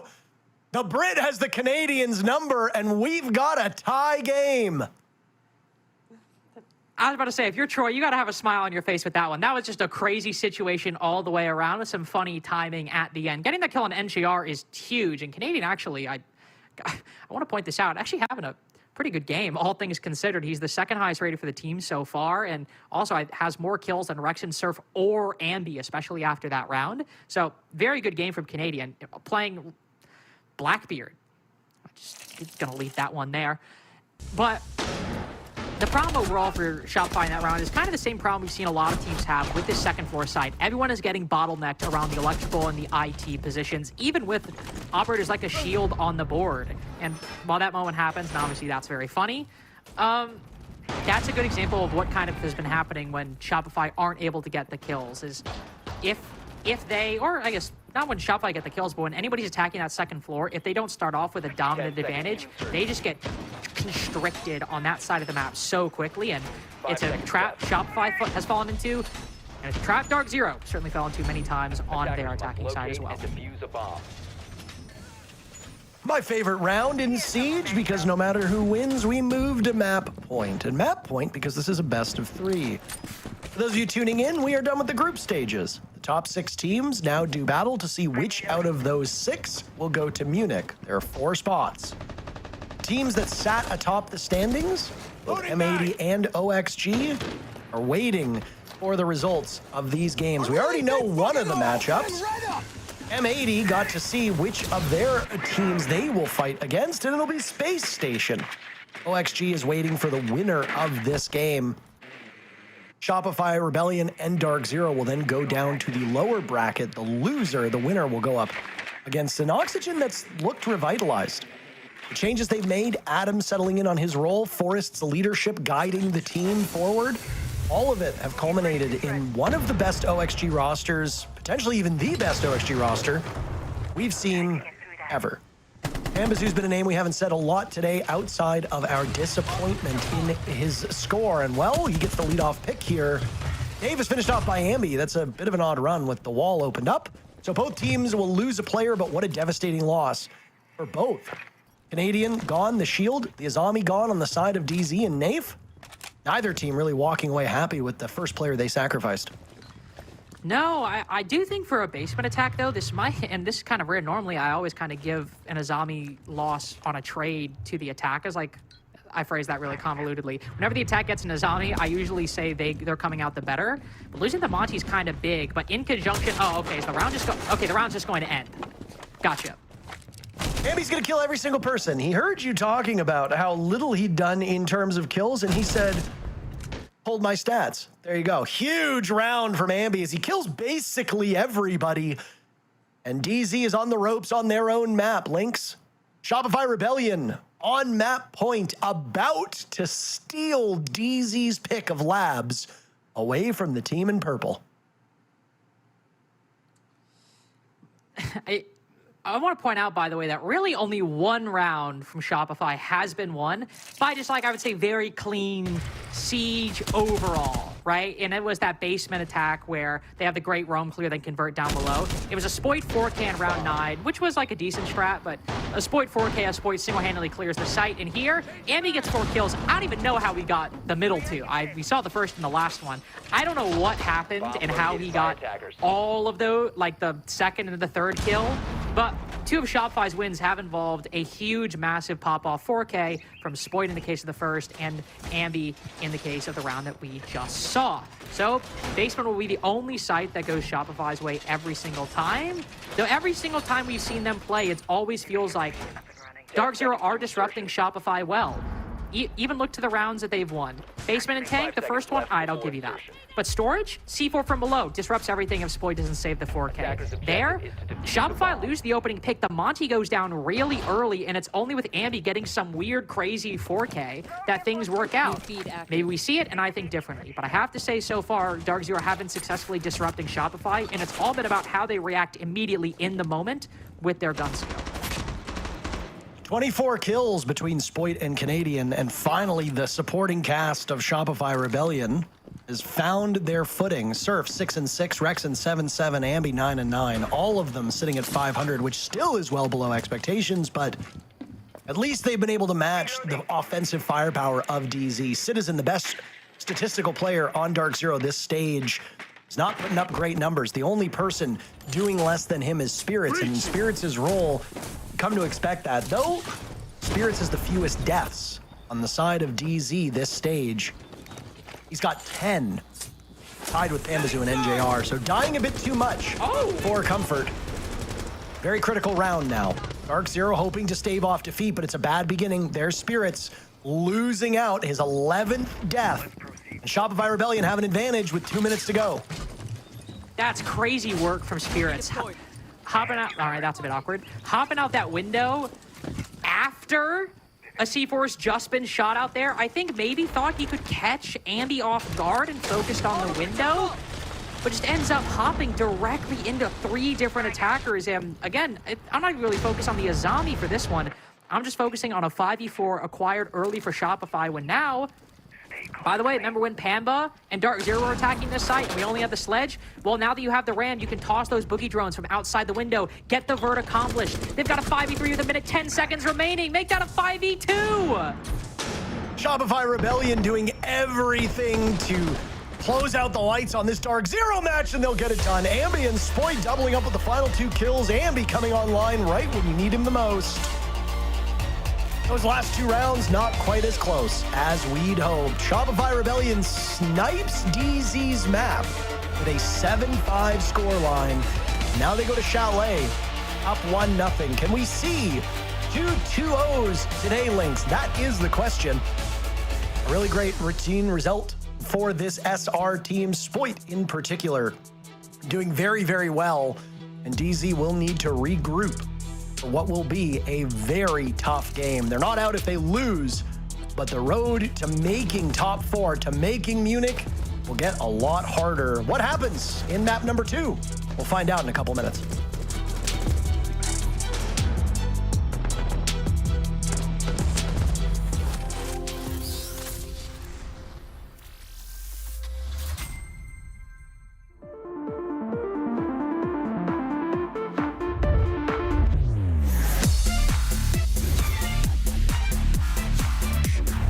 And dash together.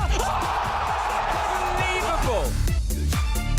Can he get there in time? Cameraman's going to complete. Big ET finds a huge 4K and Gifro.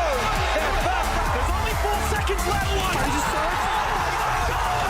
There's no way. Whilst not easy, is potentially winnable. No. Give him a 1v1. And they've given him both down. They find the down as well. Yesterday they took the crown from LA. Today, they take their kingdom from Blacktown.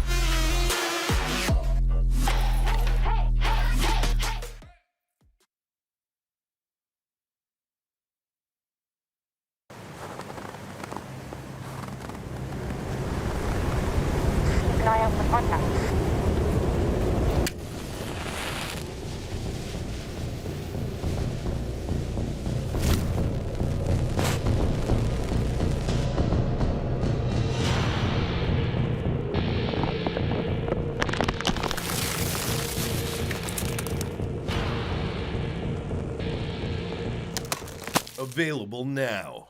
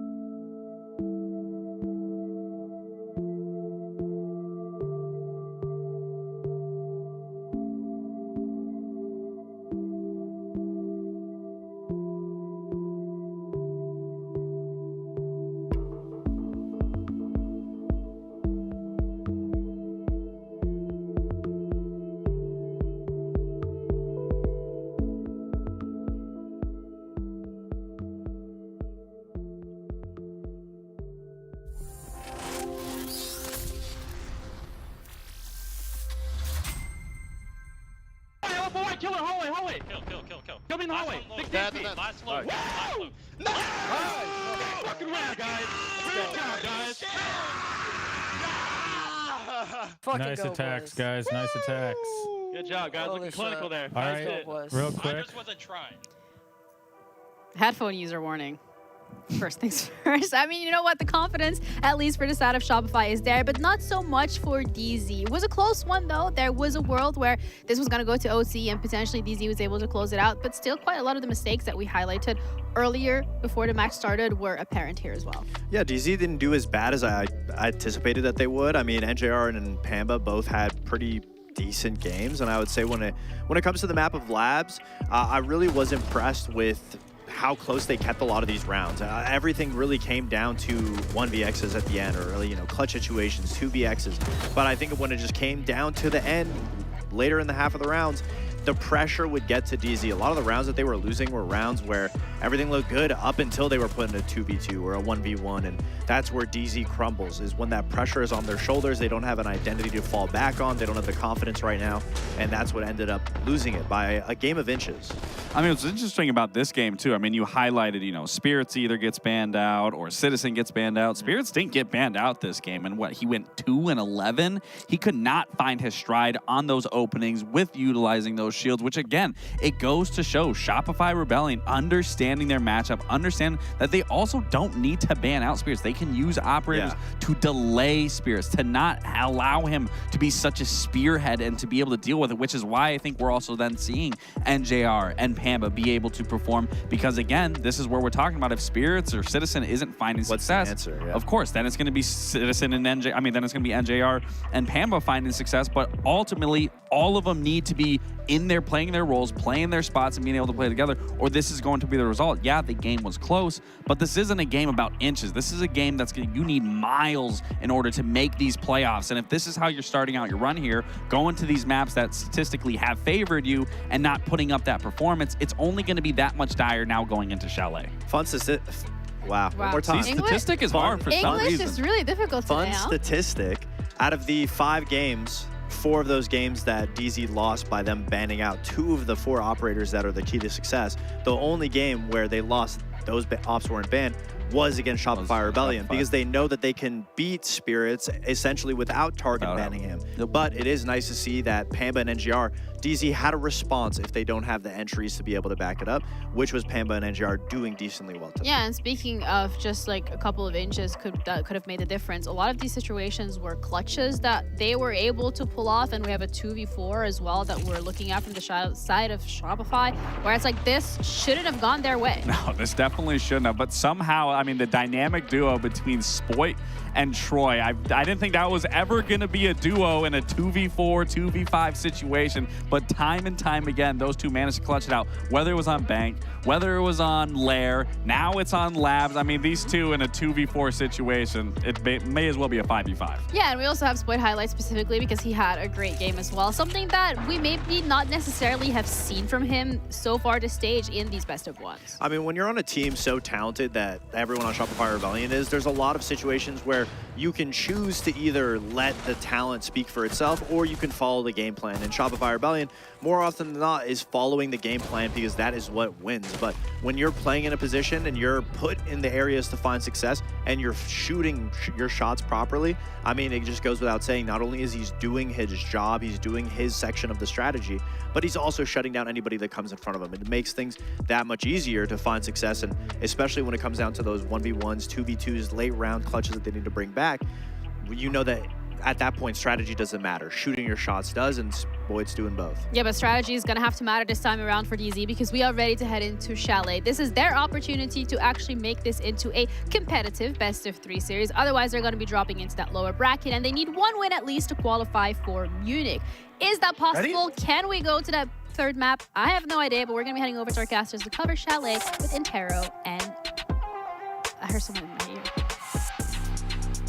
Intero and Lynx. Not to be forgotten.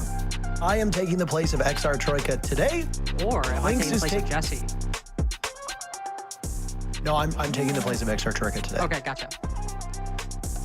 Just clarifying. You little punk trying to throw me off my stride. What has happened to the social prediction?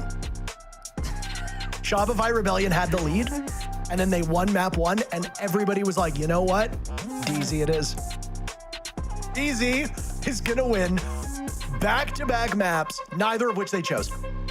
Hey, and also, neither of which these teams have played so far this stage. Well, I mean, technically not exactly responding to what you said, but Chalet is a map, by the way, Parker, that, as I just said, neither team have played so far inside of Stage 2, though they have played it in Stage 1 and many times before that. With Shopify in particular, this is kind of like way back when. I've talked about this a couple of times, like, I remember one of the first things I kind of like really learned about when I was like really trying to figure out like how Siege or competitive worked was like, oh, you know, when a team gets really good at something, it starts getting banned against them, then they stop playing it, and then when they stop playing it and they start bringing it back out, it's like, oh no, wait, crap, this is just kind of a normal map for us. It isn't really in our wheelhouse anymore. And this is one of those maps that Shopify have played before, but it's not necessarily a map that we see them going to a whole bunch. And here, it's also a map that, starting out on the defense, if Dark Zero can kind of like channel some of that pace that we saw for them in the previous stage, Shopify could have a really tough time.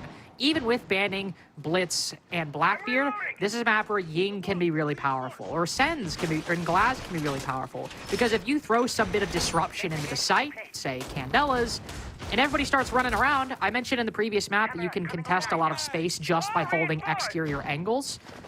And you can do that really well with, say, a Sens on a window or a smoke on a window and a Glaz behind it. So there's many options for Dark Zero to get a bit of a lead on this attacking side. And Shopify, hopefully, will have some answers for it. 5 seconds left before insertion. One of the most played maps across all regions in the previous stage. Chalet has been played 9 times this stage. 9 times, you say? Well, not technically. 9 rounds. That's it. 1 play.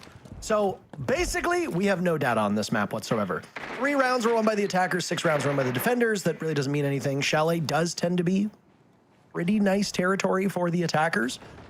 Defenders do not always have the constant upper hand like on so many other maps.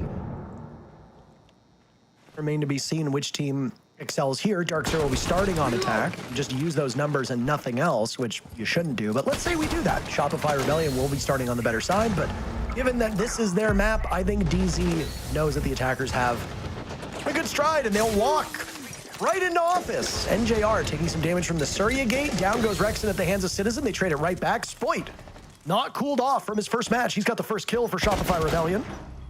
Nice pick from NJR onto Ambi, who slow peeks the wall from office. Didn't know that the Glaz had taken up residence in there. Now it's Surf expecting a push over towards Solarium. Down goes Nave at the hands of Spoit. Spoit a double kill, starting off so strong.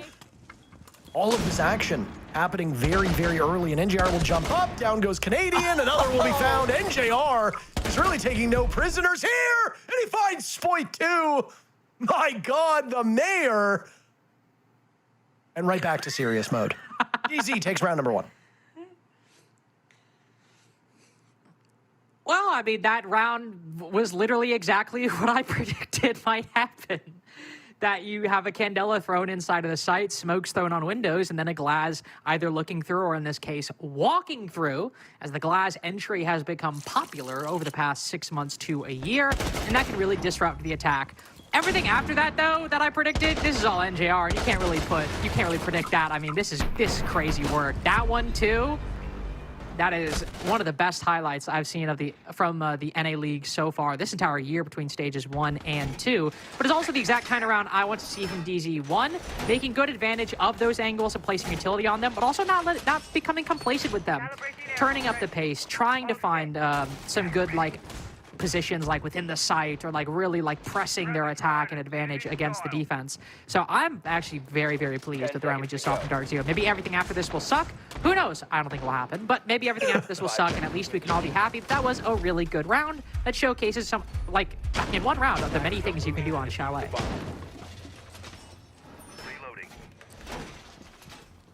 DZ's going to bring an equally obnoxious lineup for the defenders to deal with. Sens, Finka, Lion, Monty, and Ying?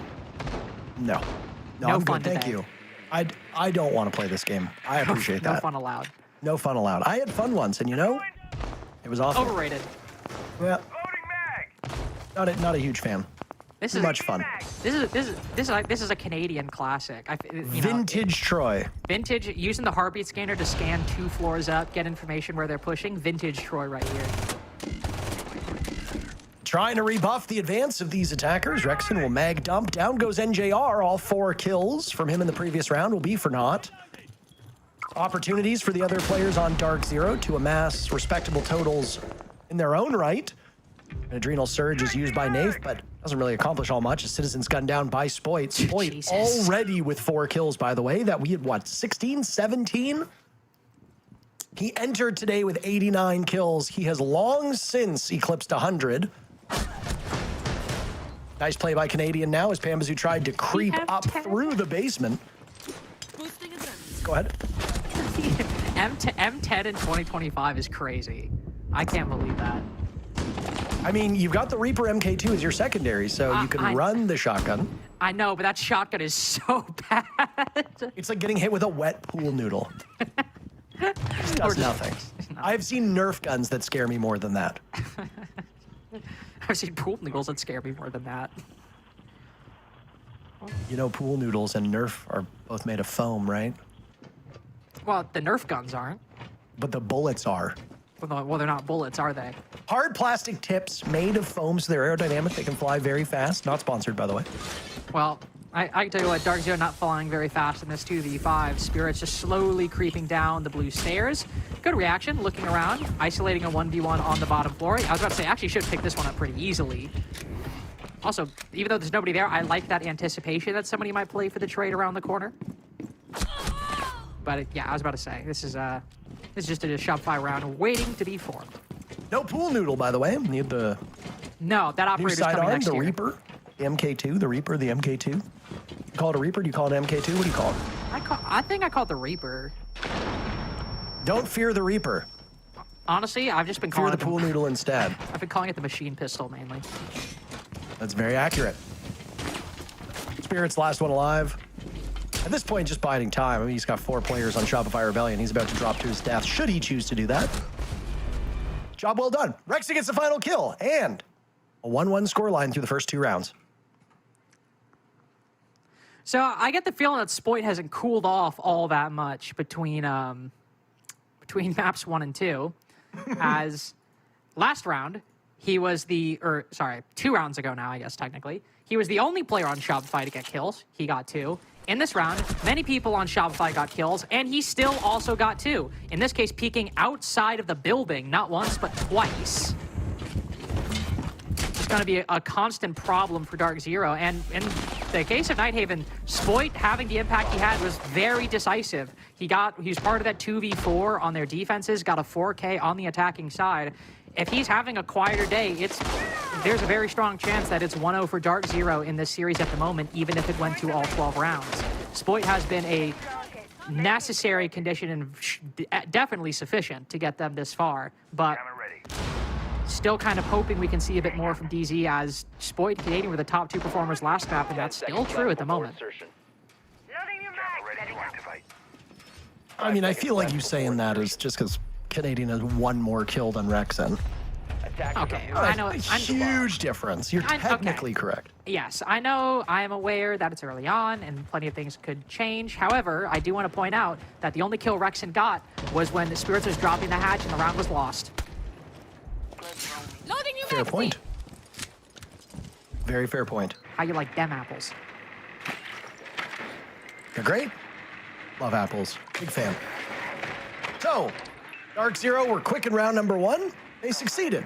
Tried to be quick in number 2, and it fell apart. What happens now in number 3? Do they bring a different pace, a different tempo? Their lineup looking eerily similar to what we saw in round number 1, though the glass will be in different hands.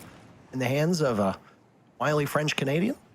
No shields to be had on the side of DZ for this particular execute, which is odd. But taking it slow. So we're going to see a much more structured execute from Dark Zero, as in order to translate towards that middle floor, they want to take top first.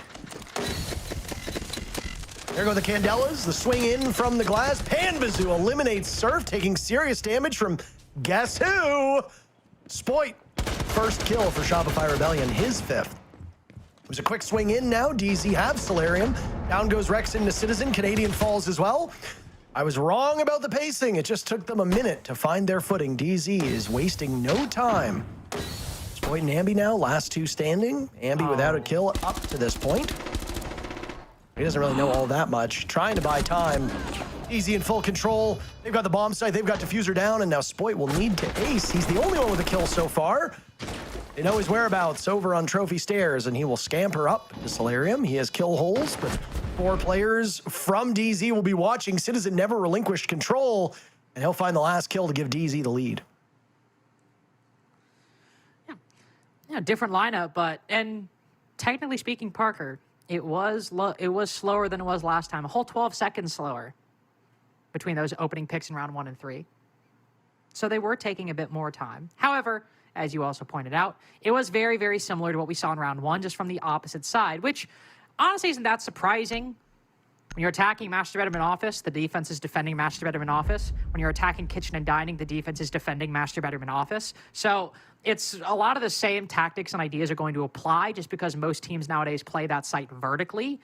And I think it's perfectly reasonable for Dark Zero to run that back and just do it from the opposite side. Throw the smokes in, get the Glaz in pretty quick, and even though he got shut down, the benefits of that Warden ban is you can bring Glaz and Sense and you don't care. You can bring Ying and you don't care because nobody's going to counter you like the potential of that Warden could. And I think that's a big reason why we're seeing Dark Zero is so much more comfortable. Just by banning that Warden, they played Ying every single round. They brought smokes of some kind every single round and Glaz twice.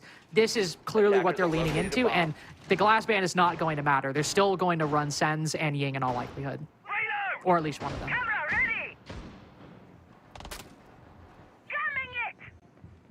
I love the variance that we've seen from Dark Zero's op choices here. When you get to the level that DZ is at, your operator pool is going to be quite large. It should surprise nobody that about half of the attackers can be played without much effort by this DZ team. It's really the defining factor. There's a couple things that separate the goods from the greats. Experience, your ability to stay in a match mentally, but also your flexibility. Teams that are maybe not as experienced, teams that are newer, they're going to struggle with choosing operators best designed to suit your defender lineup and the bomb site. DZ does not have that problem at all. No, all of these ops are very strong, very powerful. I mean, from the flank watch in the back line to the front line, the op selection has been, I mean, it's been really good, and it's also been quite just, all right, it's been quite just abusive of some of the biggest, like, the problem attackers we've seen so far, like Candela's not letting up on the pace there, Dokeby not letting up on the pace, and that's just kind of the meta for attack at the moment. They have a lot of stuff that they can bring, even with the additional bans, so it makes sense why it's been so good and so powerful, because they are just laying into this style of play. So of course, right here, this is officially, and will officially be the slowest round we've had so far. Canadians C4 going wide, unfortunately, as Nafe has picked the Monty and is slow walking it up Solar Stairs. Really entrenched defense by Shopify Rebellion right now as they just wait for the storm to come. Bunkered. Prepared. The Monty making no shortage of noise, just within arm's reach of Canadian playing on that door frame in bedroom. Anybody who's played this game knows how challenging it can be to deal with upside down repels, and that seems like half of DZ's at this point. Out go the Candelas, and now a potential push in. Logic bombs will go off. Time for an EU1D maybe, but Shopify Rebellion have swatted away Nafe and Pambazoo. NJR will die on an Ambi jump out. The only player to get a kill is NJR, and he's dead. Spirits and Citizen now in a 2v4. Down goes Rexon. Spirit still has control from above and manages to win his engagement. Suddenly, a 4v2 for Shopify Rebellion has evaporated, and Dark Zero are in an incredibly strong position. Still not out of the woods yet, but doing much better than they were before. They have one logic bomb, 2 flashbangs. That's all they're working with. The rest will be pure gunfire. Ambi sitting on top of that diffuser, so unless you go for kills, you've got to get through him first. Here comes the rush over. They know Surf's whereabouts. They'll go for a quick peek around the corner. Ambi given the signal that, hey, this is where they're coming from. An easy read with the Scorpion. Surf will need to turn, but Ambi's got his back, and down goes Citizen as SR survives a bit of a scary end to the round. They equalize.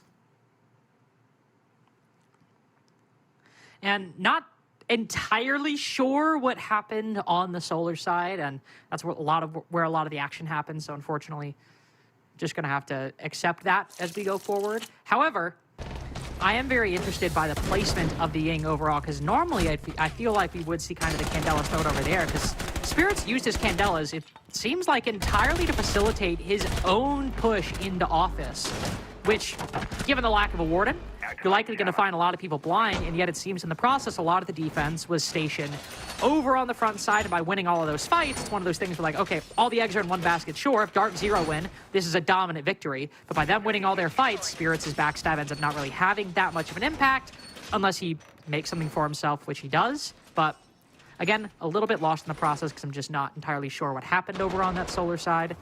Maybe the Candelas would have been useful, but also maybe it could have been too much cooks in the kitchen. I don't know. There's a lot of left wanting about that round. A lot I want to know, Parker, if I could go back and replay it. Well, the good news is you'll be able to watch this match replay after we're all said and done. You know, I think I'll do that. Nice way to spend your... Is it Wednesday today? A nice day to spend your Wednesday night. My whole schedule has been completely thrown asunder because of this NA Super Week and then SAL. Here comes the rush. NJR felled immediately. Nave seemingly survived that ensuing fight. Nitro Cell goes out. Spirits is in back bar. Everybody is toppling, and now he'll open up some of the wall. Spirits finds yet another third. What a triumphant go of it for the French Canadians so far. Canadian and Spoit, the last two standing on the side of Shopify Rebellion, and they are battling against the clock. A big window, wide open. The hatch is sealed from above. There's almost no way for them to long arm this, so Spoit will now watch as the Monty gets ever closer. They're going to double up. Canadian going off. Nafe catches both. Spoit downs one, but DZ just had enough players there to cover it. Dark Zero grabs the lead. A seesaw first half. Each team trading back and forth, and we will go to the final round to see, can Shopify Rebellion tie it up, or will DZ finally win consecutive rounds? Ironic thing about the positioning there is that because the hatch was closed, that actually was... I'm about to say really, that's crazy shots, by the way, from Spirits. I'm about to say it was winnable. It was not like feasibly winnable, but there is like a possibility and a very real one that if like Canadian had fallen off the diffuser and popped up to get that trade, it seemed like nobody in DZ was really in a great position to deny that plant, but then again it would have reset. Either way, it was kind of a little closer than you think because that hatch was reinforced, but either way, not a scenario that was really all that likely. And the big difference maker there was how Spirits used that Ying. I mean, pushing deep into stock off the back of those smokes, such a good call. And the highlights after that are great, but pushing deep into stock is the difference maker because we saw where that C4 landed as they wanted to go activate the counter diffuse, and it would have absolutely killed the guy with the diffuser, and that probably would have been around for Shopify. So really great play by Spirits there, and what has clearly been their main and only solution to these attacks, which is just rushing. Well, I guess unless you're round 4. Rushing, but not quite dragging. And not quite ultimately, dragging. Not quite Shopify Rebellion's tempo. So...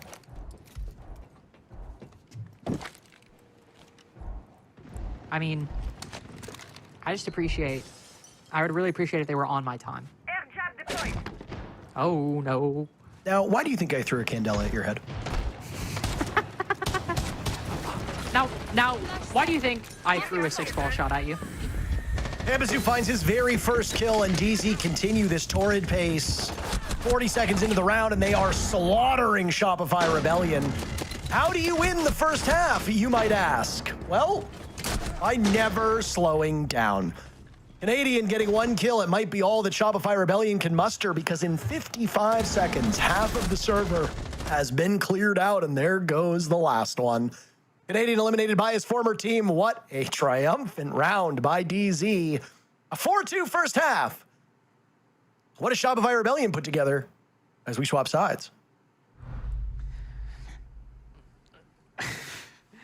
I don't think we'll see more of that because that's not really the Shopify way. Though I will say, though, while they were like really leaning into the whole like kind of cheesy ops strats for Dark Zero, that was kind of like the DZ we saw last stage, making really good use of that utility, just kind of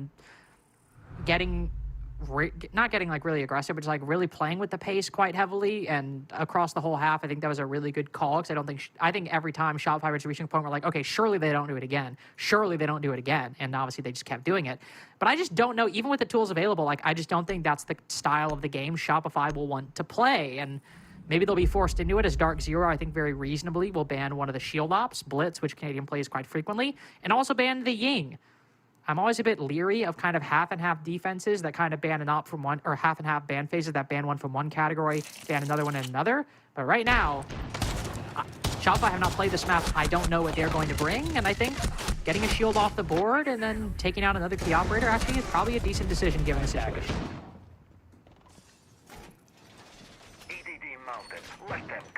Dark Zero could end this quickly if they keep up that same fire on defense, though it's a lot harder to do that as defenders because you are at the mercy of the attackers. You're not usually the one controlling the clock. Suppose you can control the pacing. It was one of the big hallmarks of that old W7M/now Furia roster. They were excellent at playing offense on defense. Attackers have discovered the location of a bomb. Razor wire deployed. We got to this point by Shopify Rebellion taking Dark Zero's map just a couple minutes ago. It was a 7-5 scoreline, the closest you can get without overtime being needed. A relatively interesting and entertaining game, though not at times the most technically refined, but it got the job done. And between these teams with where they are at in the standings, I think that's pretty reasonable. Now here, though, Dark Zero's put on a clinic through this first half. I think their slowest attack had them execute at 1:40. I don't know, maybe they have dinner reservations. They just want to get out of here in a hurry. Shopify Rebellion are not that same team, though. I expect much slower and more thought-out rounds. Thought out being in quotes because Easy obviously thought out their 6 rounds, 4 of which succeeded. Easy also likely doing a lot of their thinking ahead of time, because it seemed like a lot of preset rushes, which is not a bad thing. Don't mean that as like a diss. You know, oh! Rexon right around the corner will find Citizen just walking around dining. Ooh, that's a crazy trade from Nafe. I think he might have already been playing Mezzanine, but still good reaction. And initially the Capcan, losing it. Important thing is the 5v4 here. Capcan for Capital. Nafe putting in a lot of work with that one kill that damaged Shopify's utility. I'm reloading. A lot of quiet as they've both lost players. Citizen again entered the day as the highest rated DZ player. He's not been the best overall. I think NJR will earn that title. Spirits has been sensational in this second game. He had a terrible performance in match 1, but from anybody who remembers him on that old Altiora roster and the old Xset roster way back in the day, Spirits will go 1-13 and then go 21-4 the very next game. Yeah, there is no in between. Ambazu eliminates Canadian. NJR traded off by Anby. Neither of these teams able to shake one another links as we get to the final minute in a 3v3. No, it's been very close the whole way through, and honestly kind of worrying that Shopify are just struggling this much. Dark Zero on the attack looking quite active and, well, proactive in how they want to play. But here, I mean, even with that little bit that we saw with Nafe walking down Fireplace to get that trade, Dark Zero are really thinking on their feet quite nicely throughout this entire game so far. Now, while Shopify are in the 3v3s, I mean, I don't have to say much more than that. Grenade out.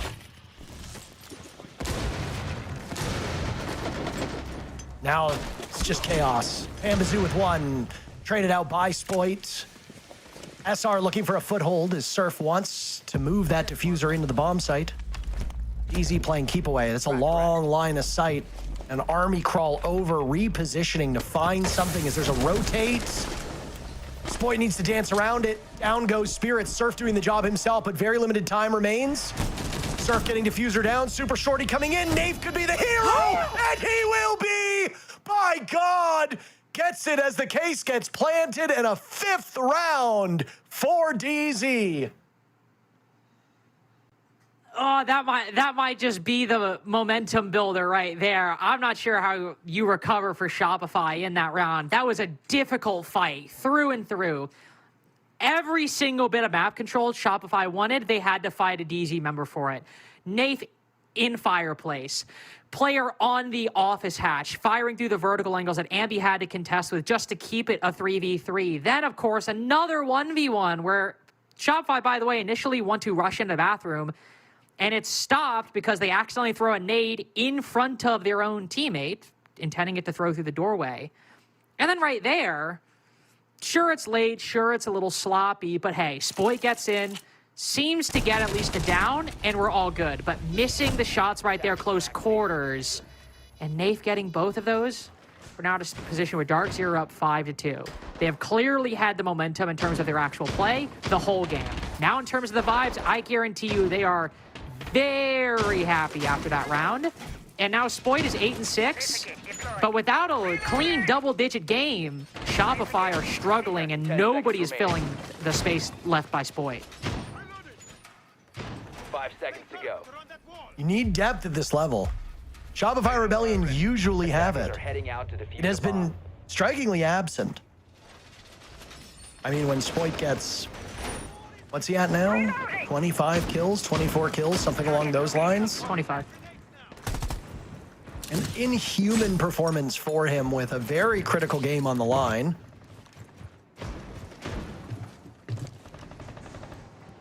But yeah, the story has been Surf, Rexen. Ambi had a bit of a resurgence in the previous game. He had a very critical final round to seal the deal for Shopify Rebellion. And to their credit, both Rexen and Surf did end up getting back to 500 and on even footing. But, I mean, these are not the juggernauts that loaded into this server. Surf being plus 22. Oh no, Canadian is so dead. www.dead.com. There you go. You just renewed the domain. What a crazy thing. Almost a third for Pambasu. All you can do at that point is laugh. Spoit immediately gets 2 for his trouble. How big of a backpack do you think Spoit can carry?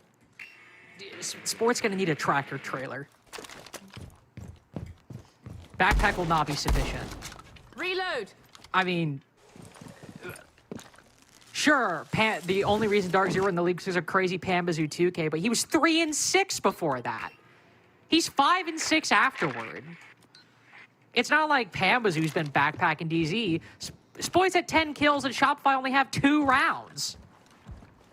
It's apples to oranges. And even the performance we had so far, even getting things back to a 3v3, I don't know if Shopify have the capabilities to bring this one back. Now, they certainly have the utility. Plenty of DE1Ds, plenty of nades, and most importantly, the firebolts and the smoke bolts. If they wanted like a very minimal, like games double window execute, they could make it work so long as they were to either waste the smokes or kill NJR. If they can accomplish those 2 things, this round could still go their way with the utility they have. And NJR is still alive, but they have a 3v2 and Citizens on 1 HP. This could very well go their way, and yet I'm still not confident.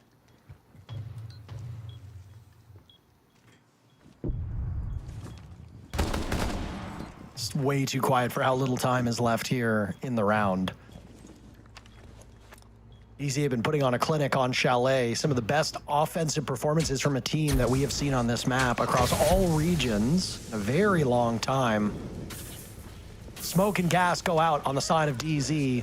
Citizen finished off by what appears to be the smoke. He's down but not out. He can be retrieved.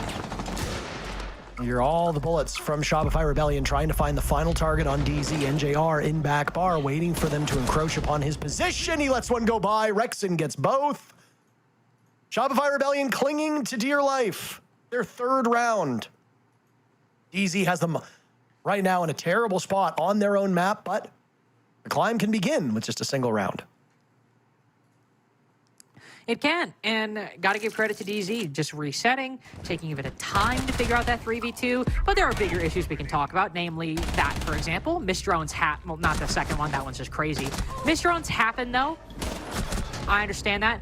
But one happening at this point, you got to highlight it, and it's going to cost you. But also, happening for a team like Shopify, you know, I kind of just expect better of that, especially when they're droning in a shield. I expect them to be clearing positions like that, especially since if somebody's going to sit in Solar to Rat, that is literally the only spot they could sit. They physically could not rat anywhere else without being painfully obvious. It's the kind of thing, you know, it's not like Consulate that I think, as you said one time, Parker, that's just like you got to be a roomologist to figure your way around Consulate. There's lots of PhDs being written in it, you know? It's a very popular degree right now. And you need it to play some of the maps we got in the pool right now, but Chalet's not one of them.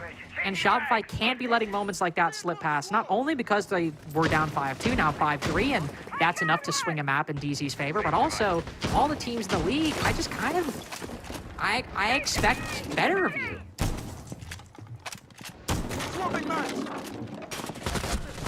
Like the disappointed, disappointed parent tone going on here. Rexen slaughtering Spirits. That's a lot of kills in the grave. Spirits off to a great start, but that gap has closed very quickly. I think he was 8-4 at one point, now 8-8. Spirits dying far more than usual. Again, he has the fewest deaths through this entire stage of any DZ player, but his deployment has been very much the opposite. He has led the team in deaths through these two maps. To go from being the guy who never dies to the guy who's only dying, even if he's getting some kill, that's a net negative on his ability. Not ideal. But some of these numbers on DZ will come back down to earth. Defending is a bit tougher than attacking, especially with the way that DZ was attacking. This is a crazy lineup, by the way. Does that land? No, it doesn't. I love that though. I love the attempt, even though I think it just comes short of what he wanted. Either way, a lot of utility being dumped in by Shopify. All the nades, all the Bs, and all right. Sport's able to hop in off the back of it. Rexen too. All right, never mind. I guess it was sufficient. Nitro Cell primed and ready, but it'll be a desperate attempt from Citizen as he need to find... Oh no! One player on the side of Shopify Rebellion. He'll do just that. He gets Goomba stomped by Canadian, but the Goomba misses. Ultimately, Shopify Rebellion get that final kill, and they have drawn within a single round of DZ. All that hard work by Dark Zero could all be for naught. Shopify Rebellion are going to be kicking themselves when they look back to round number 7, by the way. That was the round in which Shopify Rebellion seemed to have the upper hand. Came in, guns a-blazing, had control of the site, but then it was Nafe slaughtering them all with the super shorty and hopping on the counter disable.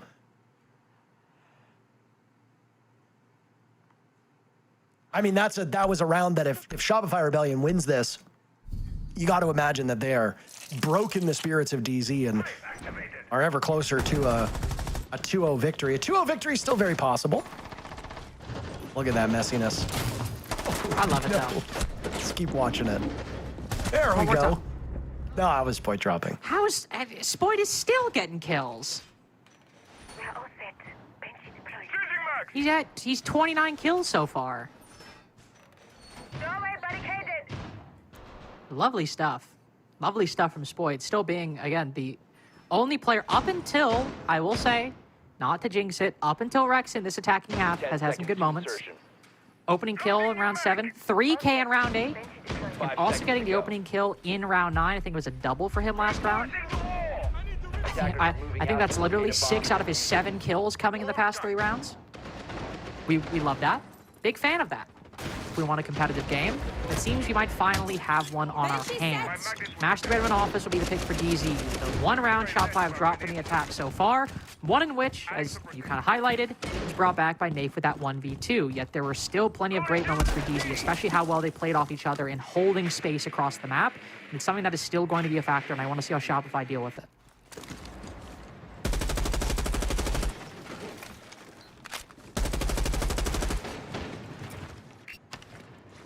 Flexibility again for DZ with their defending lineups as they continue to change things. Today it's the blue icons, or at least shades of blue. Purple of Fenrir, the blue of my, kind of blue of NJR's Tuberau, and then the kind of blue of Lucy Spirits.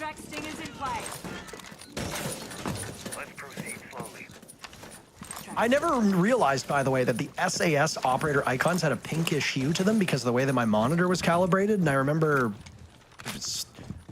it was like the 3rd or 4th live event I went to. I finally looked at it on a player's monitor. I was like, why are the SAS icons kind of pinkish? It turns out that that's the way it's supposed to be, and I just never really seen it. That's a crazy skill issue from you. Thanks, I appreciate that. No That's problem. really kind of you. It's fine. It was Look how a many lot of- blue icons there are.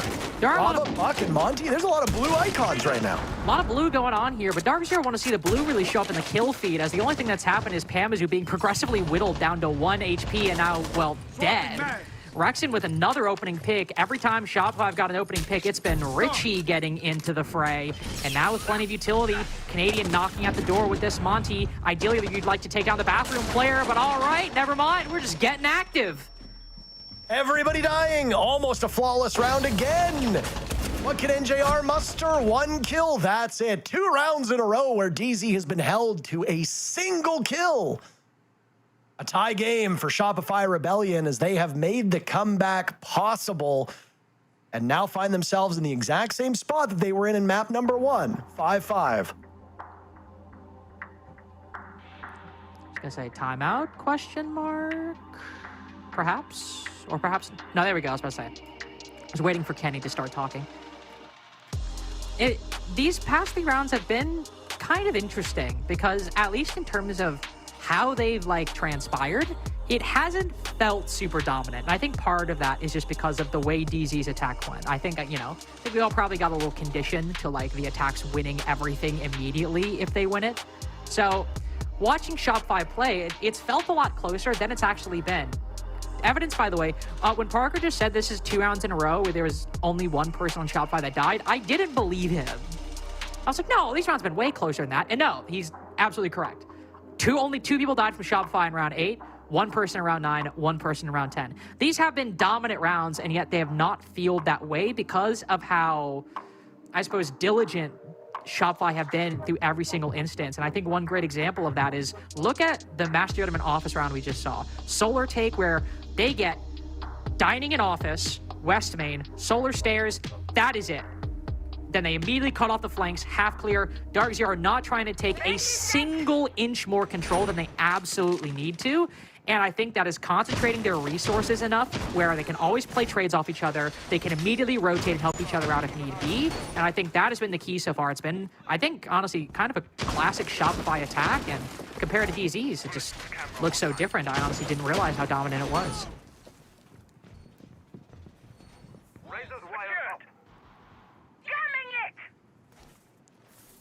10 seconds remaining. Well, a timeout to determine the fate of Dark Zero.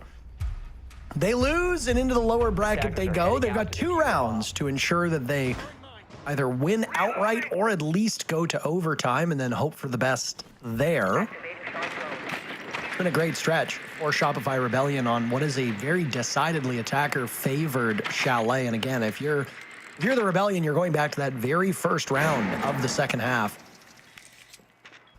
That slipped through the fingers of SR. 6-4 realistically should be the scoreline. Man, oh man.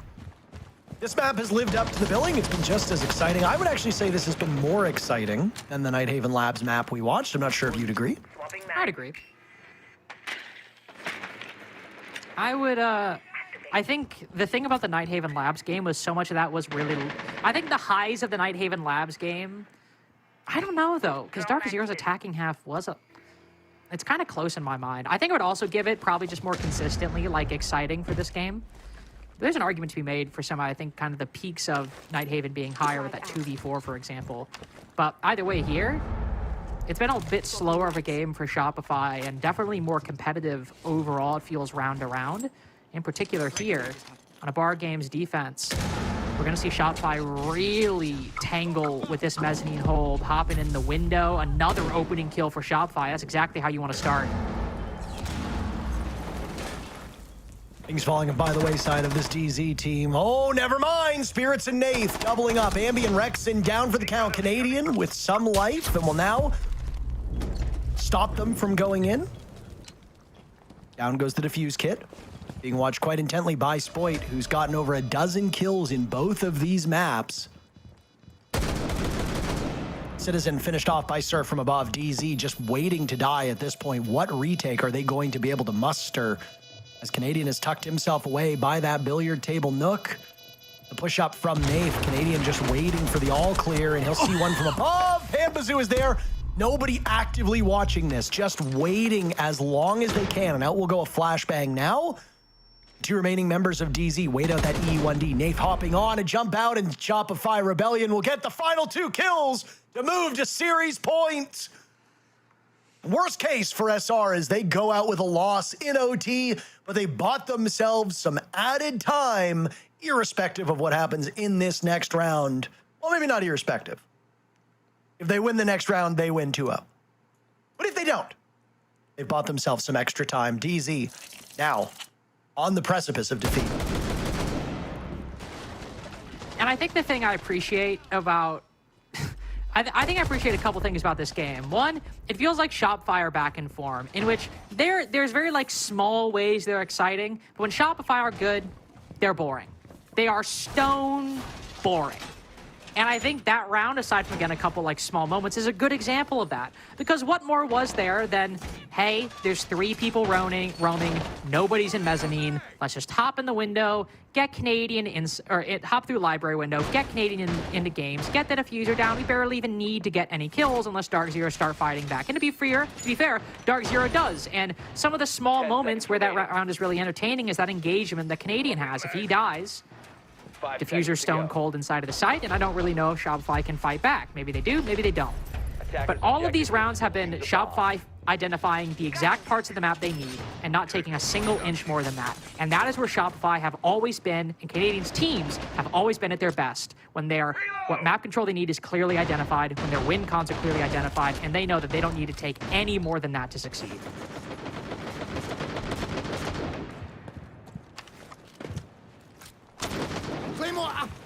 DZ has completely let this one slip through, and I mean, it's really just the sides. DZ racked them up as attackers, pulverizing the defenses of Shopify Rebellion with a tempo that is often not seen at this level.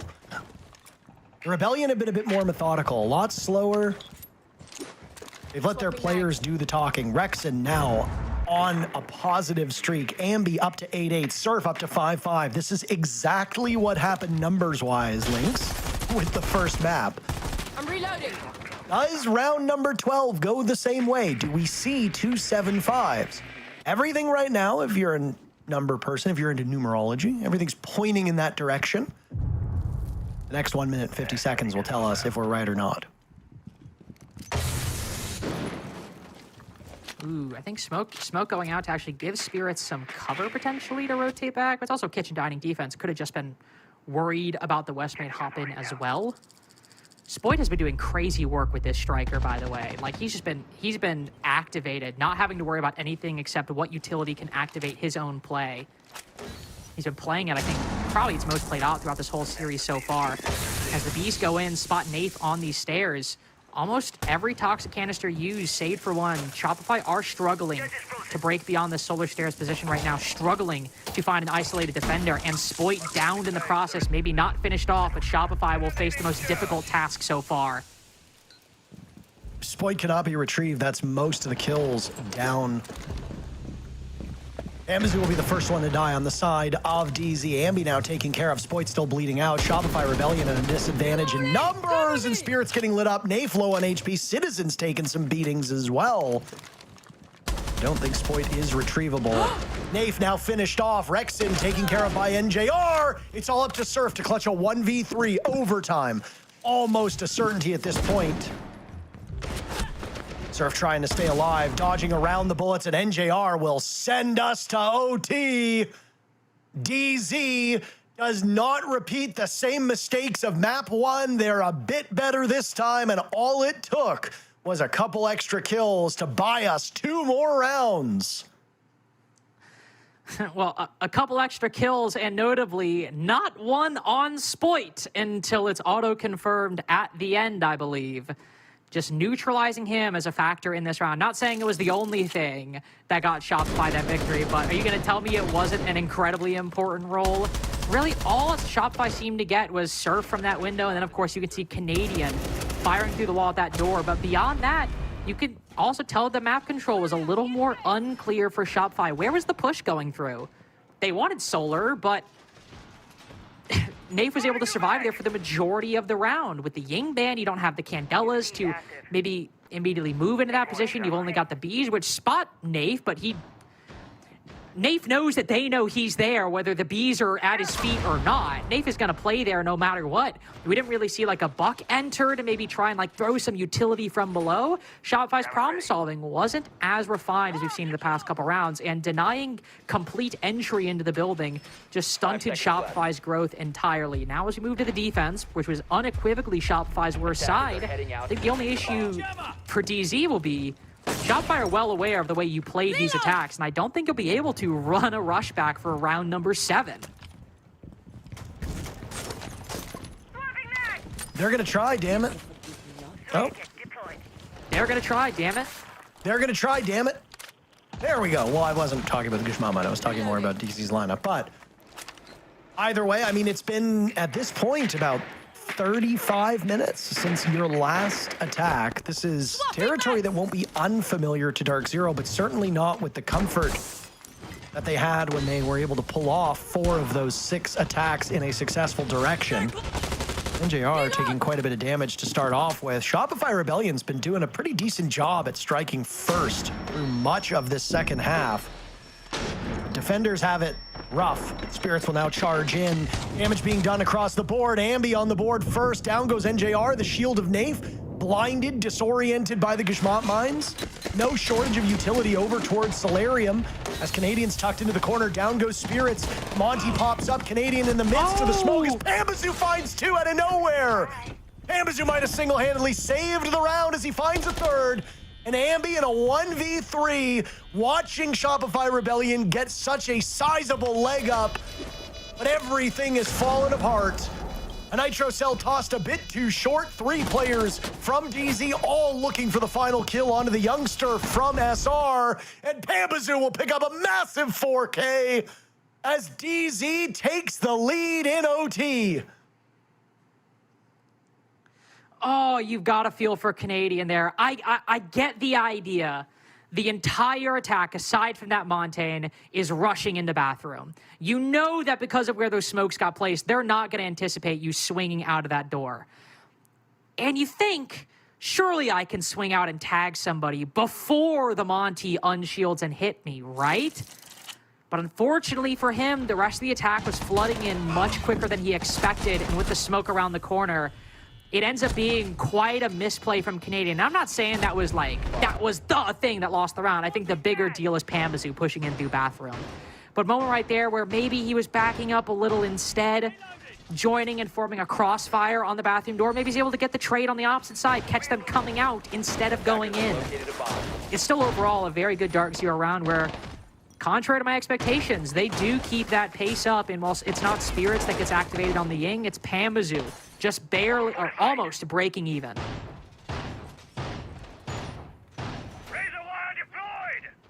That's why these players are so crucial on the team, and why a player like Pambazu can always rise to the occasion. Pambazu's been invisible for most of the day. And not that I want to tear him down, but I don't think DZ performs as poorly as they do if Pambazu was playing better. But you can always correct the record, and that's what Pambazu is trying to do. His play has gotten better. Pamba just leveling up the deeper we go into these games, the deeper we go into these maps. Very similar to what we saw out of Fultz in the matchup that just occurred.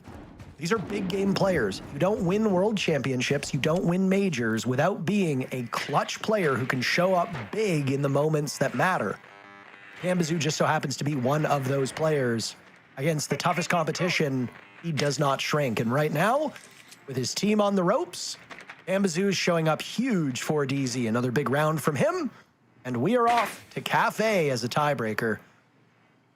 Attackers have been doing very well, though, so let's not write off Shopify Rebellion just yet. 2 minutes remain in this round. The Shopify Rebellion attacking links, it's going to be a bit slower. Which I want. I said I want them stone boring. I want this to be a slow game. I want clear priority, or clear identification, clear prioritization. I want it to be a step-by-step game for Shopify, because that always seems to be where this team succeeds. I say that, Surf is on Dokkaebi, and whenever you see someone get set up at a window like that, you know they're waiting for the call to hop in. maybe a little bit of flexibility introduced with the destruction of that mirror window. You know, if somebody's playing there, they're going to be a little exposed. Oh, but Citizen pops back down right at the most important time, but then hops back up into Ambi's crosshairs. Surf moving in, taking the vertical fight on the player inside a bathroom. But Shopify with a very important 5v4 and also important control to masturbate him off his defense, and you want to make sure that no defender can rotate down below and use any of the 3 C4s that Dark Zero have remaining. But NJR, spotting Rexon playing on the angles, might spot another as Ambi walking down below. It seems Dark Zero might have accounted for this. Yet there's still plenty to do, Parker. We got Dokkaebi calls, nades, and 50 seconds to go. I'm still worried about Dark Zero's utility, though. 2 C4s, Zotos, and a smoke canister. Shotguns, too. Dark Zero seemed to have everything covered. Dave's used 1 C4 Spirits now as well. Explosive potential only in the hands of NJR. That might be all she wrote. No explosive or no explosive. Right now, Shopify Rebellion suffering no fools, but hang on a second. A 4v2 is swung back to a 2v2. Limited time for Shopify Rebellion as the captain of SR and Ambi stand tall against Nafe and NJR. Quite the story here for these teams. Shopify Rebellion looking to close this out in 2 maps. They need to win this round, and only Nafe stands in between them. C4! Where are you? Nafe coming back to the bomb site. Canadian getting diffuser down, but Ambi's got the coverage, and we will go all the way.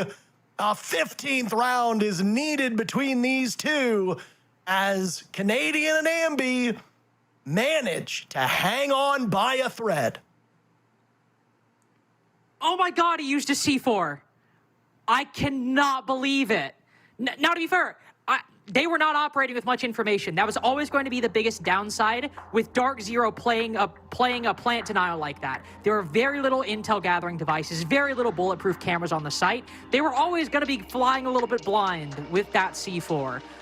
But Nafe throwing it and it not hitting, that could have either been the thing that sent Shopify to map 3 or the thing that allowed them into the site and it going wide. And also, I think unfortunately, that other Dark Zero player finding themselves in the middle of that crossfire.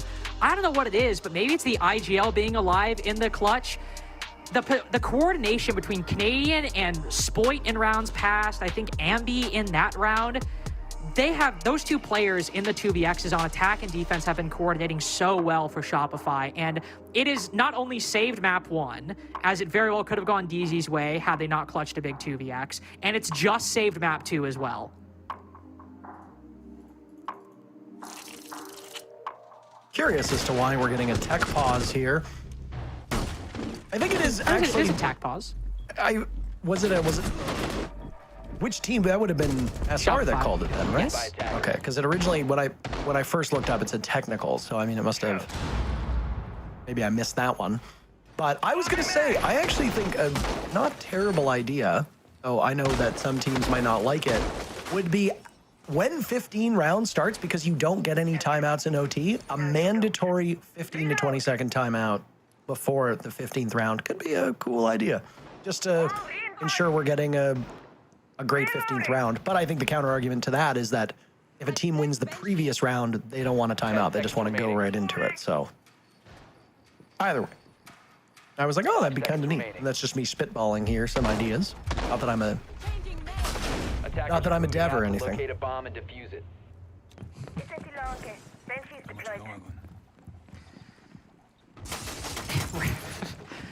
Round 15. Ambi pulling out the Boss G Vigil. Also, Ambi on Boss G Vigil. Spoit on Pulse with the M10. This is it. That was a little too scary. Is a very interesting operator lineup and a very interesting selection, especially since we saw Canadian playing this position before with the exact operator and the same lineup being tracked in the process. NJR going to hunt him down. It's a good support by Shopify, though, as Ambi is also joining around Spoit, but just as the defenders have moved into bar and games, DZ are starting to surround that very location with Candelas with 4 different players. He has Ambi peeks, Citizen down in the process. No. That's a 5v4, but Dark Zero can still capitalize. Ambi took a bit of damage in the process, and he had the Ying not too far removed with that shotgun in hand.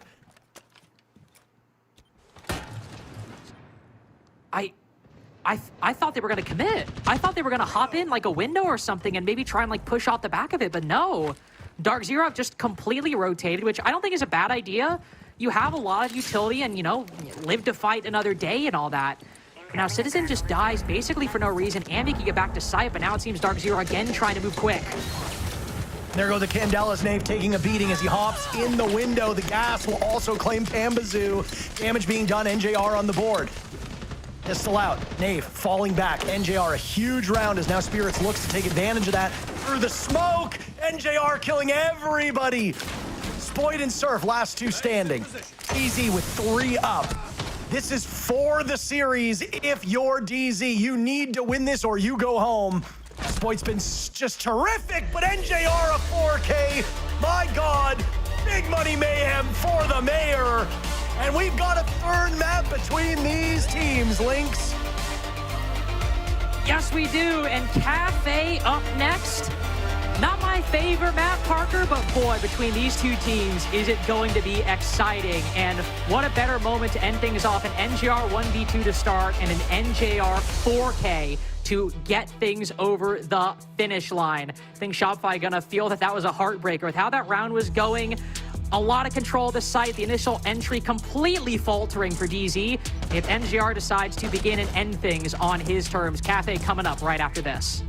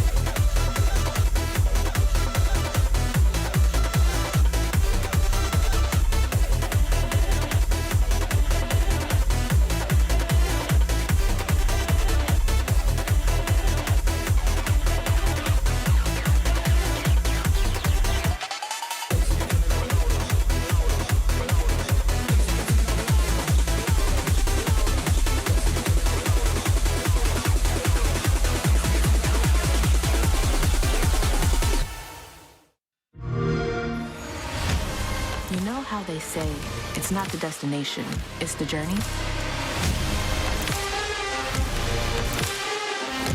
And the journey of 1,000 miles begins with a single step.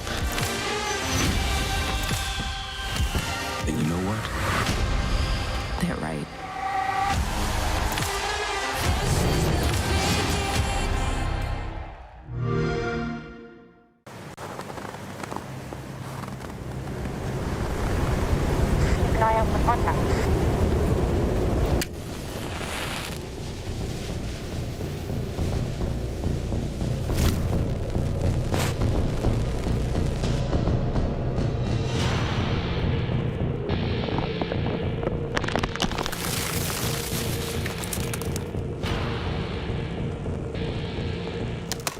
Available now.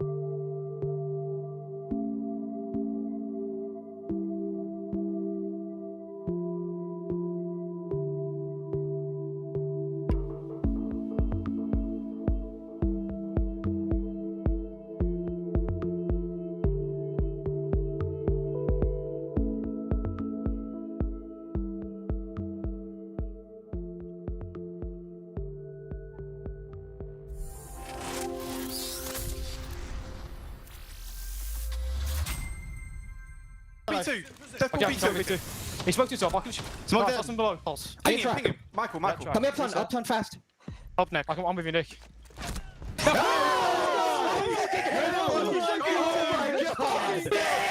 Let's go! Come on! Holy shit, guys. Map 3, boys! DZ managed to stay in the running by crawling their way back after having a 5-2 lead, then losing it, then winning it in OT. If I was either one of these teams, I would be kicking myself, but especially so Shopify, because that last round specifically should not have gone DZ's way. No, that last round was insane to say the least. I mean, SR did the hard part of getting those initial kills, especially Ambi getting a big pickup outside that window. But for them to just do a big heads-up play, understand that some players were outside of the map, well away from the bomb site, to be able to just rush through that window and make that round collapse into their favor. I mean, Spirits leading that huge front with the Ying shotgun. I mean, that was a masterclass call, a gamble to say the least, but it paid off and is now pushing them into a map 3. Yeah, there's a lot of situations where it just seemed like SR got really overzealous. I mean, we just saw back-to-back clips of Canadian just overextending, no drone in front of him with the BB shield and just giving a free kill. And then the last round right here, I mean, you're in a 5v3 situation. There's no real world scenario you should be losing that if you play perfect siege, if you just play time, maybe give DZ the site if you understand that they're rushing the site. The bathroom player hid inside of a smoke instead of helping the rest of his team in sight. It was just such a situation where I think the pressure just got to them when it came down to the later rounds, and SR was not really focused. It was just really good individual performances from Dark Zero, which is what they needed. Spirits was the X factor the last round. Pamba was so crucial throughout the whole game, and NJR popped off. NJR went 17 and 10. I mean, you're touching upon Pamba specifically being really crucial, but he was the one that was able to push DZ into this OT to actually give them a chance to stay holding on a little bit longer. Yeah, it was another situation where Shopify shouldn't be losing rounds like this. I mean, they have everything that they possibly could need, but Pamba's in there. He gets 2 picks off the in bathroom, and then he gets the next one over by library. Plays the post plant very well, and again, round after round, it looked like Shopify should not be losing these rounds. And whether it was communication not being there, them not figuring out what the win condition was going to be and how to play off of each other, it looked like Shopify, when they get an advantage in man count, they'd start playing more for kills rather than playing for the strategy. Yeah, and that's not the position that you want to be in as Shopify, but for the Z side of things, Lax, if anything, this is the confidence boost that we talked about earlier that they needed to be able to kind of like get back into just winning things. Oh, absolutely, especially in those gut-wrenching rounds where everything counts, especially in that last moment, to be able to claw that back, be able to win that round and give them another life here to bring it back. I mean, the momentum is absolutely going to be shifted in Dark Zero's favor here, where Shopify Rebellion, I mean, are definitely beating themselves up after that loss when they had it in the palm of their hands. Like I said, they did everything in the beginning of that round to make it a 5v3 and then falling apart. Yeah, I completely agree. I think going into this next map, I really do think Shopify still has everything in their control to be able to win it. It's just depending on if they can focus on the strategy. As for Dark Zero, hey, NJR Pamba keep doing well, and Dark Zero could pull rounds out. I mean, we honestly don't really have to wait any longer because we are ready to head into our final map of this best of 3 series. The winner advances to tomorrow, loser drops into that lower bracket. Cafe coming up next with our casters Lynx and Intero to decide the winner of this best of 3. Yeah, it's a best of 1 shootout at this point. Win Cafe. You got a date with OXG tomorrow. Lose Cafe, and down to the lower bracket you go. Your hopes are still alive, though a bit dashed, and well, the road to get to the finals is much longer. Cafe is going to play very different from these 2 maps. What's your immediate gut check when it comes to these 2 teams doing battle on this map? Oof, that's a tough question, because the interesting difference between Cafe and Chile is, like, I don't know how to phrase it. They're very similar in one way, and yet that same way they're very different. And while that might not make sense, I'll explain. So Cafe also is a situation where you can get a lot of control from the windows, right? You know, think about Christmas. No defender can really play there. So if you're clearing or attacking the top floor, it can make that site really difficult to play. That's why we see a lot of teams, you know, move down to reading room and, you know, dining and all that. And so while you have very clear similarity for one site, everything else gets a lot more complicated, because once you get down to the bottom floor, you don't need to play off those exterior windows. And so in theory, the attack should struggle a lot more, right? And while that's true in theory, Dark Zero weren't really playing off windows at all on their attacking side. I don't think I really saw a cutoff angle held for like the majority of the round. And in one particular case, NGR was holding one, the round went awry, then he repelled into the building, got a 4K and won round 15 to even send us here. So Cafe in for one floor kind of plays similarly to Chalet. But Dark Zero ignored that aspect, ran inside of the building, abusing all of the meta ops, and frankly, with how well they played off that, I don't know if Shopify have answers necessarily to like defeat it, and I think if Dark Zero maybe like tweak it a little bit for this map, they could see some of the same success on the attack. Hope that answers your question. It did. Thank you for that. I appreciate that. I think you are a terrific caster, but you are often at your best when you are allowed to settle into a thought and flesh it out in a way that is immediately accessible and understandable for people while hitting all of the major points. And that is why I try to give you platforms to do that. That was his polite way of saying that I'm a yapper. And if he keeps Actually, no, that was not me saying that. I was being sincere. I think you are, I think the mark of somebody who knows the subject matter and is both confident and intelligent is the ability to take complex things and make them seem so simple. And I think as a human being, you are very good at it, and as a caster, you are very good at it as well. So as we have been glazing, if I may borrow this term from the kids, because I am not a child, I am 35. W glaze. If I may borrow this, as we've been glazing certain players, for example, NJR, for example, Ambazoo, for example, Spoit, I think I can in turn blaze you. And that's also because we've only casted together for now, I guess this is our 6th map in something like 8 months together, so not a lot of time. So Not our 6th map in 8 months, because this is our 5th map today, and we casted 5 maps of the best of the group Oh, that's stage. right, yeah, it was 5 maps, not 1 map. This is our 11th map. You are correct. Again, don't do math on broadcast. Yeah, leave that to me with all the complex thoughts. By the way, 2 players you highlighted about glazing players, I can't help but notice that 2 of them were on Dark Zero. And I think that is very important because one of them being NJR, who is the standout player for Dark Zero on the previous map, and Pamazoo, a player that we were hoping to see more of. Didn't see necessarily some big highlights from him, but he was putting in the work, I would say, consistently on Chalet to get us to this position as well. We don't see, unfortunately, any Ying, as she's banned, we don't see any of the crazy Glaz or stuff like that. Though we do see a Warden ban from DZ, and I do think that'll be important.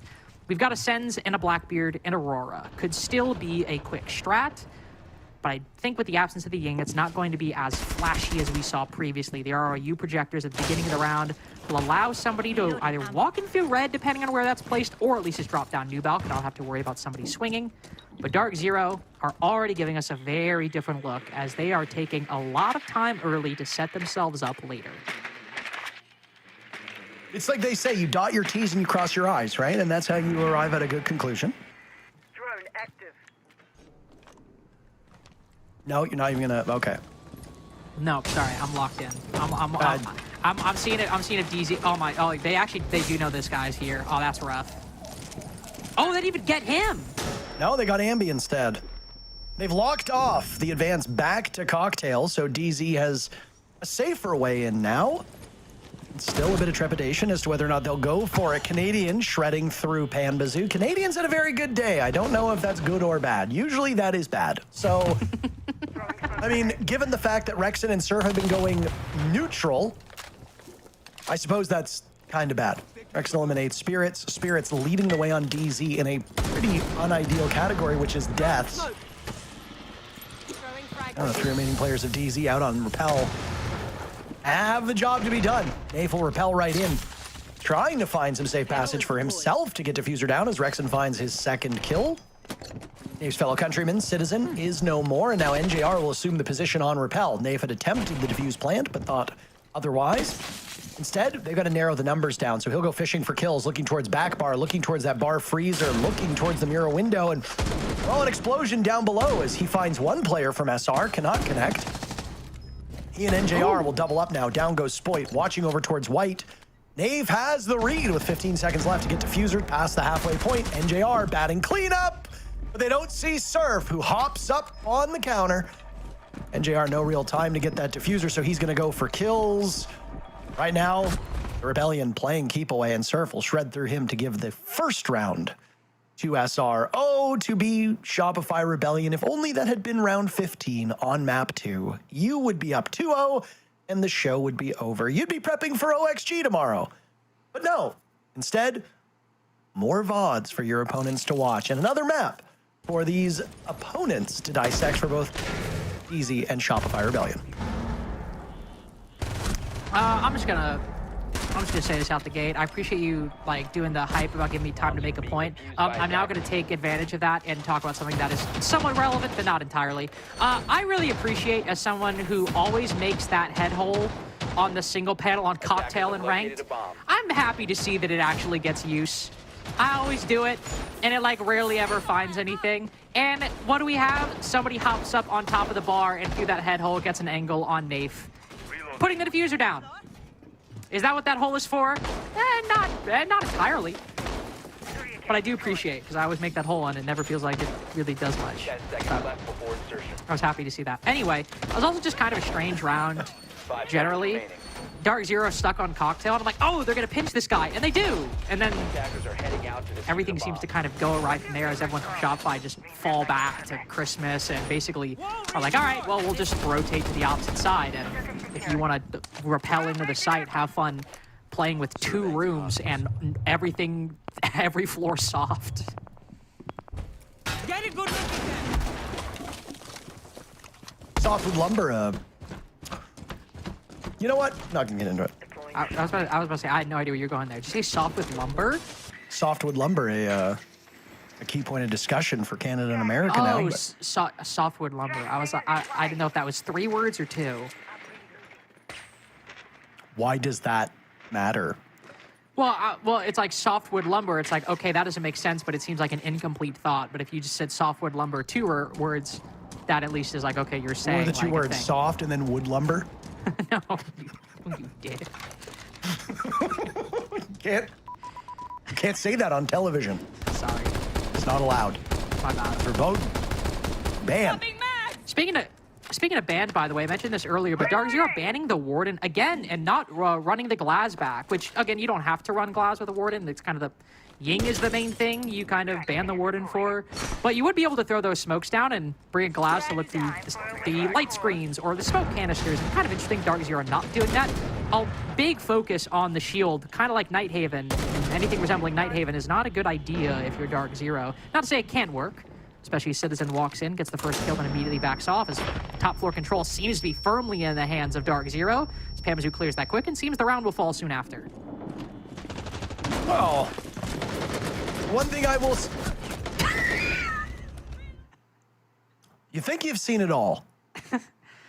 And then a Blackbeard hauls ass across the top floor, drops Laundry Hatch, and Rexen, who admittedly is deaf in one ear.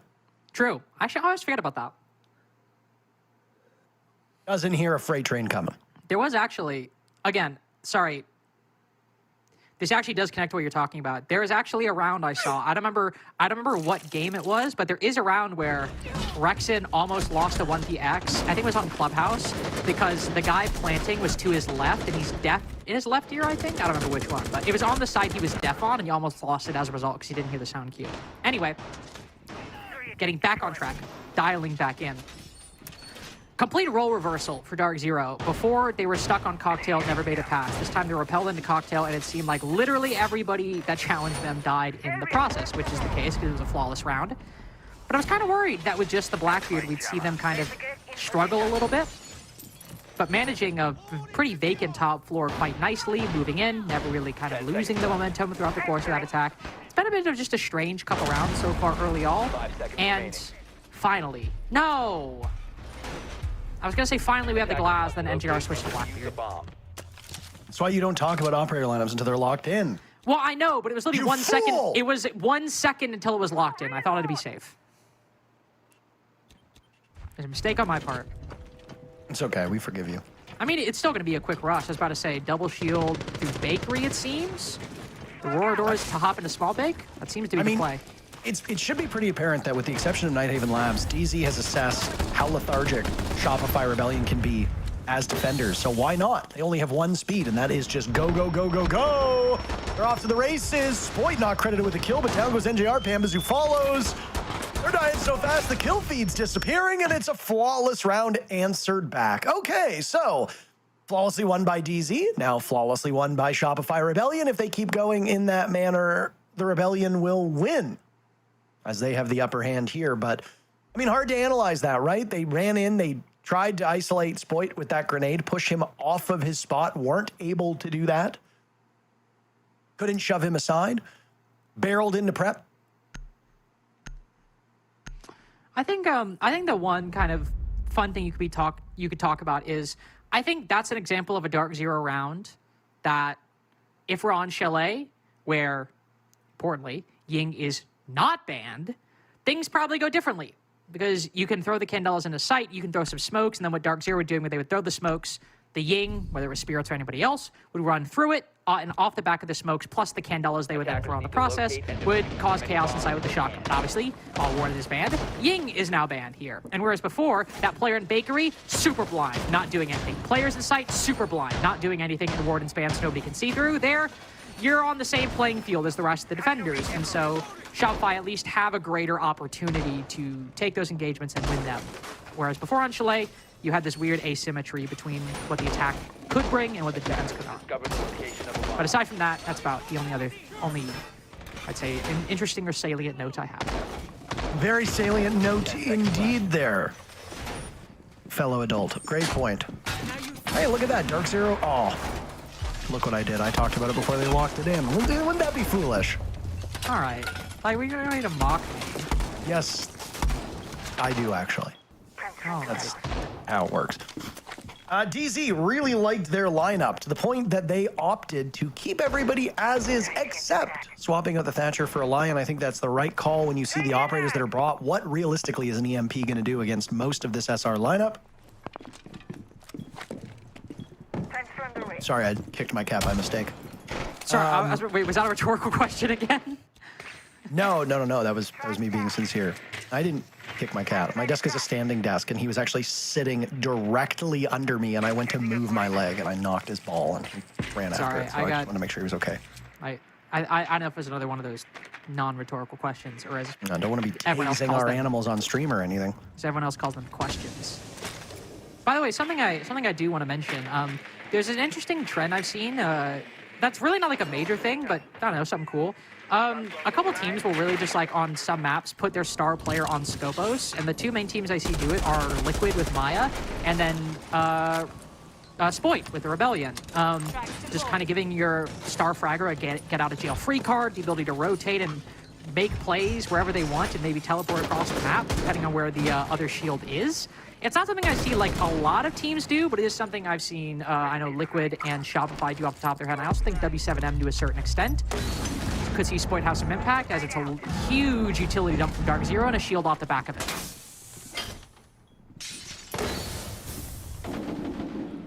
Slower pace than we've come to expect here on this map, but hang on a second. Two players just died in the blink of an eye. Ambi, the only one that's seemingly showing up here. Answer back, down goes Pambazoo, the Glass that has been so effective at paralyzing these defenders, forcing them to stay in place. Canadian gets hit with the running man, and Citizen decides to empty the mag for added measure. I think he's dead, and I don't think you needed more than that. Serve with a nice shot on a Nafe. That was underneath New Balk, pulls out the Deagle, and almost had another for his trouble. Looking for a rehost after this. Regardless of what happens in this round, numbers being kept close, though, by Rexon, who's been great. Rexon and Surf finally having games up to their standards. Rexon will need to go for a 6th kill, 5th and 6th. But he just can't outshoot the Gridlock. She's a strong force. A real sturdy operator, and she survives that mag from the Vector. Will likely have a rehost here, as once again, tied at 2 rounds apiece. These have been very competitive games. Neither of these teams have really been able to shake each other. Obviously, the first half of Chalet told a very different story, and then the second half had to match it. But maps 1 and 2 have just been back and forth over and over. Despite the standings, it would seem that these two teams are a bit more evenly matched. A bit more evenly matched in what has been a very... That was not a rhetorical statement.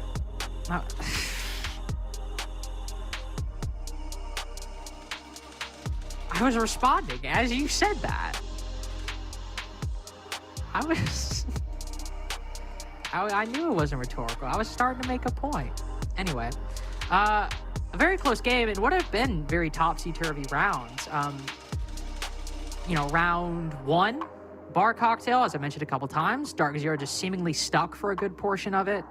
Round 2, flawless for DZ. Round 3, flawless for Shopify. That round, it seems like Dark Zero have a way in. Takes a long time to get there, but it seems like they have a way in on the cocktail side. Then all of a sudden, Shopify do the same thing where they fall back to Christmas. They get some gunfights. Then NJR decides to do NJR things and get it. Why are we doing this? Then get another 3K. It's been a bit hard to read this game, to be entirely honest with you, especially with how chaotic and, I suppose, rapid fire these rounds have been when they have gotten started. Which I guess I should be used to at this point, given how Dark Zero played their attacks on Chalet, but I think it's just not been as successful, or I suppose not as perfect as it seemed those Chalet attacks could be. We'll still have that tech pause, of course. We're trying to get people back into the lobby. I have to imagine, given that we just saw a cocktail defense not go Shopify's way, kitchen is still locked. So maybe we'll see a reading room attempt, Parker, when we come back. It's one of those bomb sites that make an awful lot of sense. All 4 sites are viable here on Cafe. Well, I don't know about that. You disagree? I mean, don't get me wrong. I don't think like top floor is non-viable, but it's definitely like by far and away the weakest site here. And I think usually a lot of teams will, you know, teams will go to it. Like Shopify, for example, going to it twice. But I do think it is the weakest site on this map. Also, I did want to mention, I actually completely forgot to bring this up. I really liked the way they used the glass that round. That is something very similar to what we saw on Chalet. And I think Dark Zero kind of realizing, hey, we had a good thing going. 5 seconds remaining. Maybe we should bring that back. Attackers must locate and defuse. Well, the hot bug seems to have been fixed on the side of Canadian. He's going to bring the wet pool noodle gun yet again. Would you like to criticize a multi-time world champion on the broadcast? I did criticize him for bringing the. Would you like to criticize a multi-time world champion, major winner, U.S. Nationals winner, DreamHack multi-time runner-up, Brunch Wars winner? Brunch Wars winner. Do you want to? Would you like to criticize that player? How many pro games have you played again? I just want to make it clear. How many pro games? I did not criticize him for running the M10. I just said that was crazy. How many pro games? Some people, shut up. Some people thought I was criticizing JV92 with the bit Ollie and I were doing. I'm like, I generally I try not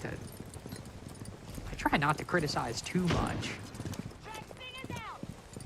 Especially if it's Canadian, because he will make fun of me in ways that will be very hurtful when next time I see him in person.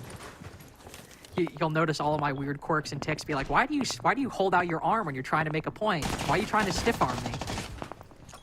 By the way, this is huge. Shopify have completely seen the rush that Dark Zero are about to do and are completely ready for it as a result of this pulse pick. Nitrocell goes out and it claims 2 for its trouble. Spoit the only one to die so far. Spoit putting in a bit of a poor performance compared to maps 1 and 2, where he dropped, what, 30 kills across those 2?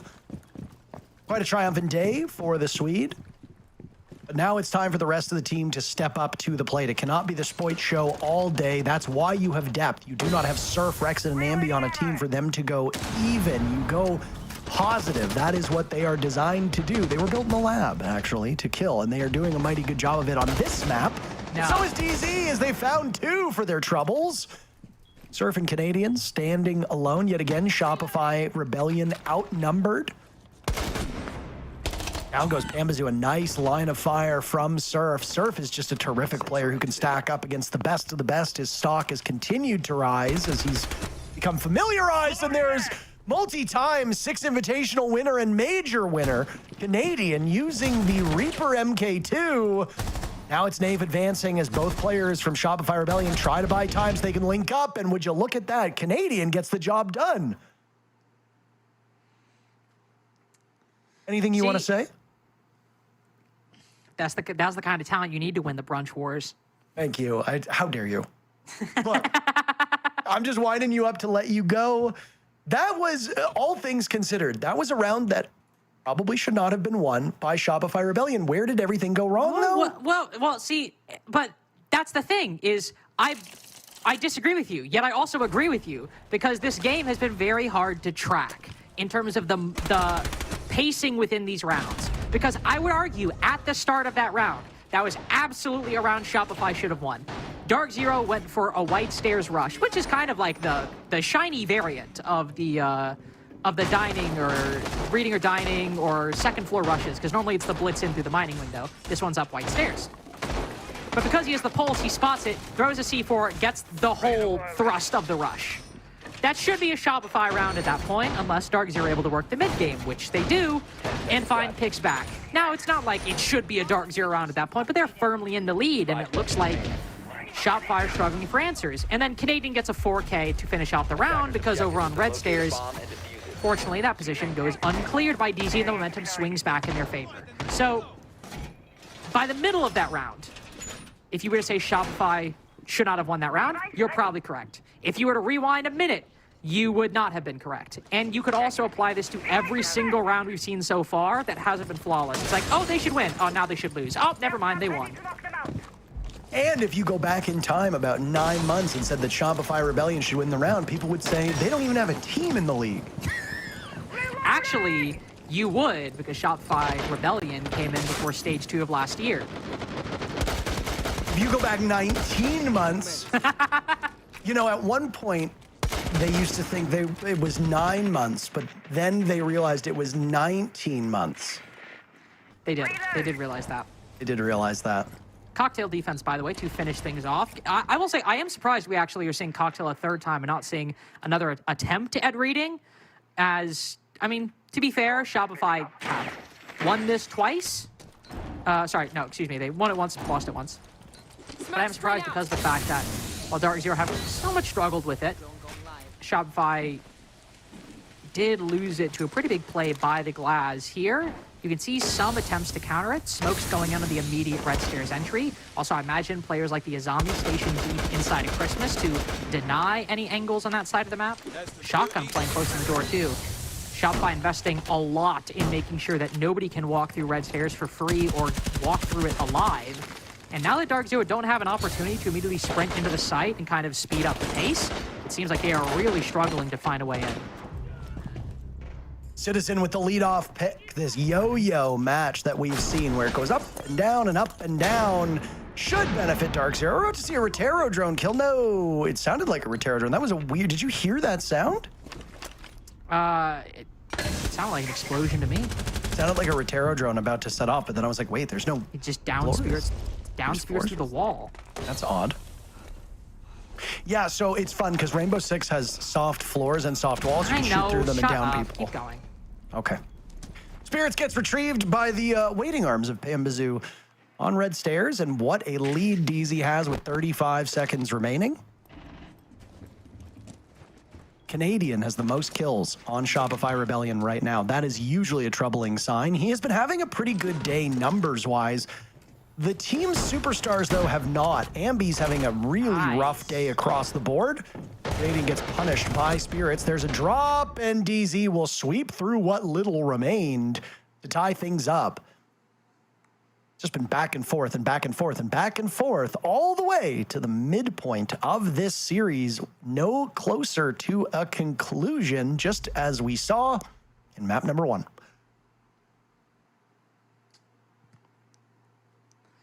And I have to admire Dark Zero's tenacity throughout this whole series. Arguably could have or should have won map 1. Arguably maybe should not have won map 2, but they pull through with some pretty massive performances.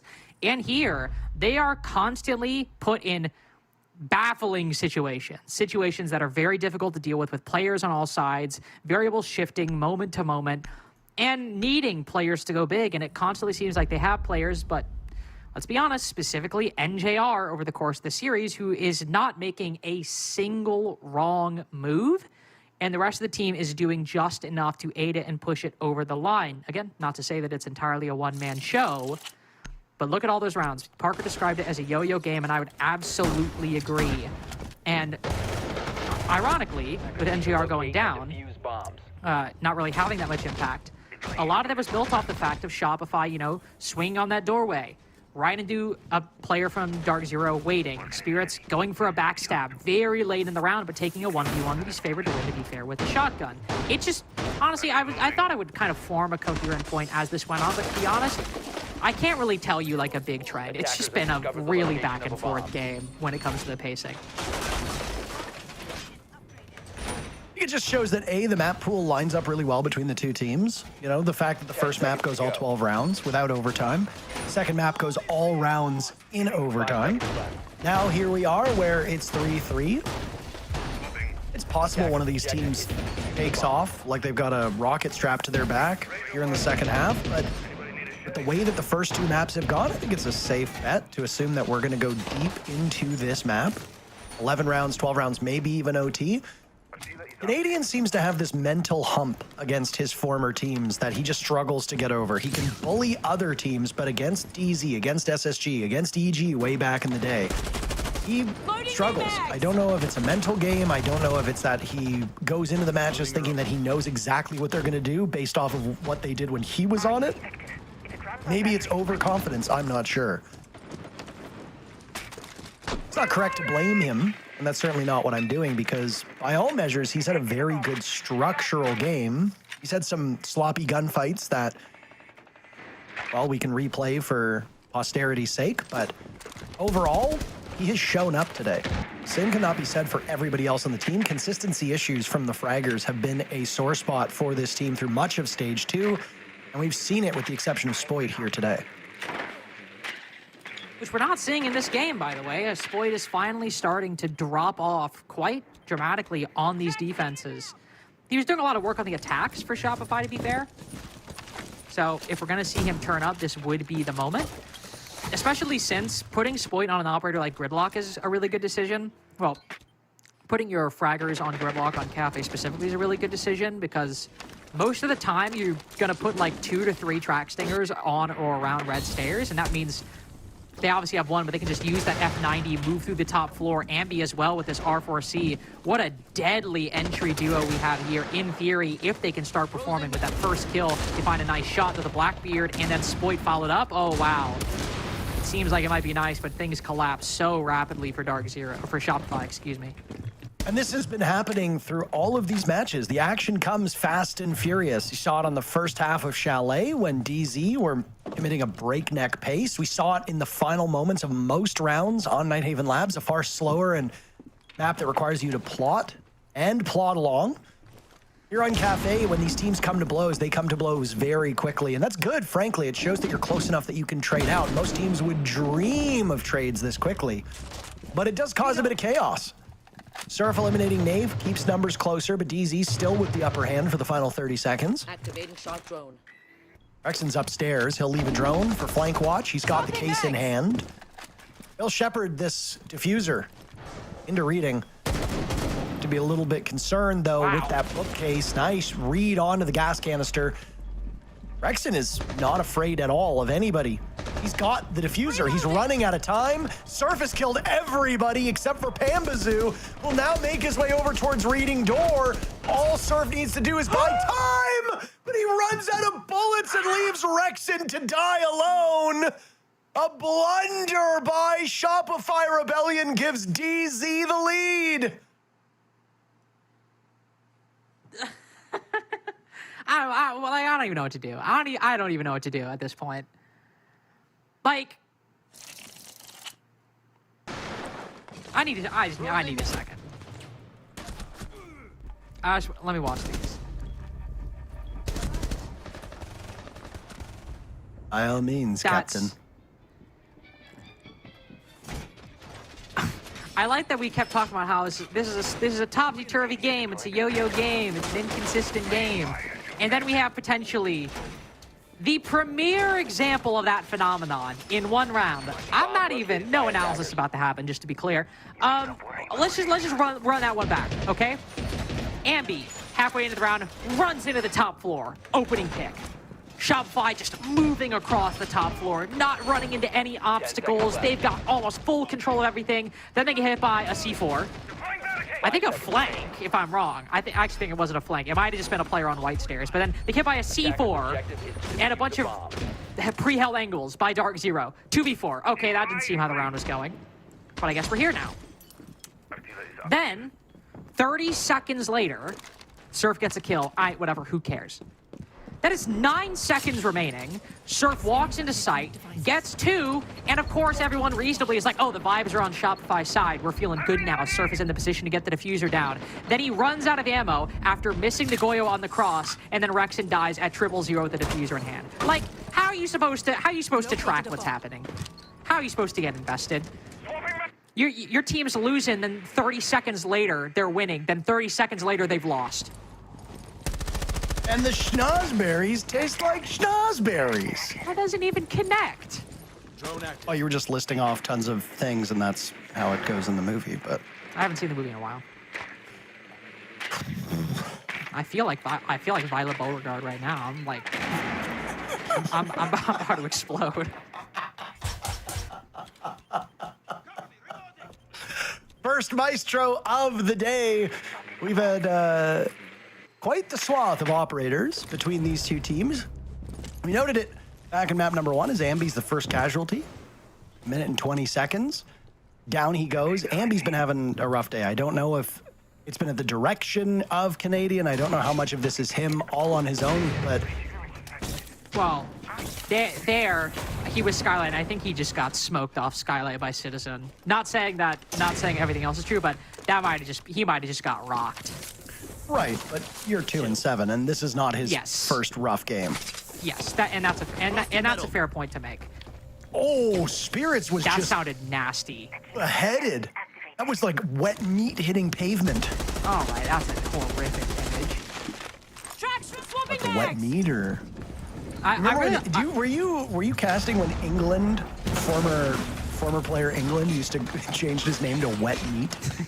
Yeah, I was here for that. Also, by the way, I like the strategy from Dark Zero, the K2 route to stop anybody from like breaching and pushing up. And while they have worked the Montier, this is a very weird position for a defender to find themselves in. And also another very weird trend of the round. As Pamazu, right as Canadian un-ADSs, loses his life in the process. That's diffuser in the hands of the defense. And yet it seems, despite that, Shopify will be able to close things out. Just Pamazu with 1 HP is easy fodder for Surf. A failed 3K in round 7, and he redeems himself with a 4K in round 8. Well, once again, going back to this whole yo-yo style between these teams, a seesaw, teeter-totter, whatever you want to call it, but it's been a back and forth look up a new analogy. I mean, I'm reaching for them. There's a lot of different analogies that we can use here, but neither of these teams have been able to shake each other. Maps 1, Map 3 playing out stylistically very, very similar. Map 2 is obviously DZ in the lead. SR clawed it back, ultimately fell short at the final moments, and that's why we're here in map number 3. But they're just so evenly matched, and each round is just, you go round by round, minute by minute. It's almost as if it's at 0 every single time these teams are playing each other. And you got to take it round by round. Again, I know you disagreed with me, but all 4 bomb sites can get played. No, that's we are seeing teams rotate through what does and doesn't work. And frankly, it's anybody's guess as to which of these teams is going to come out ahead. 10 seconds left. Yeah, also, just to be quite frank, who's going to come ahead in the rounds, in the halves, in the minutes, in the individual gunfights. It is a very hotly contested game at the moment. It's featured a lot of big individual moments from Shopify. Canadian 4K, 2 Surf multi-frags, albeit only 1 in a round they actually won. And now as Dark Zero lose Cocktail, they will retreat to the safety of the second floor. Different site, as it was reading that they won round 7. They'll go to Fireplace now. Shopify will seemingly, again, play things at the pace they want, likely using Canadian on the roam clear to clear out Cocktail, and then they'll decide where to push in later. But you know there's going to be a full clear, especially with Ambi, with that the boogie drones for Vert. Drone active. Drone active. Tracks in action. Track sting is active. Lock's pick rate has continued to go upwards. She brings an awful lot to the table. She's particularly strong on this map. Flank watch is her specialty. Might not be quite so important as now Pambazoo's dead. Means that DZ can't send somebody on flank watch with the same confidence, given that they're down in numbers. But I mean, she's a 3 HP, or a 3 health, if you want to call it.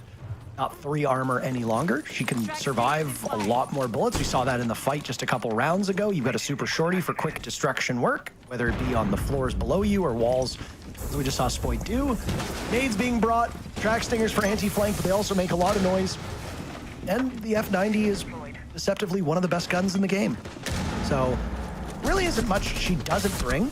Canadian now taking matters into his own hands. Down goes one. He's traded out immediately. Is that some shield-on-shield violence? Nafe at pillars, down by reading door, will take out Canadian, lose most of his HP in the process. And now there's a run out by Spirits amidst the smoke. A brilliant play by Spirits, but was read so effectively by Surf. Are we about to see only the 2nd consecutive round won by a team? DZ won the final round of the first half, then won the first round of the second half. Now it looks like Shopify Rebellion's going to stitch 2 together, unless Nafe and Citizen are able to work some magic. And I don't really see the likelihood of that happening. Nafe is on 1 HP, has to have his gun up, so the importance of the clash isn't even going to really be a factor unless he can find a place to plant it. Shopify at 50 seconds. Not a lot of drones, to be fair, but still 50 seconds to kind of get a good vision of what they want. Citizen goes down as well. Or sorry, excuse me, Nafe goes down as well. Citizen finds a kill on, to be fair, the unequivocally most important, most impactful member of Shopify, and won't get any kills further after that. Shopify will indeed put 2 rounds together. And by God, 3 rounds in a row, we've had a Surf 3K. This time playing around the snow door and the cocktail windows, making a master class of those repels, facilitating the whole team getting inside of the building, getting that initial control on the top floor that was oh so important. Because while it wasn't reading room, they weren't getting control directly above the site. They were getting a foothold in the building, and most importantly, they were taking care of those roamers on the top floor, which is always going to be the most difficult prospect.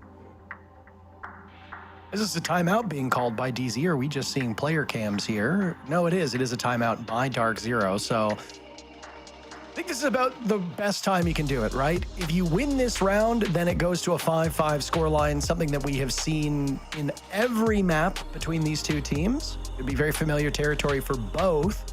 Fortunately for DZ, they've been on the wrong side of round 11 in both previous maps. But yeah, I mean, with how close this has been and with how it goes back and forth, at this point, you've given the upper hand to Shopify Rebellion. Maybe they've earned it. Maybe you've given it. We can use whatever terminology we want. But the fact is that DZ now is on their back foot. They need to settle themselves down. The biggest help that they had was that the gunners on Shopify Rebellion were asleep. They are awake now. Spoit has been brought back down to earth. Surf is carrying far more of the load, as is Rexon. Canadian's doing his job. I mean, what more can you say? DZ have their hands full. And on the side of DZ, their fraggers are awake. It's not like they're not killing. Both NJR and Pambazoo are standing up well to the opposition. It's just structurally, they're struggling. When you are defending on a map like Cafe, you need to be a touch better. Kangaroo Kenny likely assessed that, and DZ used their timeout. Good time to do it as well when you get to go back to the reading room, the one site that has worked for Dark Zero so far.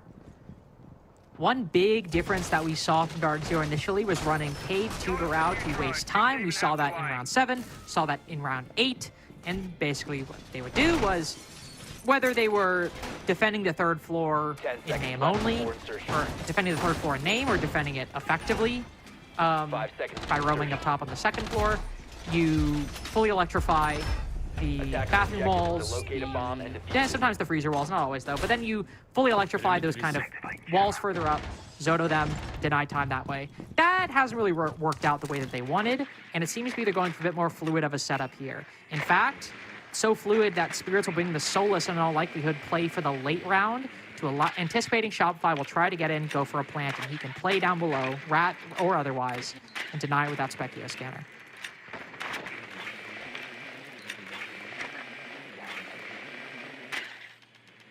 Come on, Specchio scanner, and you don't want people to think you're the human version of the nerd emoji? That's a callback. I don't think anybody even knows what that's referencing. A former pro player heard Lynx casting in very, very early days and said that Lynx sounded like the human version of the nerd emoji. And was this person wrong? No, it was actually a devastating insult because of the accuracy. Either way, Specchio scanner, come on. Hey, it's not my fault. I know the gadgets in the game I work for, or the game I work in. I don't work for Rainbow Six Siege. That's not possible. I mean, it is possible. You could, well, I guess you'd work for Ubisoft. Never mind. You don't, though. Point being. Surf's on 14 kills. Spoit's being very mortal, but look at that. High impact frags, right? There goes Spirits. It's a run out from Nafe as he toys with that garage door down by Delivery. Down goes NJR. The Citizen has the only kill for DZ this round. He'll find a second on to Ambi. Ambi's been human cannon fodder so far through Cafe. Down goes Rexon as well, now at the hands of Pambazoo. As these teams just come to blows. We still have 1 minute and 10 seconds left. There are 4 people alive in this server. If you like high-octane Siege, you must be loving this series. From a commentator perspective, I'm loving it too. Don't love the fact that I have to reserve my voice a little bit, given that I work 5 days in a row. I'd be far more animated, weren't that the case, but still give the match the energy it deserves. And right now, it's a lot of high energy and a lot of, why did that happen? The desk has to solve that question. For us, we're just along for the ride. 35 seconds remain. Shopify Rebellion could go to series point with a victory here. Could very well do it with Surf being alive at 14-4. Minimal ability for Dark Zero to deny a plant this late in the game. Well, sorry, deny it vertically like they intended. They still very well could do it, especially with the Vulcan pack. Oh no. Surf gets 1 kill, and it might be the most important one so far. As while he gets Nafe, he takes down his support. So content to do it on his own, but now he's got to plant or find the kill. And it seems that he will be forced to watch Pambazoo creep closer and take him down in the process. Surf, who's been so good on this attack side, makes a fumble right towards the end and gives Dark Zero away back in. Imagine if Spoit had lived. Surf gets the immediate follow-up kill. He sends his smoke out. He can plant in a completely different area and have Spoit watch either in or near the smoke to fake out Pambazoo, who guessed properly, but didn't have information exactly as to the whereabouts of the final player on Shopify Rebellion. And honestly, Surf, with such a valiant effort, he's really doing it all. Just as we said with Spoit in the previous, in the previous 2 matches, Spoit is not to blame for a potential loss. Same could be said for Surf. A nice read by Pambazoo, and we are back at a 5-5 score line. Map 1, 5-5. Map 2, 5-5. Map 3, 5-5. And guess what? Shopify Rebellion has won every single one of these rounds. The 11th round is theirs. Do they do it again? It's 3rd time. A charm. 10 seconds left. It might. It very well might with a moment like that. Remaining. That doesn't obviously, that individually does not necessarily have any impact on any round after unless it has some drastic mental chalking effect, which I don't think it had. But it's one of those moments in the narrative arc of a game that you look back on and you're like, oh man, they really had it. And that was just such a massive fumble. We don't really have, we know exactly why that game ended the way it did, because you can see they just lost the mandate of heaven. Now we don't know if that'll occur, as especially on a site like basement, or I guess first floor, you have a lot of time to get set up as Shopify. Most times, 9 times out of the 10, the defense is not pushing all that aggressively. Usually if there's somebody on the top floor, I was about to say, it's going to be a Vigil who's solo roaming. Will Spoit be able to find this kill? He will not, as it seemed they're operating with a little less intel, excuse me. What the hell? Ambi with a lightning-fast flick onto Spirits inside a train. Losing to Selma's rough for a Vigil. Dark Zero come out the better for that trade. What a flashy way to bring the man advantage back. Absolutely turns him into dust. Just a mist of red. And Spirits is gone. Spirits yet again leading his team in deaths. Coming into today, fewest deaths on DZ. Every single map, he has died the most.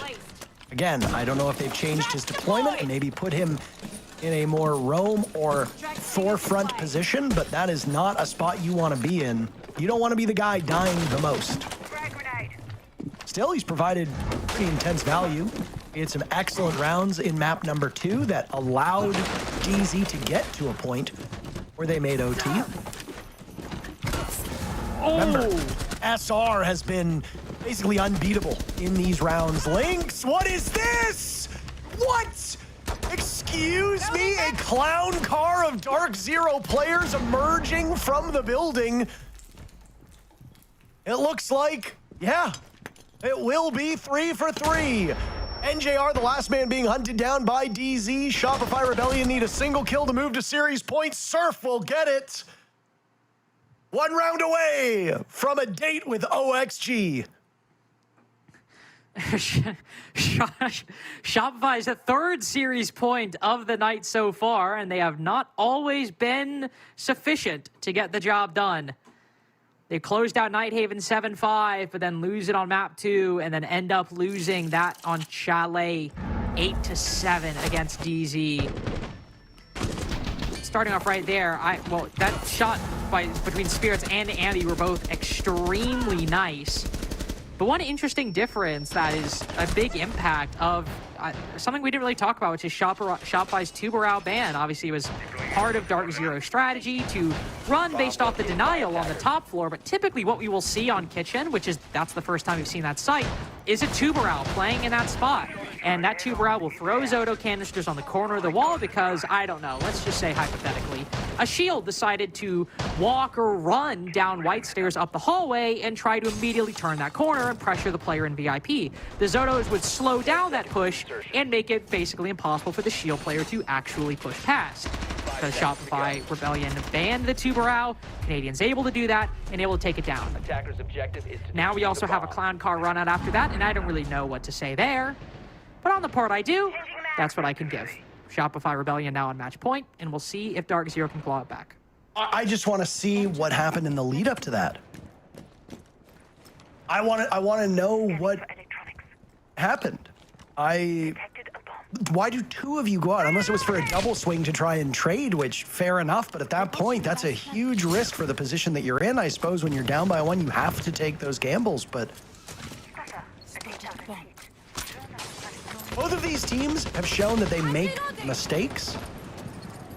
OXG has been a force, a real force to be reckoned with through this stage of the NA League. And they are likely watching this match with some glee on their face because if any of these 3 maps show up in the matchup, whether it be OXG playing Dark Zero or Shopify Rebellion, they're going to have some pretty obvious things that they can do to their opponents. Whether they watch back the VOD, whether they watch back the replay, whether they just watch the broadcast right now, OXG might be pretty happy with what we're seeing between these 2 teams.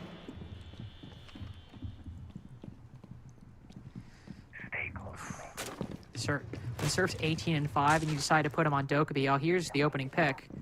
Ready and waiting. Spirits has no idea. We might have an idea somebody's down below, but oh my god, and there's 2 of them. He gets 1 so easily, and now there's the Echo here too. Nate might be aware, but Surf can just bide his time, hang out here, and even if he gets the trade, they'll know that there's an Echo down below. Here's it in the process, as again, they're setting up for a double swing, and while they find it, the Echo dies too, and yet still somehow they're holding on. Panbazoo and Citizen are last 2 standing. DZ's hopes rest in them. Panbazoo is in the grave. Citizen and Dark Zero have 1 foot in it too.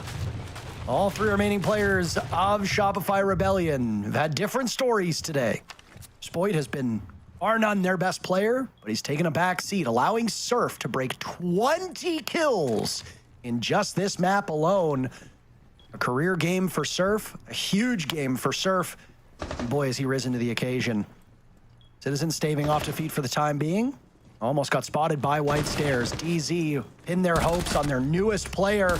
He's tremendous, and they line up for him, but his bullets only take down 1.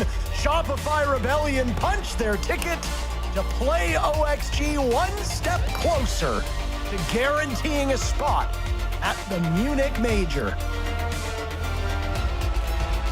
And I can't believe I'm saying that Shopify had to beat DZ to qualify in a match against OXG, and OXG might still be the favorites. Today, Shopify, they looked better, but I think you can see how Canadian is still kind of breaking down and triaging some of the issues we saw in that game.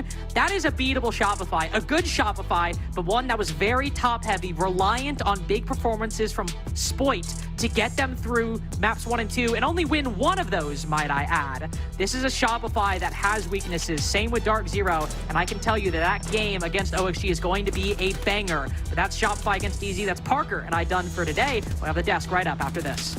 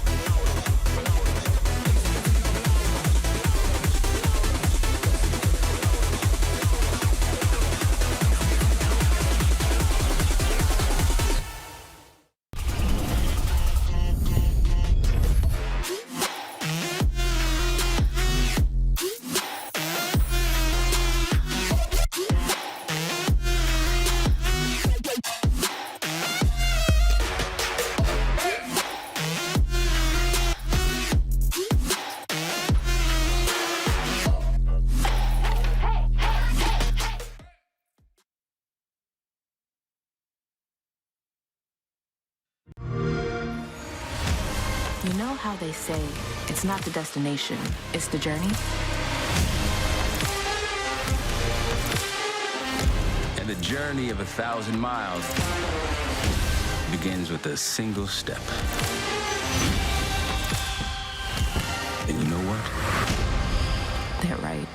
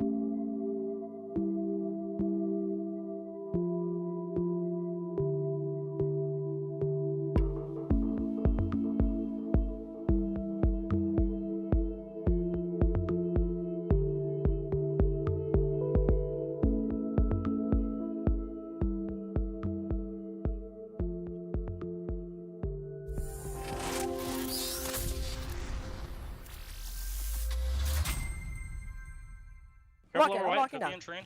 No, 90, kills, guys, 90 kills. Walk. Where'd he go? Let's fucking go! Fucking shit, boys. Oh my god! Little 20 bomb dame? Let's fucking shit, boy. Not. Rexon with the kitten ears. But congrats to SR. They do manage to close this one out after having a lead in the last map and then coming back here. A little bit closer maybe than we could have expected or thought it was going to go. But either way, let's bring over Canadian to have a little bit of a conversation on how this series went. Congrats, guys, on getting your first win here in playoffs. Let's throw it back to the second map, actually, because that's kind of like where I would like to discuss it a little bit. Considering you guys lost that one and then came back into this one and you managed to close it out, what was the conversation like between map 2 and map 3 to actually find that confidence?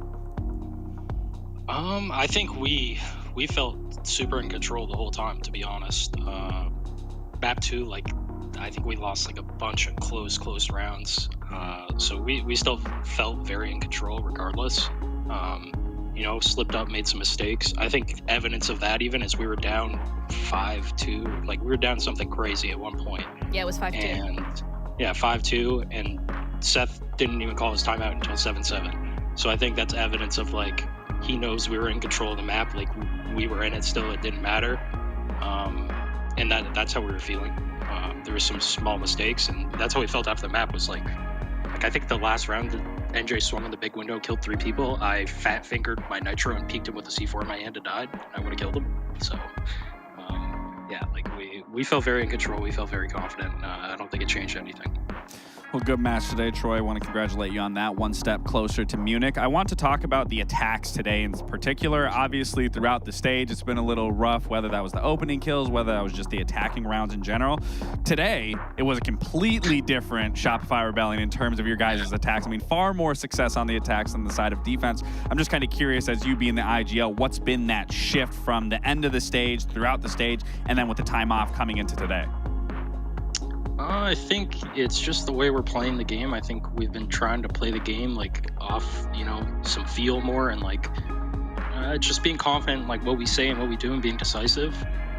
Trusting that, you know, that I'm going to come up with a plan and that we're not just going to sit there and stall out and do nothing. Because I think, you know, if we do that, we might get impatient, throw our lives away, stuff like that. Because I think our biggest struggle on attack during the stage was we were, you know, like 2-man down for half of them. So like, you know, you're not going to win rounds 3v5. We actually even won some, or we bring them back. And I think that just goes to show that when we can take our time and when we can play off our info and, you know, make decisions together and commit to things together, that we know what we're doing and we're really good. But yeah, I think today it was just like a really good team game. Like we played very much together. We weren't giving our lives away. We were coordinating things, like following plans, you know, being selfless. Like if we were in a spot where we're going to end up doing nothing, like that's okay. Hop on cams, you know, hold our ankle, hold our cross, whatever it is. Right. Like, okay, not being the hero. And I think that's something that we've had to deal with, because we have such good players on our team. You know, they're used to having the big moments, and you know, not everyone's going to always have them. You got to let it come naturally and just capitalize when that happens. Do you feel this change and shift, just in general, as you've been speaking, is also excelling your gameplay? Because even today, like, you played exceptionally well. I believe you went 25 and 27. I mean, even to what we've seen before, I think it's obviously paying dividends, even just in your own performance, to say the least. Yeah, honestly, I've been feeling very confident individually lately. I think like we played deathmatch against each other all the time, so it's actually been making me feel, you know, I've gotten a lot better mechanically. 18 again? I would like to say, yeah. I mean, like, I'm literally getting smoked by Willie and Ambi like every day, and it's like, you know, I gotta figure out some things to be able to kill these kind of guys. So it's definitely made me learn a bit, but I think when we're playing as a team, you know, everyone's gonna get opportunities to get kills. It's not just gonna be me. I think when we're not, then yeah, it's definitely rougher. But like sometimes, I mean, during the season, we weren't playing as much as a team, and I was getting kills, so who knows? But I just think we played really good today. We had a really, really good team game. Absolutely. Yeah. Well, you guys played great. Congratulations on the win. I just wanted to see if there was any insight that you could give us specifically on, if we look at a map like Chalet, obviously because that's the one you guys lost, in rounds where you lose, where you have the man advantage. For example, the last round where you guys were up 5-man to 3, and then individually everyone kind of looks like they peak on their own or they lose their own ones. In situations like that, is that communication getting too hectic? Is it players looking for their own big moment, so to say, to just close out the round? What goes wrong specifically in those rounds? I think after their timeout on Labs, actually, they kind of realized like the playing with fast pace and like the cheesy plays, that was what was working for them. And I think we're still calm about it on Labs, even though we weren't necessarily winning the rounds. We were actually staying pretty calm about it. And I think as things went on, it definitely got a bit more hectic, especially on Chalet. And I think that is, yes, like you're saying, like those kind of rounds, yeah, maybe not entirely synced because comps are too panicky and people think they have to do more than they have to, and they're not necessarily working together. They're just trying to react to everything that they're hearing, and it's sensory overload. I think we did a much better job on Cafe, actually. I think we stayed a lot more calm and played things a lot more together. Yeah, 100%. Well, thank you so much for your time for the interview. A lot of insightful information, and once again, congratulations to you guys. We'll see you tomorrow. Thank you. See you then. As much as this is really great for Shopify Rebellion, I think questions as well in regards to DZ coming off of the second map, having all that confidence, feeling really hot coming into this, and then losing it here, dropping into that lower bracket on game day 1 is not a position that they would want to be in. I mean, you know, we saw SSG stage 1 drop in the losers bracket off the first round, and then they got first during the stage. So I think the main takeaways for Dark Zero is they looked a little bit more in form. We saw players like NJR on Panba feel a lot more comfortable, a lot more confident, and Dark Zero had a response to if Spirits wasn't able to find success. I mean, on that first map, we saw Spirits was having a very rough game with the shields. He wasn't able to find any openings, and we still saw NJR and Pamba turn up, and more specifically Pamba. I mean, I was very critical of him before the game today, and he definitely showed up and was a big reason on why DZ kept it so close. So if they can continue that throughout the lower bracket, get a win, a little bit more momentum, could look good. Yeah, Pamba was really instrumental when it came to DZ, but when we were looking to the side of Shopify, I mean, Surf had an absolute banger of a game, and I think one round specifically at the end of this map, which is a beautiful call out from Intero. Here comes the DZ clown car. Yeah, this was definitely a little bit of a fiasco. I think this is honestly what put the nail in the coffin and sealed the game here, was losing that engagement, letting Surf be able to clutch that 1v2, and then just losing numbers, not being able to trade it.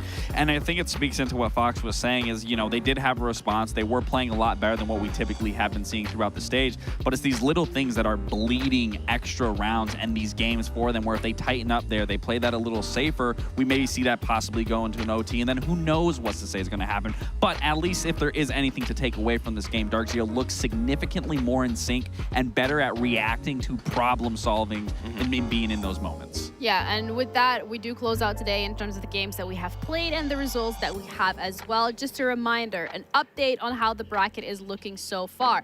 SSG played Wildcard, and with SSG winning, they advance tomorrow against M80, and with Shopify winning this matchup, they advance tomorrow against OXG. M80 is going to be playing SSG. That'll be a great match, especially since if we see M80 and OXG, the same exact team that we saw towards, you know, the whole stage of stage 2, this will be very difficult. Even though SSG and SR played very good today, still, I don't know if they're in contention to be able to compete with the prime M80 and OXG that we saw during stage 2. Are you saying that, like, based off when we were talking, when we did our predictions, you said M80 Oxygen will fall to the bottom. Now seeing SSG there, do you still believe that? In comparison, SSG played very great today. They looked very confident. Maybe it's just because I haven't seen M80 since like 2 weeks ago, but I feel like M80 and OXG are still, you know, in that S tier like we both put them. So it'll be a completely different ball game once we get to playoffs. Or once we get to their matches. I mean, that's something that we're going to have to see tomorrow, whether or not this week off has impacted them in any way, shape, or form. But we also have the blacklight detail in regards to the plays that we've seen today. And this one specifically is going to be going to Surf. I mean, that has to be the highlight for Surf. I don't know what it is with Cafe and him just being able to pop off, whether it's getting an ace, whether it's bringing rounds back. I mean, dropping 20 kills in this match versus a team like Dark Zero. You, yeah? Huh? I mean, I do wish it was me. I wish I could shoot like what Surf is doing. I mean, he's riding the waves until half these engagements and being able to do it again on the role that he is, the flex support role, just being able to lock down so many of these engagements. Like I said, that instills confidence into the rest of the team. Knowing that your support player is putting up big numbers like this, it takes a lot off your shoulders of feeling like you need to do more, like Troy was saying, doing more than what you need to do. Sensory overload. The fact that Surf can just excel in these moments, excel in this role, and be a big reason, again, for Shopify Rebellion's success throughout this stage really is showing off each and every single game. So whether you're a support player, whether you're an IGL, the fact of the matter is if you can have a strong backbone, your team is always going to stylistically look better than a lot of the other teams, just even systematically speaking. Yeah, and in a lot of those clips, he's not going out of his way to get kills. He's not running into the site. He's not making huge plays. He's playing his position, and he's hitting every single shot, and that's the consistency. And we talked about SR. If Canadian's doing well, if Surf's doing well, is the rest of the team struggling? But we saw here today that sometimes the backbone of the team will always be there as long as the front line's not just giving opening kills away. You'll have Canadian having a great game. You'll have Surf having an amazing series. So for that, I mean, they're playing very well all together. If they just, you know, tighten up a little bit more, they should be able to do very well tomorrow. Yeah, that's also like the danger of Shopify when you can look at a team that can hit and fire on every single one of the cylinders, and they are going to be playing again tomorrow. So the games for tomorrow, as we already touched upon earlier today, we're going to be starting off with M80 against SSG. That's also going to be a best of 3, and the second best of 3 of tomorrow will be OXG against Shopify Rebellion. Winners or losers of both of these games are going to be playing that final match. Winners are going to be playing the final match. Thank you so much to production for that confirmation.